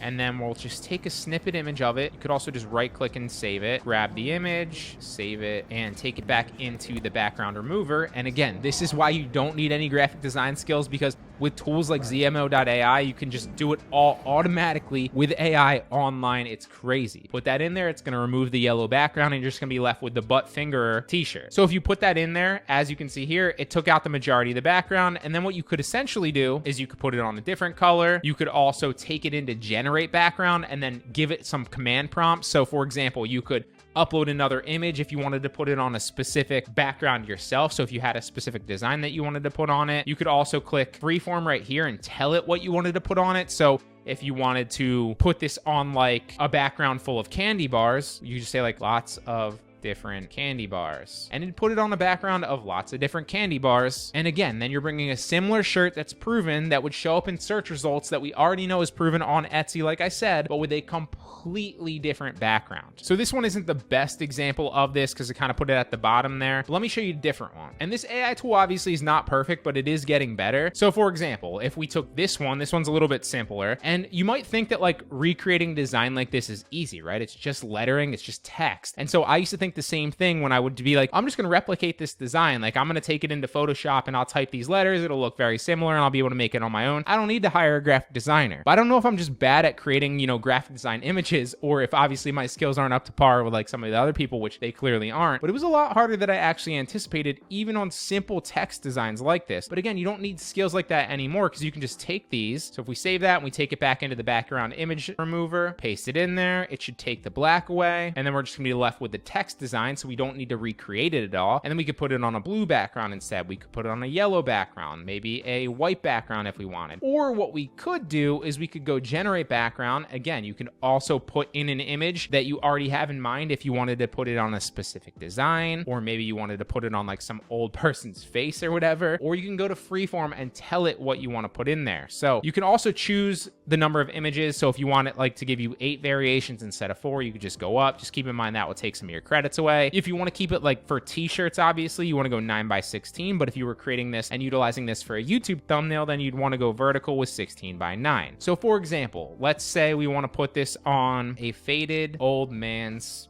face. I don't know if that's going to come up with. How about a gray-haired old man's face? And see what it comes up with. Now, again, this isn't the best t-shirt idea, but I'm just giving you examples of how you can kind of take what's already proven, this same exact text design, rank it with the same SEO, and that way when people see this t-shirt, you're bringing a new spin to the marketplace, even though we already know this similar design is going to sell. And now you've brought in something different to the marketplace that people can either say, hey, I want the original, or I want something completely new. So you could put this one. That's not a bad one. This one's not a bad one either. Again, you could play around with this to give it different text prompts. Another really cool function of this software, again, too, is if you wanted to swap something out. So for example, if you wanted to upload this picture, let me show you an example from one of my thumbnails. Like if we wanted to upload this picture right here and we wanted to swap something out, we'd let it process. And once it processes, you can choose different parts of the image. And again, this is completely crazy, because if you just download or take a snippet of somebody's actual image, for example, like if we would go back to Etsy and we wanted to use this one right here, now this is kind of a blurry image, but if you maximize this a little bit, there it gets a little bit better, and then you could just take a snapshot image of it, upload this specific image into the image switcher on ZMO.ai, and maybe take out the raccoon in the background and put a fox, or maybe put like a platypus or whatever. It's a really cool tool that allows you to recreate designs that are very similar, which is the name of the game when you're starting, and you don't need graphic design experience. So for example, if we wanted to take Benjamin Franklin out, we could do that. We just hover over and make him purple, and then we'd tell him what we wanted to switch it to. If we wanted to change the 100 to maybe a euro, then we would type in euro. We'd select the $100 bill in purple there, and we click confirm mask and create. And it's just going to switch that to a euro with Benjamin Franklin's face on it. And there you go. Now we probably should have selected Ben Franklin as well, because obviously he is not on the euro.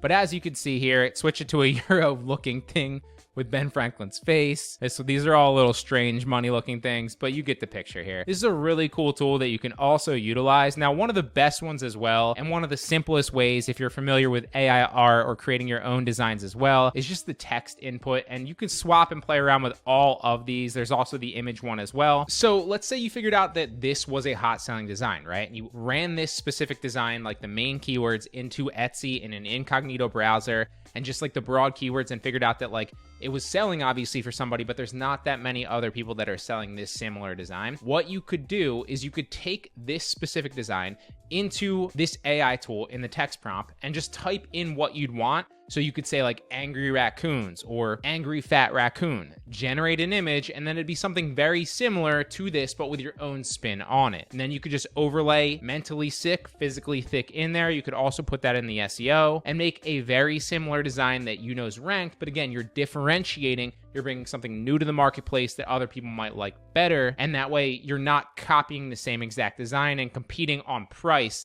and who's ranked higher SEO wise, right? That's the main thing here. Now, one of the last ways that I've been using this, and this is the best way, is if you go to the image input right here, one of the really cool things that has been working well for me on Etsy, and you, again, need to be really careful of IP here, but one of the things that's been working really well for me on Etsy is taking popular characters in TV shows and movies that are hot right now, and essentially taking their most popular quotes, but then cartoonizing them so that it's not the exact picture of them, and you can still utilize them in the picture and their quote, and then people that are searching for that specific person, that specific TV show, and that specific quote are gonna find your image. It's gonna be cartoonized so it looks really cool, and they're gonna wanna wear it and buy it, but also you're not really falling under the IP because you're not using that image. You created one yourself. Now, in one of my previous videos, I covered the Schitt's Creek example of how I created cartoonized versions of David and put his like most popular quotes on an actual t-shirt and then sold them. That was one that was working really well for me. But another example of a TV show would be like The Office. So if we took like Dwight from The Office, we'd say like Dwight Schrute, we'd get a picture of him. Let's just save this image. We'll say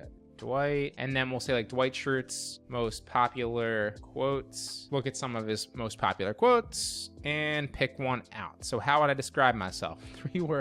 Three words, hardworking alpha male jackhammer. That's kind of funny, but it wouldn't really go well on a t-shirt in my opinion. The eyes are the groin of the head. This is a funny one. This would go good on a mug and on a t-shirt, honestly. It's better to be hurt by someone you know accidentally than by a stranger on purpose. So if you wanted to take Dwight and then cartoonize him, and then we could put his face on a t-shirt or a mug or a backpack or whatever with that popular quote, what you do is you go back into ZMO.ai, you go to the image input this time, and you'd open that Dwight image that you saved. And then from here, you could either turn him into anime, you could turn him into like an emoji, you could turn him into like a digital art, add any of the styles here so that it's very similar and he's recognizable as Dwight to somebody searching because he's like a cartoonized version of him. But at the same time, it's not the same exact picture so that you're going to get the IP complaint on that when you upload Dwight's face to a mug on Etsy. And this is one of the best strategies that's been working well for me on Etsy lately because, again, a lot of people are searching for this. It's like almost like an emotional, like instant click thing when they see it and they like it. A lot of other people aren't competing in this space currently, not necessarily with The Office, but literally any TV show, any movie. The key here is to turn them into anime or turn them into cartoons where they're recognizable, but again, you're not using the exact image on, of their face or whatever. But test this out. This image tool is crazy. You don't need any graphic design experience because, again, you can just play around with it. Use the text input, the image input. You could swap something out specifically if you wanted to change something up.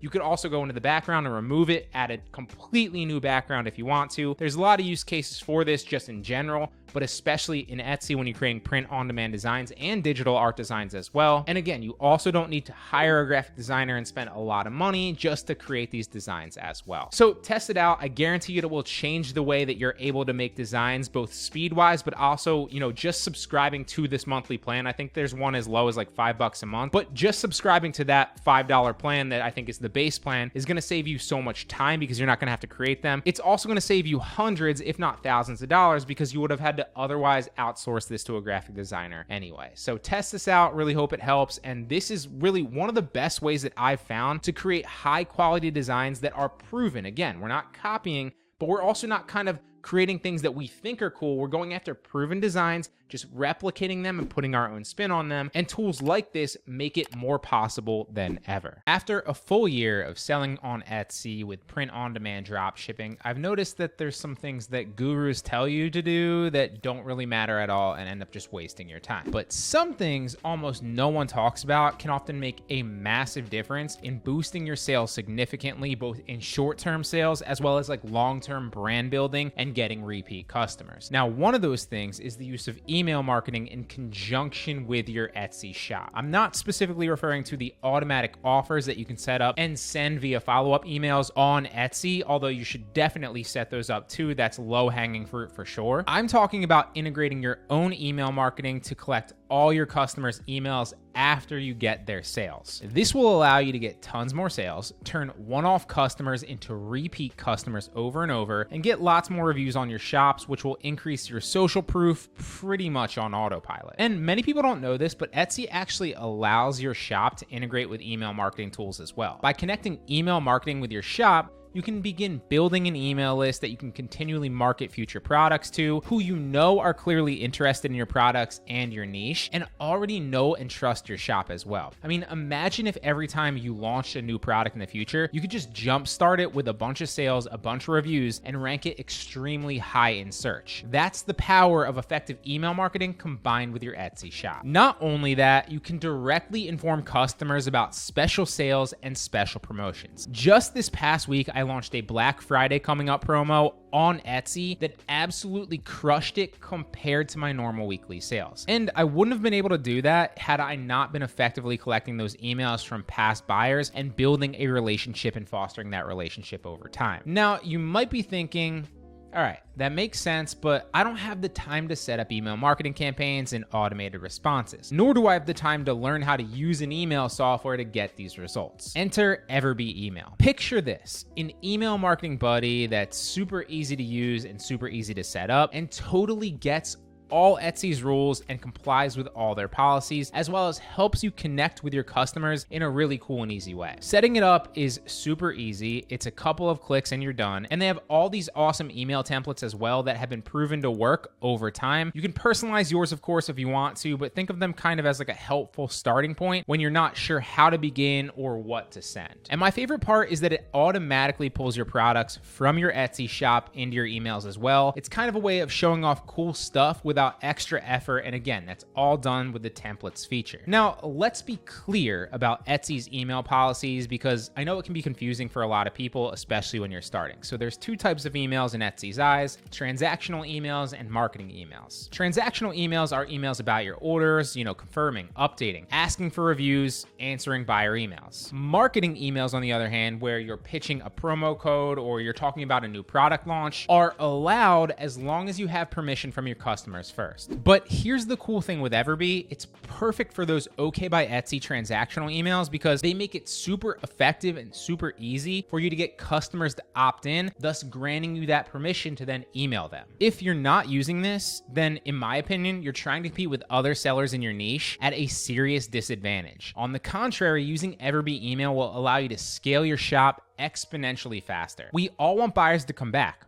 right? That's a no-brainer. And a friendly email that's timed right can encourage them to return and foster that long-term relationship with their customer. And it's 10 times harder to sell a new customer that's unfamiliar with you and your brand and doesn't trust you yet than it is to resell a previous customer who already does. This will also spoon feed you more reviews, which are crucial and go a long way to ranking your products higher, increasing your future conversion rates when customers land on your listings, and increasing your social proof overall for your shop as well. A simple email like, "Hey, I hope you loved your purchase. Would you mind leaving a review?" can really help increase your reviews fast. Now, you can of course come up with something a little bit more professional if you want, but believe it or not, you don't need to get cute or too wordy. Something direct and genuine tends to work well in my experience. Especially if you leverage the fact that you're a small third-party seller and not a big brand, people tend to eat that up and go out of their way to help you. This software is specifically made for Etsy sellers like you and me, with Etsy specifically in mind as well. It fits right into what we do, and it fits right into our exact needs on a daily basis. As you scale your Etsy business, it should get easier and easier. Every new product launch should have the potential to be a smashing success. Repeat customers, well, they should be the norm, not the exception. And your shop's reviews should multiply effortlessly with every sale. And with Everbee email, you'll be on your journey to get there a lot faster. I started Etsy Print on Demand about 6 months ago roughly, and it's been a really cool journey. When I started, I didn't know anything about creating designs or honestly much about the Etsy platform at all. And believe it or not, for my first 100 sales or so, I didn't even run any ads. I relied solely on organic traffic. But after hearing how amazing Etsy ads were performing for other people, both in the print on demand space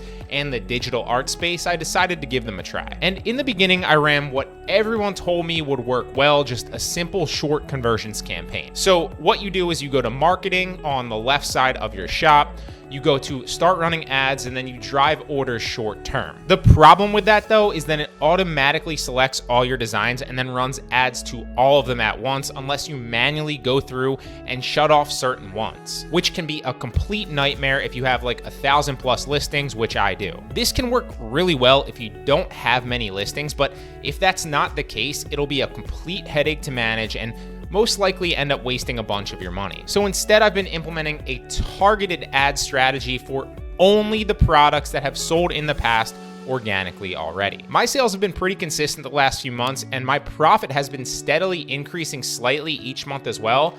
And I think it's primarily for this reason. What I'll do is I'll go to marketing and then run Etsy ads. And then instead of driving orders short term, what I'll do is I'll promote specific items and then I'll submit that. And what that will let you do is it'll allow you to pick your budget just like you would be able to do daily if you drive orders short term. And it'll also let you specifically select the products that you want to run ads to. The way that you can figure out which products have sold recently for you is you go to your store, and obviously this is not my store because I don't want you to see my top selling items, but you go to your store, you scroll down to where you can see your sales, and then you just go through your sales recently and you start selecting ones that you see have sold, and then you put them into that targeted ad campaign. I'll right click Disney family shirt, protect trans kids, hello 30 Hertz shirt, class dismissed, girls gone cruising shirt, birthday shirt, since there's multiple of these, and you just go through and you select every one that you see that you have sold manually. Now, if you're in the beginning of your journey, you're not going to have that many sales, and that's totally fine. Chances are, if you're like this person and you have 82,000 sales already or whatever it was, then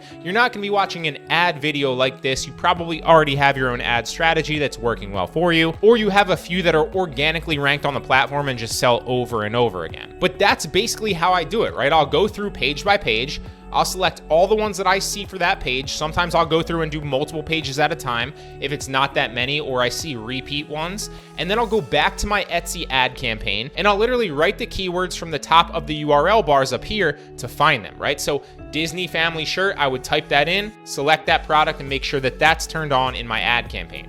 I would look back at protect trans kids shirt, write that in, select that in my ad campaign. And that's a very different approach than just blanket selecting every single one, because then you're running ads to every single product and you're never sure if that's gonna work. After I do that, then in the future, if a specific product starts to get a lot of conversions, I'll take that product specifically into a brand new ad campaign just for that product only. That way I know all my ad dollars for that campaign will be spent on it, and if it keeps converting at that rate, it'll mean more money in my pocket. If products are spending a significant amount of money too, but never really get any conversions, then I'll take them out of that original campaign since they're just eating up my ad spend, and unfortunately taking away opportunities from other products that might convert better. Doing this should lead to more conversions, lower ad costs, and hopefully more profitable ad sales, and more money in your pocket on Etsy. This comes from experience spending tens of thousands of dollars on Facebook ads and Google AdWords, and a little bit of experience running Amazon PPC. As always though, this is just me documenting my opinion based on my previous e-com experience. I really hope it helps. Because the majority of Etsy sales happen through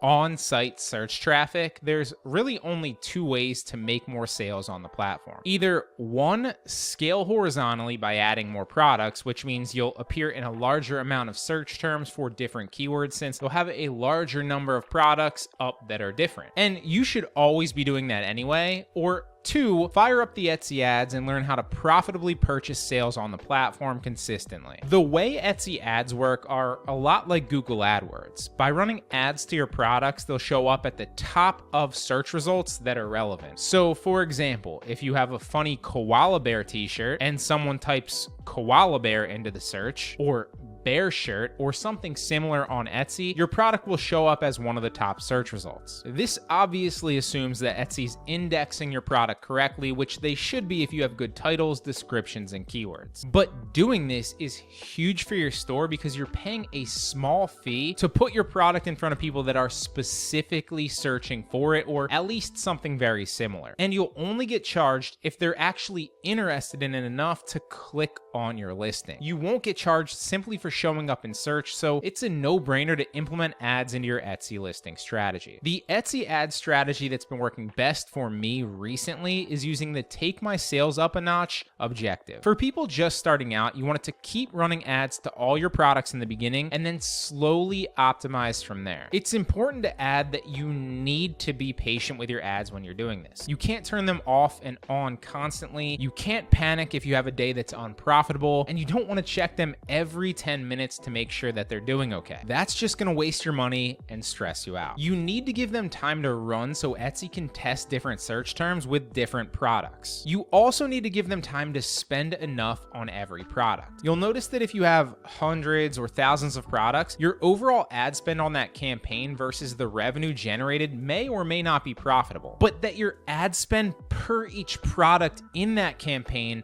at least in the beginning, isn't very high at all. So to pull the plug after only spending a few dollars on a product wouldn't make much sense, would it? Which is another reason that you want to be patient. As you begin to get more and more data back on what products are getting a good return on ad spend, you can then manually optimize your campaign by keeping the products that are doing well and just turn off the products that are spending without getting any sales back. This will ultimately lead to more and more profitable ads, which will turn your Etsy ad campaign into a sales machine that's only spending on products and keywords that are making you money, which is obviously the goal. Don't overcomplicate it. And there's no scientific formula to know when to turn off ad spend to a specific product, to be honest. It's more of an art than a science. But as a rule of thumb, I'd say to wait at least until your campaign has spent 3 times the product's estimated profit before doing so. Preferably 4 times if you can. Sometimes Etsy ads need time to optimize and find better keywords that work. And if you pull the plug too early, you might never realize that a product could be a potential winner for you. Remember, Etsy and all of these platforms are not just out to maliciously collect your money. They want your ads to be successful. They're trying to have their algorithm find the right keywords that work best, because when you make money, so do they. One more key thing that I'd like to add is that your goal should be to get to your max budget as fast as you can comfortably do so. This usually gets a negative emotional reaction when I tell people to do it, which is totally understandable, but hear me out. Let's say Etsy maxes your ad budget at $25 $25 per day. Your goal should be to set it to $25 per day as fast as possible. If your budget allowance is $200 per day, your goal should be to get to that as fast as possible too. Now, all new sellers start with a max budget of $25, and then they recalculate that on a weekly basis as you consistently spend more, so it'll go up as you build trust with them and consistently spend. But the two main reasons that you want to set it as high as possible are, one, it never spends that much, at least in my experience, because the only way it'll spend is when your product actually shows up in relevant searches and somebody is interested and clicks on it. And two, you want your products to show up in as many search results as possible that are relevant, or you're missing out on potential sales and potential profit. So if you're doing it right, the more you spend and the higher your budget is, the more profitable sales you'll make. As an Etsy seller, you inevitably need to start running ads if you want to scale your store, because it's going to put your products in a larger number of search results at the top, so it's going to increase the likelihood that customers are going to make purchases. And the way that Etsy ads work are a lot like Google AdWords in the fact that when people type in relevant search terms on Etsy, if you're bidding for those keywords, your product will show up at the top of search results, and so you'll have a higher likelihood that they'll click your product and not a competitor's product and then make that purchase. But the thing is, with stuff like Google AdWords or Amazon PPC, you can actually type in your ads and decide what keywords you want to place bids on. On Etsy, you can't, right? So the only thing that you can really do is turn on your ads, choose an objective, choose the products that you actually want to run ads to, and then slowly optimize from there based on what's actually in your listing picture, based on your title, your description, and your keywords, and based on the reaction and the responses of the traffic on Etsy. Etsy's going to make an informed decision about what exactly is in your listing, and that's going to reflect in your ads, because when you turn an ad on for that product based on those parameters, Etsy's going to choose what keywords it thinks your product is related to and then run ads on those keywords. The whole reason I'm saying this is because if you simply turn on ads and then never optimize, it's going to waste your money, I promise you. What you need to do instead is choose an objective that works for you, run ads for a set period of time, right, for a week or two, make sure that there's enough budget in your ads so that it can test and start to suggest keywords for those specific products. And then once it's been a week or two, then you want to go back into every single product that you're running ads for and optimize them to see what keywords are profitable, which ones are relevant, and which ones aren't. And we're going to go back into all those products and turn off all the irrelevant keywords, and that should hopefully optimize that product so that it's only bidding on keywords that are relevant and not on keywords that aren't. Obviously, over time, you want to optimize what products you're running ads to as well. So if you're going through and Etsy's already decided what keywords to run ads on, and you've already gone through and honed in the keywords that you think are relevant, and it's still wasting money on that product, then you want to turn it off. So here we are on my dashboard right here, and you'll notice that you can click on detailed stats next to a product. When you click on detailed stats, it's going to take you into the advertising for that specific listing, okay? And then you want to come down here and you'll notice, okay, orders that came from this ad and searches that led to this ad. So if you click in searches that led to this ad, this is the best place that you can hone those things down. Etsy is literally telling you this is all the searches that it showed your product to and who clicked on it,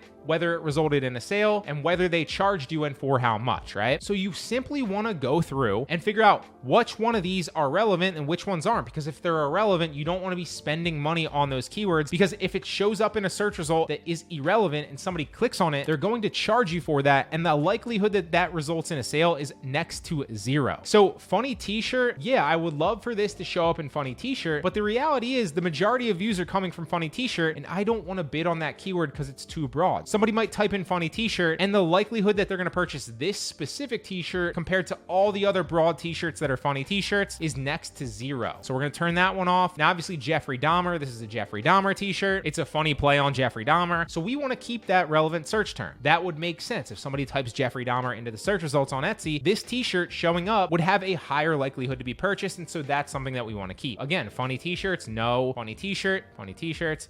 Dahmer, we're going to keep that one. Funny t-shirt, we're going to turn that off. Vegan t-shirt, so this is obviously a vegan t-shirt as well. It's like a funny play on Jeffrey Dahmer, who I believe ate people or ate meat or something like that. It's been a while since I've seen the documentary, but obviously this is a funny play on a vegan t-shirt, so we're going to keep that. Dahmer shirt, meat shirt, we'll keep that. That one might be irrelevant, but we'll check obviously over time. We're going to turn off t-shirt, turn off t-shirt, turn off this one, this one, this one, this one. We'll turn off meat, it's too broad. Funny t-shirt for men, no. Vegan shirt, we'll keep that one. And you can see here that this has only got 9 views from this. I did just turn on the ads for this product. It's a relatively new one that I just launched, so that's why there's not that much data for it. But you'll see that this only got 9 views, so it showed up in 9 search results for people that searched in vegan shirt, but it led to 1 click, right? Which obviously hasn't led to a sale yet, but the likelihood that someone types in vegan shirt and sees this, thinks it's funny, and purchases it is a lot more likely than if someone were to type in just broad, like funny t-shirt, which would spend a bunch of our money but not result in sales. The whole point of this is to hone them down so we're profitable on every single product. Jeffrey Dahmer shirt, obviously we want to keep that. T-shirt funny, no. Meatloaf t-shirt, not relevant, not relevant. Vegan meat, yeah, we're gonna keep all of these. Probably turn off Jeffrey. Men's funny shirts. We'll type in this one right here. We'll keep Jeffrey Dahmer because that's probably just a typo, so we'll keep that. Smoking meats, we'll turn off all of these, okay? And so you can see that that's the process that you want to go through with all of these products. And again, I want to hit home that you can't do this if you're spending like $5 a day on your ads and it's only been like a week, or even if you're spending $50 to $100 on your ads and it's only been a few days. You don't want to do this yet because it hasn't given you enough data. It hasn't gone through and optimized yet enough on Etsy's end so that you can do this. So you need to spend a little bit of money, you need to spend a little bit of time, and you might not be super profitable in the beginning. Let's say you turn it on to like 20 bucks a day and you run it for a week or two, right? Maybe it spends 300 bucks, but you make back 290 or you make back 250. So technically you probably lost like 100, maybe 150 bucks based on your profit versus the ads, but then you'll have the data to go back in and hone your ads down and make them better. And slowly over the course of the next month or two, as you continue to do this with all the products, all the keywords on the products, your ads will slowly become more and more profitable. And that's the process of going through Etsy ads, optimizing them for specific keywords on products. And then obviously once you do that, turning off the products that aren't profitable. So if we go back to the main page right here, you'll notice that some of these are spending like $35, $14, $5. And so the key factor that you want to go through here is look at the ROAS. Obviously that matters, which is all the way to the right, which is your return on ad spend. You also want to look for the sales that come from it. So this one got a sale, this one got a sale, this one got a sale. But the most important number, in my opinion, is know the average profit of that item, right? So for example, if I know that the average profit on this t-shirt is $8 and I spent $14.63 to make $19.95 back, that looks profitable from a ROAS standpoint, right? Because my revenue is higher than my ad spend. But let's say I did this over and over again and I spent like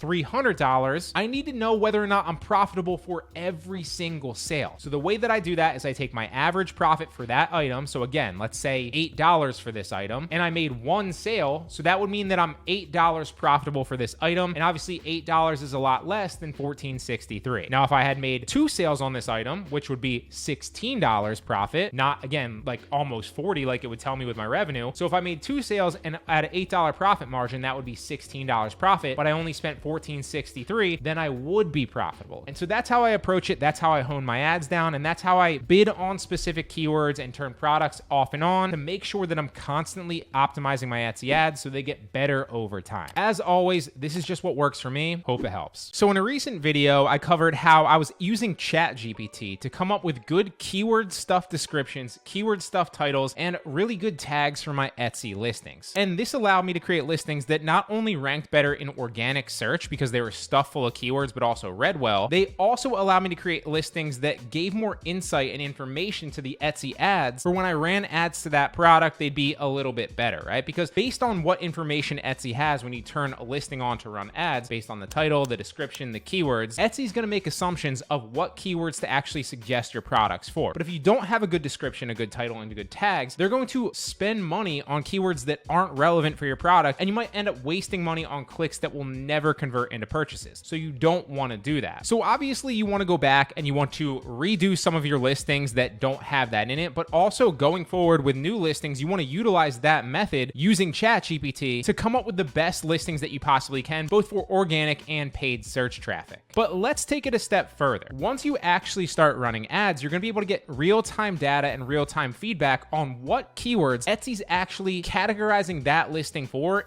in your advertising dashboard. And you'll also be able to get keywords that you didn't even think of, you didn't even know that they were going to categorize you for, that are leading to conversions and purchases. And obviously you want to then take those and put them in your original listing to make it even better. So you're not only getting sales from ads there, but you're also ranking for that a little bit higher organically as well. And so this is a a really easy way to reverse engineer the best potential keywords that are leading to sales and put them in your organic listing. So the first thing you want to do is you want to go to marketing and then your Etsy ads. This obviously assumes that you're running some kind of advertising. You don't need to start super high, right? You don't need to start $20, $50, $100, $1,000 budget a day. You can start with something like $5 to $10. Although one thing I will say is if you're doing print on demand or digital art or anything where you're going to have hundreds or even potentially thousands of listings, one thing that I learned the hard way is you can't advertise to all of them at once, or it's only going to spend a little bit per each listing and your ads are not going to be profitable whatsoever. So you need to kind of go through, pick maybe 10 to 30 or maybe 10 to 50 listings and advertise to them specifically. What that's going to do is it's going to allow you to get more data and faster feedback on what listings are profitable, what keywords are good for what listings, and allow you to optimize your ads for those specific listings a lot better and a lot faster. Then obviously once you delete some of those listings that aren't working, aren't giving you a good ROAS, you optimize the listings that are to make them even better, then you can start adding listings to that, right? But you don't want to start, if you have a lot of listings in the beginning, you don't want to start advertising to all of them at once, or it's going to be really hard to optimize and figure out what's working for each listing. So now that we're in our advertising here, right, you'll see that it says underneath each product, it says detailed stats. And if you click on detailed stats, it's going to take you to the page where it shows you the specific spend, the views, the clicks, the orders for that specific listing. And then you'll see at the bottom here, it says orders that came from this ad and searches that led to this ad. So if you click on both of these, for example, searches that led to this ad, it's going to allow you, like I showed you in the past video, to optimize which searches are relevant that you want to continue to spend on and which searches are too broad or irrelevant that you don't want to spend money on, because it's ultimately just going to lead to you wasting your ad dollars on clicks that will never lead to purchases. But you'll notice every once in a while, and I actually realized this fairly recently, that there could be other keywords in here that Etsy's categorizing you for that you don't have in your description or your title or your tags, and you might not have even thought of yourself. And the way that they're pooling that is other relevant search terms that other similar products on the platform are ranking for, and just seeing like, hey, this product's similar to this product, and this product responds really well to this specific keyword, so let's test it on this product and see if we can get it to convert for this one as well. And so if you see any one of those keywords in here as you're optimizing, you want to take those keywords specifically back into your organic listing and make sure that you're ranking for them organically as well, because it can lead to a lot of organic purchases, which are free sales and free profit that you wouldn't have otherwise got. So for example, this is a Jeffrey Dahmer t-shirt that's like a funny play on being a vegan. So when I was first originally coming up with the title and the description for this, as well as the tags, I was thinking like funny Jeffrey Dahmer t-shirt and similar things like that. But I wasn't coming up with good vegan keywords. And so if you scroll down as you're optimizing, you might find some good keywords that are actually leading to a lot of views and a lot of clicks that you don't have organically in your listing. And so you want to then take those keywords and put them back in your organic listing using ChatGPT, just like I covered in the last video. So here are the two templates. For example, if you're creating a listing for a t-shirt or a mug, then you'd say, I'm creating an Etsy mug listing or an Etsy t-shirt listing for, well, who's it for, right? Who's the target audience? Who's the avatar? That if it's like a mug or if it's a t-shirt, you want to literally tell ChatGPT what it says on there so they can get a good idea of what the actual product is, right? Because ChatGPT is text-based, you can't show them a picture of it. And then because, right? Why is that relevant? Why would that target customer want that product? And then tell them to write a good keyword stuffed, well-written description that also reads well for that product. The only caveat that we add to that is make sure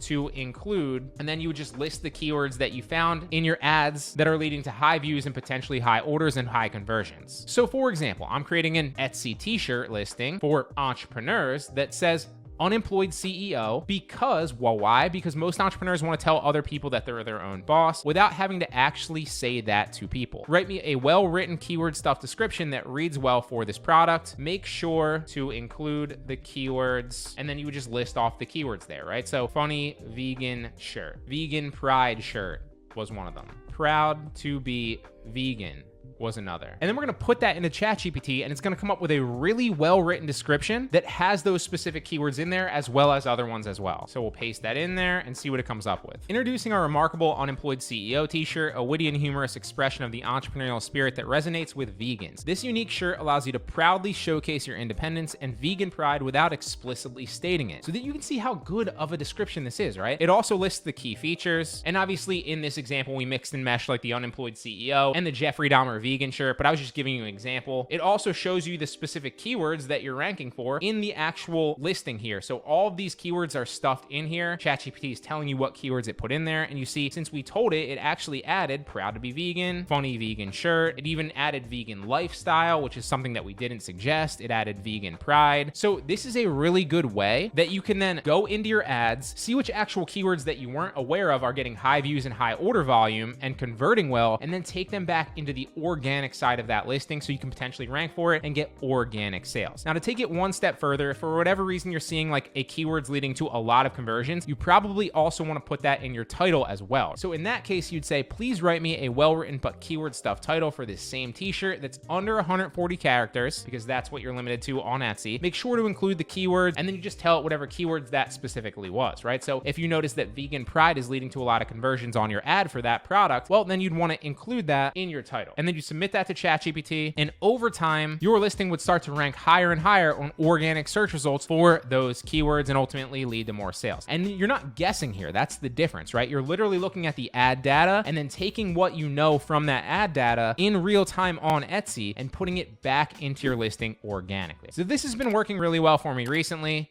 Really hope it helps. When you decide to sell on Etsy, the primary objective is clear, making sales. But what often becomes a challenge is navigating the various strategies to then achieve those sales. Now, like many, I was initially bombarded with suggestions, most of them echoing the sentiment of promoting my Etsy listings everywhere, right? I watched videos that told me to leverage Facebook, to leverage email marketing, and leverage other channels as well. But sending an email to your loyal followers is one thing, only if you have a list of interested past customers. Sharing your listings on your personal Facebook profile is not the most effective way either. Posting your designs to Instagram or TikTok, for example, is definitely going to be a grind to get any specific traction, especially in the beginning. Trust me, your early sales are vital to ranking your listings. But the question is, how do you then get those initial sales? Well, enter Etsy ads, the best way to launch new listings and rank them very quickly for future organic sales. Some people suggest diving into social media ads first, like Facebook or TikTok, but I learned the hard way that's not the most effective approach, because think about it. A random Facebook user who spots your ad might not be as inclined to purchase from somebody that's already browsing Etsy and already searching for something. Their intent is completely different. While the Facebook or the TikTok user might be casually scrolling, the Etsy searcher might be keenly looking for a specific product, one that's extremely related to the one that you're selling, if not completely identical. So what will Etsy ads do for you then? Well, three pivotal things: traffic, good conversion rates, and ultimately sales. And if you're unsure about your listing titles, descriptions, or tags, then the data from the Etsy ads will guide you by revealing what keywords have attracted visitors and conversions. And you could then take that information and put it into your listing to help you rank better organically for all those high traffic keywords. There was a piece of advice that I constantly heard when I was starting Etsy myself, and it was wait to get sales before running ads. But in my experience, that was the complete opposite of what actually worked for me, for most listings at least. By hesitating, I'd be purely relying on organic traffic, which for a new seller like me at the time was a slow and unpredictable route. By starting with even a small daily budget, less than even the cost of your Starbucks coffee, for example, Etsy ads can help you gather insights, they can fine-tune your listings, and most importantly, they can help you make those first crucial sales, which are the key to ranking your listings organically and getting more free organic sales in the future. Think about it like this, right? If you were launching a physical store in a low foot traffic area, wouldn't you invest in a grand opening promotion of some kind, or at the very least let customers know what you're selling and how they could go about buying it? Well, the same principle applies to your Etsy store. These early days of your business demand attention, promotion, and some investment to generate traction. Relying solely on organic methods in the hopes of saving money is like starting a race with a significant handicap. Can you get some sales? Yes, of course, but you'll struggle to make any real profit consistently, and you'll definitely struggle to rank any listings high enough in search results to get those lucrative organic sales that just roll in monthly. The bottom line is investing in your business up front, especially on Etsy, even before you see a profit, is a strategy that's worked wonders for me.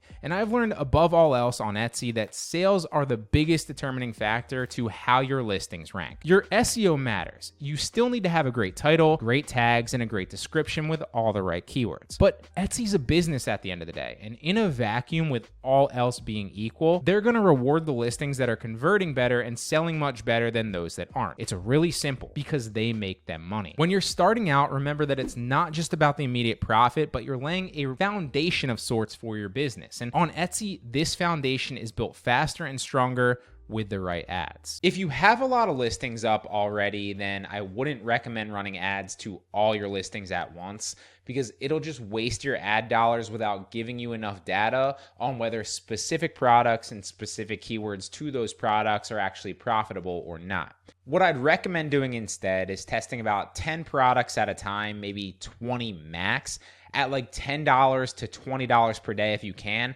Ideally more, but $10 to $20 minimum, and then give it like 2 weeks or so that you have enough data on what works and what doesn't, and what products convert which versus the ones that actually don't, right? And then slowly optimize throughout that time. And anything that's spending 3 times more than your ROI on that specific product, turn the ads off for that product. And anything that starts getting a sale, even one sale, right?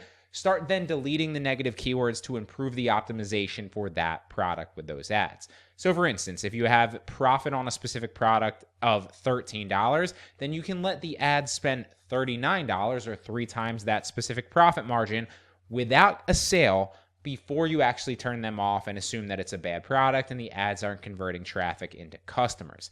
Then, as you optimize and delete products that aren't ROI positive, and you delete negative keywords on those products that are getting sales, you'll slowly optimize those 10 to 20 products that you just started with and potentially find new winners.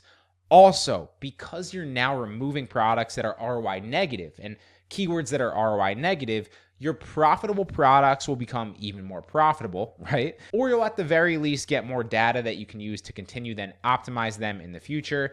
Now, because you have the same ad budget and it's spending across less products, there's more ad dollars attributed to that product, most likely, and so it should become more profitable. Then it's a simple rinse and repeat strategy with a new set of products added to the list, right? Slowly doing this, you can optimize all your ads for all your products while remaining as potentially profitable as possible and not wasting thousands of dollars spending a few dollars here and there across all your products without ever really getting any real definitive data to gauge what's actually working or not. Don't do that, right? Use the approach I mentioned. You need to do it this way because if you run ads to all your products at once, especially at like 800 products or 1,000 products or really any relatively high number, even like 200 products, it's just going to dilute your ad spend across too many products and waste your money, leaving you thinking that Etsy ads don't work and with a giant hole in your pocket. When in reality, they very much can work, but just like any ad platform, it takes data and consistent feedback and continuous optimization to make sure that you're putting your ad dollars to work in the right places on the right products and the right specific keywords for those products. Hope that helps.